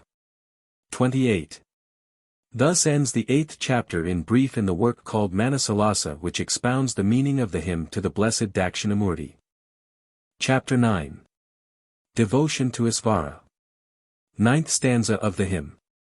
To him whose eightfold body is all this moving and unmoving universe, appearing as earth, water, fire, air, akasa, the sun, the moon, and soul. Beyond whom, supreme and all-pervading, there exists none else for those who investigate, to him who is incarnate in the teacher, to him in the effulgent form facing the south, to him, Shiva, be this bow. Maya ceases by devotion. 1. How can Maya of this sort cease? To him who thus asks, devotion to Isvara is taught as the means to that end. Devotion to Isvara in his visible forms. 2. Of the 36 tattvas or principles which are the bodies of Paramesvara, the 8 forms are immediately perceived by all. For the 36 principles enumerated in the Saiva Agamas, see chapter 2, 31-42. 3. Inasmuch as Manas cannot readily ascend to incomprehensible matters, the Guru teaches the contemplation of Sarvatman, of the universal self in the 8, visible, forms, mentioned in the 9th stanza. The meaning of the 9th stanza may be explained as follows. Unity of macrocosm and microcosm. For, in the Brahmanda, in the body of the Viraj, as well as in the body of man, the aggregate of the 36 principles is present everywhere. The visible universe is made up of the 8 forms mentioned in the 9th stanza. The aggregate of the 36 principles constitutes the body of Mahasvara. This, again, is twofold, the Adhidaiva and the Adhyatma, cosmic and personal. The former constitutes Brahmanda, made up of the 14 worlds, and the latter constitutes the Pinda, the body of each individual. These two are one, as cause and effect, the one being evolved out of the other. The devotee should regard every principle in the individual or microcosmic body as one with the corresponding principle in the Brahmanda or macrocosm. He should also regard the soul, Purusha, embodied in the former as one with the soul embodied in the latter. He should then contemplate Mahasvara as the self, Atman, common to both. When the Antahkarana is steadied in the contemplation of the one Atman, the devotee, by the grace of the Supreme Lord, intuits him in his essential being, and attains the supreme end. This whole process will be detailed below. 5. The microcosmic, Vyashti, Manas pervades this microcosmic body. Therefore, the individual body should be regarded as one with the universe. The Sriti, Bri. Up. 3:5-13, declares that Manas, Prana and Vak of the individual soul are infinite in space and time, i.e., are one with the Hiranyagarbha, otherwise called Lingatman. The Hiranyagarbha functions chiefly in Manas and has the Brahmanda for his body, and he may, therefore, be regarded as pervading the individual body which has been evolved out of the Brahmanda. Thus, as being equally pervaded by Lingatman, the individual body may be looked on as one with the Brahmanda. Devotion to Isvara in the microcosm leads to unity with the macrocosm. 6. By contemplating Mahasvara, dwelling, in the microcosm, Vyashti, the devotee will become coextensive with the macrocosm. This the Shruti has declared 10 times in the words, he unites with Atman. Having first enumerated the 5 kosas, sheaths, of the individual, the Taittiriya Upanishad, 2-8, declares 5 times that the devotee attains unity with Brahman, dwelling in the Anandamaya kosa as the basis of all. In the words, he unites with Annamaya Atman. He unites with Pranamaya Atman, he unites with Manomaya Atman, he unites with Vijnanamaya Atman, he unites with Anandamaya Atman. Again, later on, the Upanishad speaks of the 5 kosas in the macrocosm, and at the end, 3-10, declares 5 times, as shown above, that the devotee attains unity with Brahman. Correspondences between macrocosm and microcosm. Now the Vartikakara teaches how to see the macrocosm in the microcosm. 1. Correspondences as to earth. 7. In the bosom of Brahmanda, 7 worlds such as Brahloka are said to exist. These dwell in the 7 adharas, in the human body, form Muladhara up to Brahmarandra. Bu dwells in Muladhara. Bhuva Svadhisthana. Sva Manipurika. Maha Anahata. Jana Visuddha. Tapa Ajna. Satyam. Sahasrara. 8. The backbone is the Mahameru, and the bones near it are the Kulaparvatas. The Ganges is Pingla Nadi, while Ida is said to be Yamuna. 2. Correspondences as to waters. 9. Sushumna is the Sarasvati, and other nadis the other sacred rivers. The 7 datas are the 7 vipas, sweat, tears and the like are the oceans. 3. Correspondences as to fire or light. 10. In the Muladhara dwells the Kalagni, amidst bones is Badaba fire. In Sushumna lies the fire of lightning, and the earthly fire in the region of the navel. 11. In the heart lies the sun fire, in the skull, the lunar orb. The eye and other sense organs are the other luminaries. 4. Correspondences as to air. 12. As the worlds are supported by the Pravahana and other Vayus, so is the body supported by the 10 Vayus such as Prana. Different aspects of Prana in the body. 13. Starting from the Muladhara, Prana enters Ida and Pingla in the form of the sun, and goes out through the nostrils and disappears at a distance of 12 inches. 14. Coming as the moon from a distance of 8 inches, it, the same Prana, enters within through the 2 nadis. As a Pana, it throws out the dung, the urine, the wind, and the semen. 15. As Agni, fire, and Soma, moon, in one, it enters into the cavity of Sushumna, and rising up to Brahmarandra, it grows into Udana. 16. Vyana spreads every day throughout the body the essence of the food eaten, while Samama ever kindles the bodily fire. 17. Naga produces hiccup, Kurm closes and opens the eye, Krakara causes sneezing, Devdatta gives rise to yawning. 18. Dhananjaya causes distension and leaves not even the corpse. 5. Correspondences as to Akasa. Akasa affords space within the body as well as without. There is the same Akasa both in the microcosm and in the macrocosm. 6-8. Correspondences as to the sun, the moon and the soul.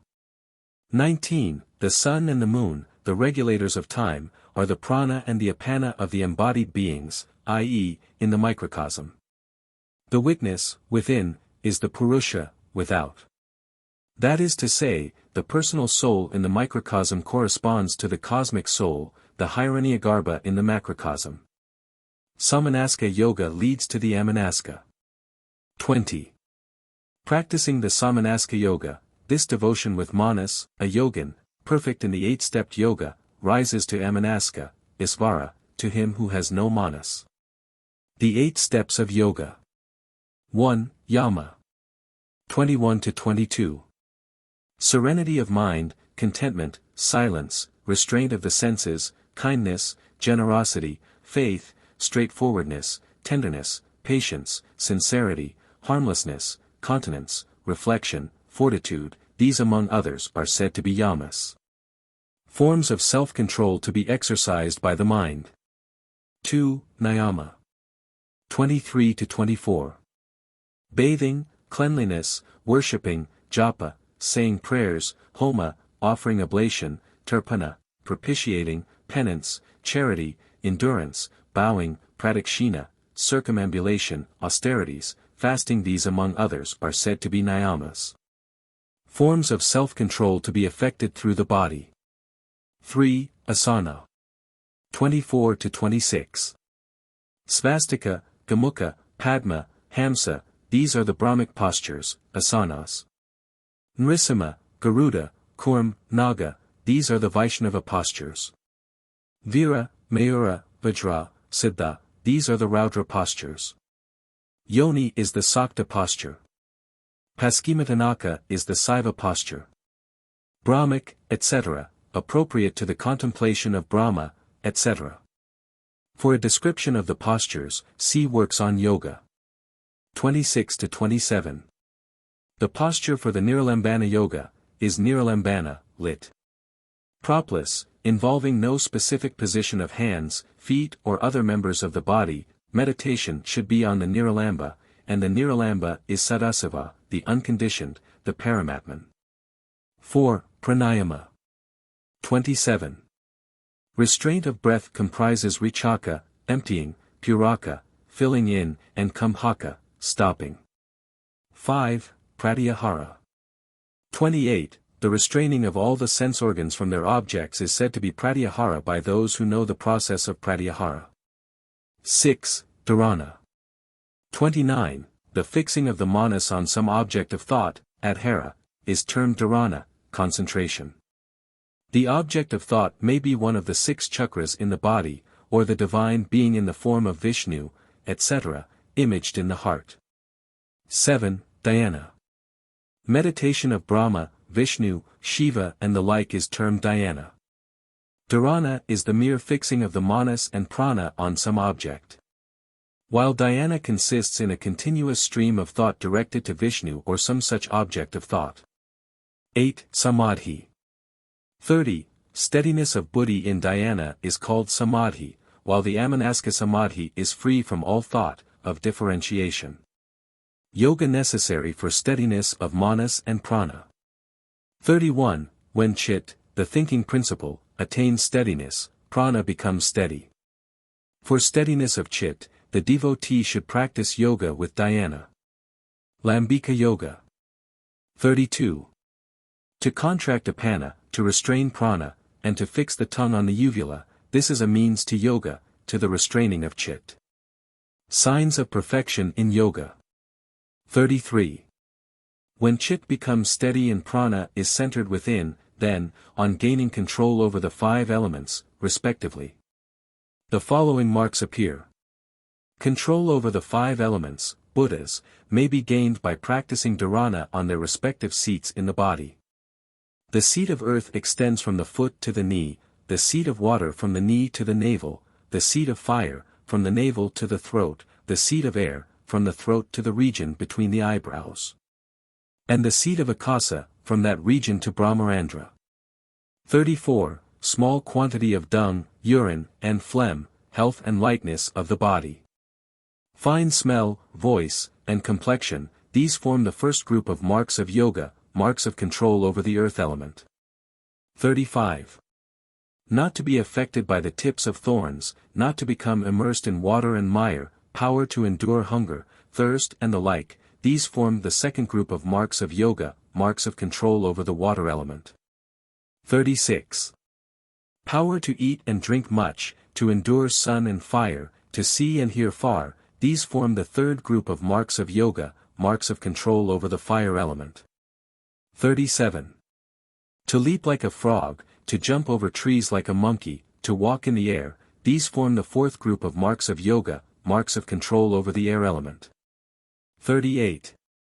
Knowledge of all times, superhuman powers such as anima, possession of endless powers, these form the fifth group of marks of yoga, marks of control over the akasa element. 39. When prana reaches sushumna, nada, sound, of 8 sorts is heard within, like the sound of a bell, a drum, a conch, an ocean, a veena, a musical instrument, a flute, cymbals, etc. Isvara's manifestation in yoga. 40. When prana dwells in Brahmanadi, sushumna, the divine being appears in forms like those of fire, lightning, stars, the moon and the sun. Manifestation of pranav in yoga. 41. In each breath the sun runs as many yojanas as there are breathings of a man in a day. 42. By breaths numbering 21,600, Atman daily repeats the mantra, Soham, He I Am, for the prolongation of life. 43. By omitting S and H, and by merging A in O preceding it, the pranav, Om, is formed. 44. The wise say that A, U, M, the bindu and the nada are the 5 aksharas, sounds, of the pranav. The bindu is the nasal vowel sound, without which the consonant M cannot be sounded. The nada is one with the sonant prana. It starts from Muladhara and becomes manifested in the cavity of the nadi through which the heated prana passes. The component parts of pranav being manifested by this nada, the pranav is said to end with nada. Thus A, U, M, bindu, and nada are the 5 aksharas or sounds residing in pranav, i.e., in the body of man which is called pranav. 45. Brahma, Vishnu, Rudra, Isvara and Sadasiva, these dwell in the 5 aksharas in conjunction with the 36 principles. The grace of God and Guru necessary. 46. By the Guru's grace, the devotee attains the 8-stepped yoga. By Shiva's grace, he attains perfection in yoga which is eternal. Perfection in yoga consists in the intuitive recognition of the true nature of Atman. 47. To him who is being, consciousness, and bliss, who dwells in bindu and nada. Who has no beginning, middle or end, to the Guru of the Gurus be this bow. This explains the meaning of pranav. Existence, consciousness, and bliss, represented respectively by A, U, M, constitute the pranav and form the essential nature of Brahman. Bindu and nada stand for name and form, the one standing for the manifested name and form, and the other for the unmanifested name and form, so that they show that he is the cause of the origin, continuance and dissolution of the universe. They describe him through his acts, but not as he is in himself. 48. Thus ends the 9th chapter in brief in the work called Manasollasa, which expounds the meaning of the hymn to the Blessed Dakshinamurti. Chapter 10. Perfection. 10th stanza of the hymn.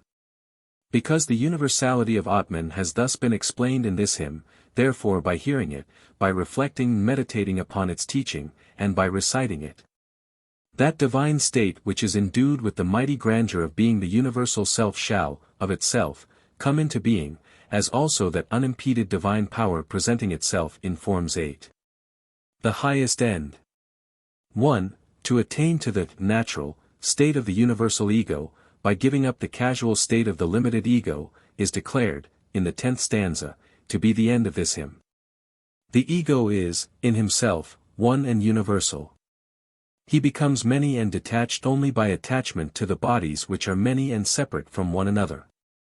The aim of the hymn is to produce, in man, a conviction of this truth and thereby to reclaim the ego from his present separate existence and life.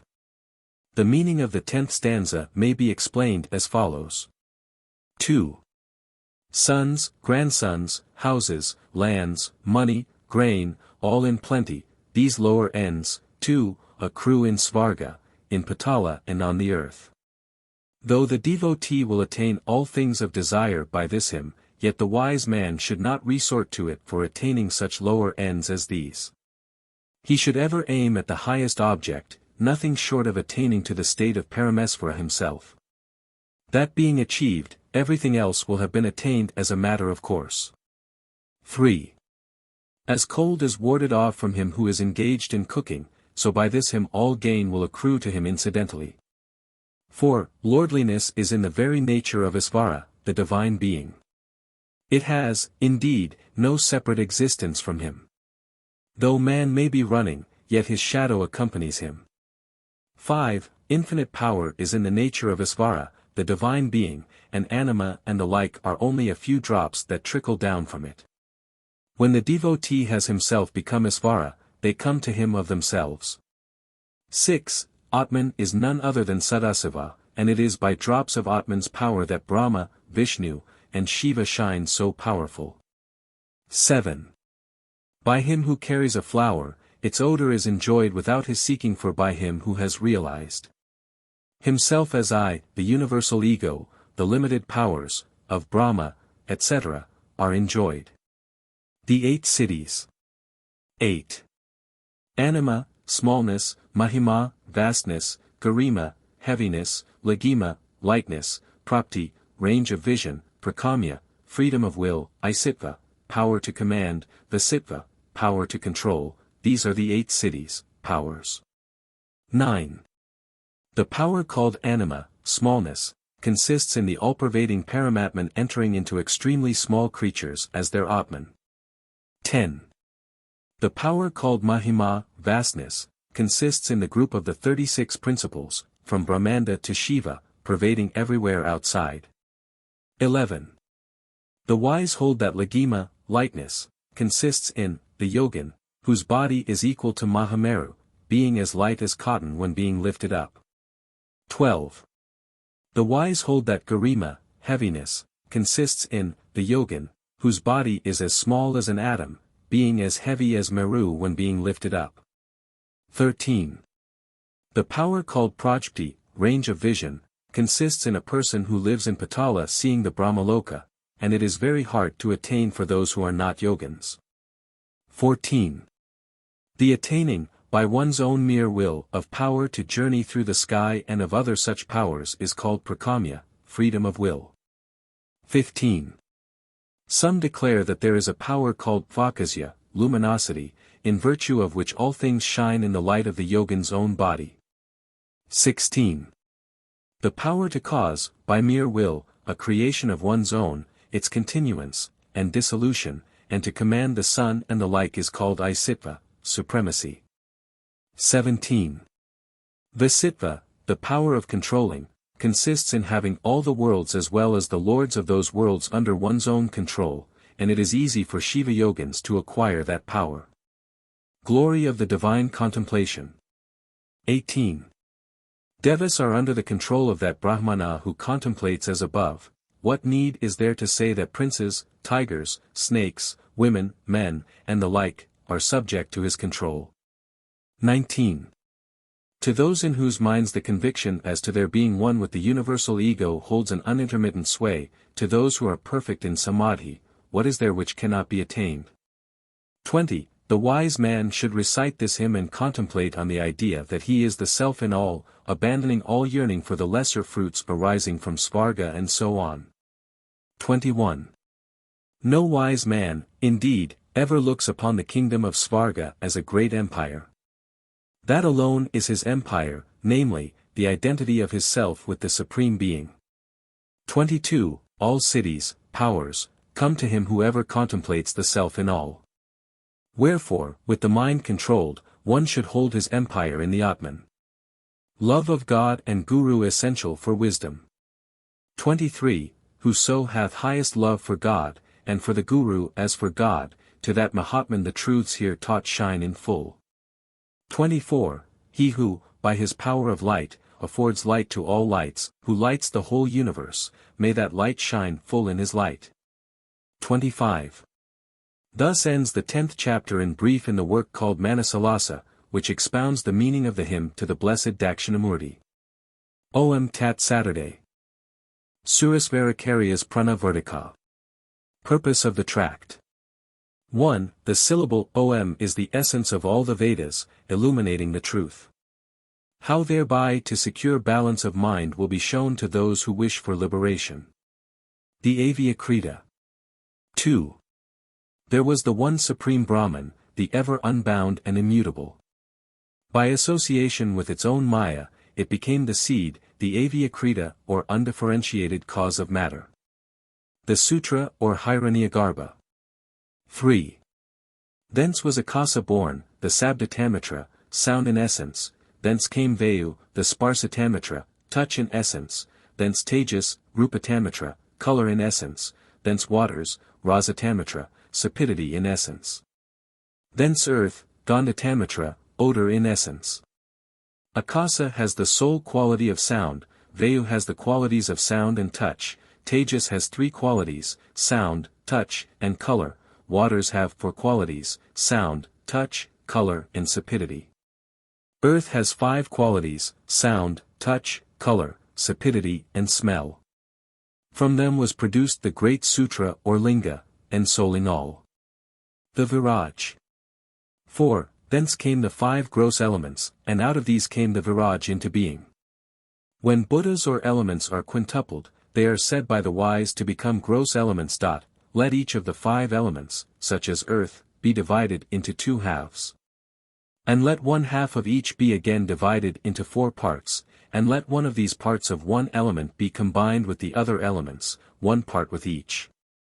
Thus in the element of Akasa there are five parts, four of which are parts of Vayu and the rest.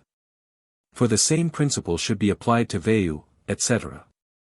Those who know truth declare that such is the quintupling of the elements. The elements thus quintupled, together with their products, go to form the viraj.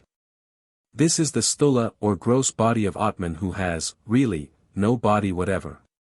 Three aspects of the manifested Brahman. 5. Threefold, as the Adhidaiva, the region of cosmic intelligences, as the Adhyatma, the individual man, as the Adhibhuta, the external visible world, does the one Brahman appear in different forms, as shown below, owing to illusion. Not in reality. Adhyatma. Adhibhuta. Adhidaiva. The organ of. Sound, the object of. Dis, space. Hearing. The sense of hearing. Touch. Touch, touch. Vayu, the air. Sight. Color, sight. Adiphyr, the sun. Taste. Sapidity, taste. Varana. Smell. Odor, smell. The asvins.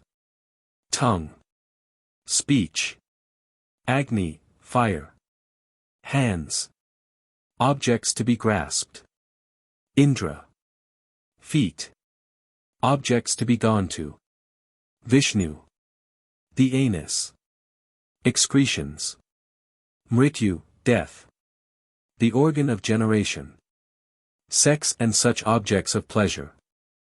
Prajapati. Manas. Objects of thought. Chandra, the moon. Buddhi. Objects of understanding. Brihaspati. Ahankara. Objects of egoism. Rudra. Chit. Objects retained in thought. Kshatrajna. Tamas or ajnana. The various forms of darkness. Isvara. Visva and his unity with the viraj. 6. The cognizing by external and internal organs of sensation, helped by the cooperation of the several intelligences, devatas, of their respective objects is said to be the Jagrat state. The Atman identifying himself with this Jagrat state, and with the physical body, which is the seat of the sense organs, is called Visvya. One should regard Visvya in the form of the viraj, for the cessation of difference. Taijasa and his unity with the Hiranyagarbha. 7. The Sukshina Sarira or subtle body of the Pratyagatman, which is but illusory, comprises the following. 1. The five organs of sensation, namely, the organs of hearing, touch, sight, smell and taste. 2. The five organs of activity, namely, the organ of speech, hands, feet, the anus and the organ of generation. 3. The fourfold internal organ as made up of manas, composed of formative thoughts, buddhi, which is of the nature of determination. Ahankara, the egoism making up the personality, and chit, the faculty of reflection. 4. The five functions of prana or vital force, namely, prana, apana, vyana, udana, and samma. 5. the Purushtaka or the 8 regions, comprising the 5 subtle elements such as akasa, ether, vayu, air, fire, water, earth, as well as avidya, kama, and karma. They say that this Purushtaka is called linga sarira. The consciousness which, during the quiescence of the sense organs, arises in the form of the percipient and objects of perception manifested in virtue of the samskaras or latent impressions of the jagrata state, is called svapna. The entity who identifies himself with these, i.e., with the subtle body in the svapna state, is termed taijasa. The wise man should think of the taijasa as one with the hiranyagarbha, prajna and his unity with Isvara. 8. The ignorance or nescience of Atman blended with a semblance of consciousness, is the cause of the 2 bodies, stula, and sukshma, and it is called avyakta the unmanifested, and avyakrita, the undifferentiated. It is neither existent, nor non-existent, nor both existent and non-existent. It is neither distinct from Brahman, nor non-distinct, nor both, distinct and non-distinct. It is neither made of parts, nor partless, nor both, made of parts and partless. It is removed by the knowledge of the unity of Brahman and Atman, inasmuch as it is false. The cessation of all cognitions, the state of buddhi remaining in the form of its cause as the fig tree remains in the fig seed, is called sashupti. The entity who identifies himself with these 2, with avyakta and sashupti, is called prajna. One should regard prajna Atman as one with Isvara or akshara, the cause of the universe. The One Reality. 9. The One Reality, which is consciousness in essence, appears by illusion as different, in the form of Visva, Taijasa, and Prajna. As also in the form of Viraj, Sutra and Akshara. Since the 3 entities, such as Visva, Taijasa and Prajna are one with the 3 entities such as Viraj, Sutra and Akshara, one should regard them all as one and the same, so that the absence of all else may become manifest. Contemplation of Atman by Pranav. 10. The whole universe, composed of prajna and so on, is one with the syllable om, fu. The universe is made up of designations and the designated, which are never in fact perceived separately. Visva is one with the syllable u is said to be one with taijasa, and the syllable hem is one with prajna. In this order one should regard them. 2. Prior to the time of samadhi, one should thus contemplate with much effort and then dissolve the whole universe in the conscious self, step by step, dissolving the gross in the subtler one. The devotee should dissolve the syllable a, the visva aspect of the self, in the syllable u, and the syllable u, the subtle taijasa, in the syllable m, the syllable m, the prajna, in the chidatman, the conscious self. I am the conscious self, the eternal, pure, wise, liberated, existent, secondless, I am the Om, Vasudeva, the supreme bliss in its entirety. Having thus thought, he should dissolve even this discriminative thought, chit, in the witness thereof. When dissolved in the conscious Atman, that thought should no longer be disturbed, he should remain as the all-full consciousness, like the full unmoving ocean. I too. Thus having attained balance in mind, endued with faith and devotion, having subdued the sense organs, having overpowered anger, the yogin should see the secondless Atman. Because at the beginning, at the middle and at the end, all this is pain, therefore he should always firmly dwell in the reality abandoning all. Jivan Mukti. 13.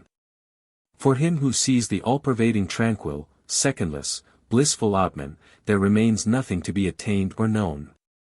Having achieved all aspirations, he becomes wise, he always remains a Jivan Mukta. Fixed in Atman with all his being, he never indeed sees the universe. No doubt he becomes aware of the dual universe occasionally when he is awake to the world around.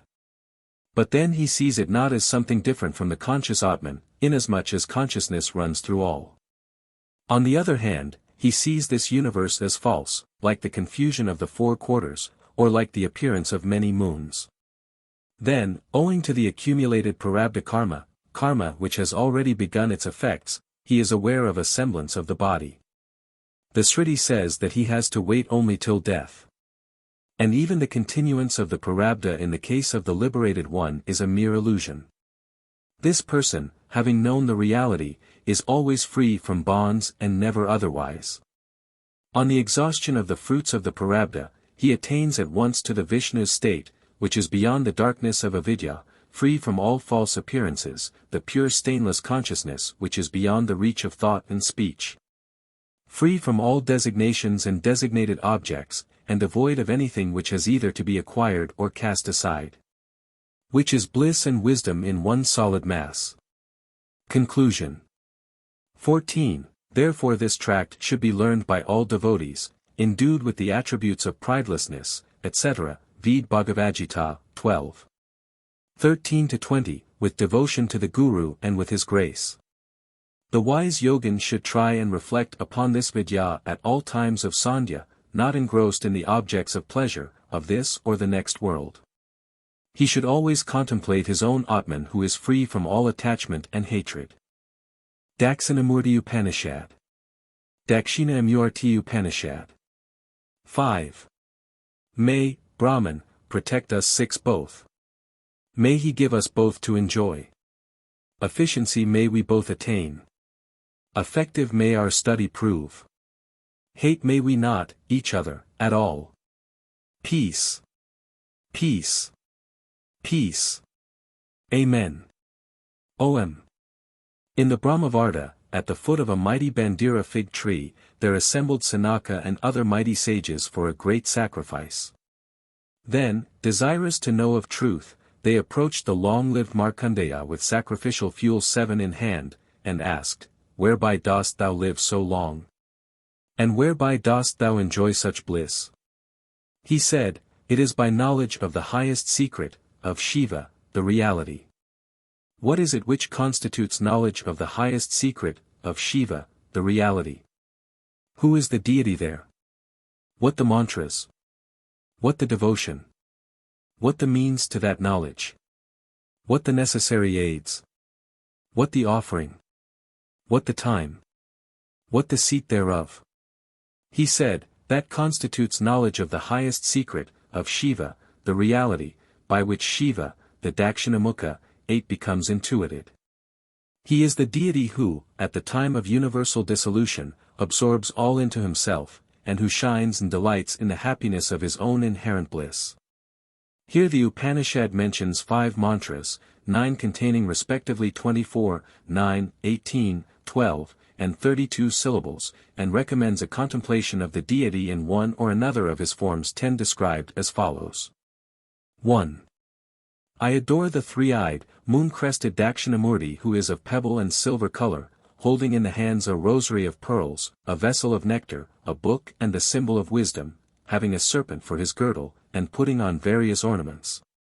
2. May the milk-white three-eyed primal being, Bhava, grant us purity of thought, he who, seated at the foot of a fig tree, surrounded by Sukha and other sages, holding in the hands the symbol of the blessed wisdom, with axe and deer.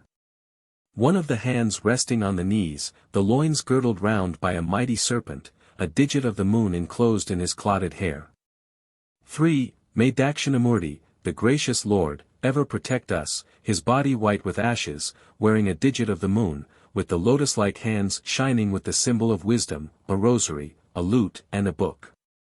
Handsome with the yogic bell, seated in the posture of an expositor, surrounded by hosts of mighty sages, with serpents on, and clad in hide. 4. I adore him who in his hands holds a vaya, a book and a rosary, with a cloud-like throat, who is rich in gifts, girdled by a mighty serpent, resorted to by Sukha and other sages, who has made the foot of a fig tree his abode. 5. I contemplate, for the attainment of the highest end, the Supreme Guru, the spouse of Bhavani, the serene-faced primal being, he who is spoken of in all the Vedas, the first utterances, whose hands shine with the symbol, of wisdom. With a book and fire and a serpent, who, bedecked with garlands of pearls and a crown blazing forth brilliant with the digit of the moon, resides at the foot of a fig tree and removes the ignorance of all.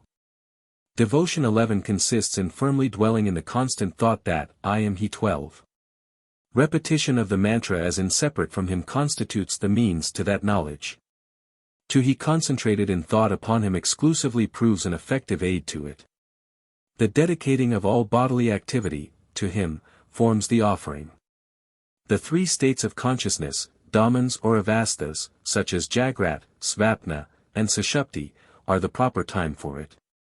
The proper place is the 12-pointed seat, i.e., the Sahasrara or thousand-spoked wheel in the cavity of the head. Then again they asked him as follows, full of faith, how comes his manifestation? What is his form? And who is his worshipper? He said, in the mighty lamp of wisdom, overflowing with the oil of Vairagya, indifference to worldly objects, and furnished with the wick of bhakti, faith, one should kindle the light of knowledge and see. Then the darkness of delusion being dispelled, Shiva, himself becomes manifested. With a view to dispel the utter darkness, the devotee should produce fire, making Vairagya the lower Arani, stick, and knowledge the upper 113. And then Shiva will exhibit to his view the hidden reality.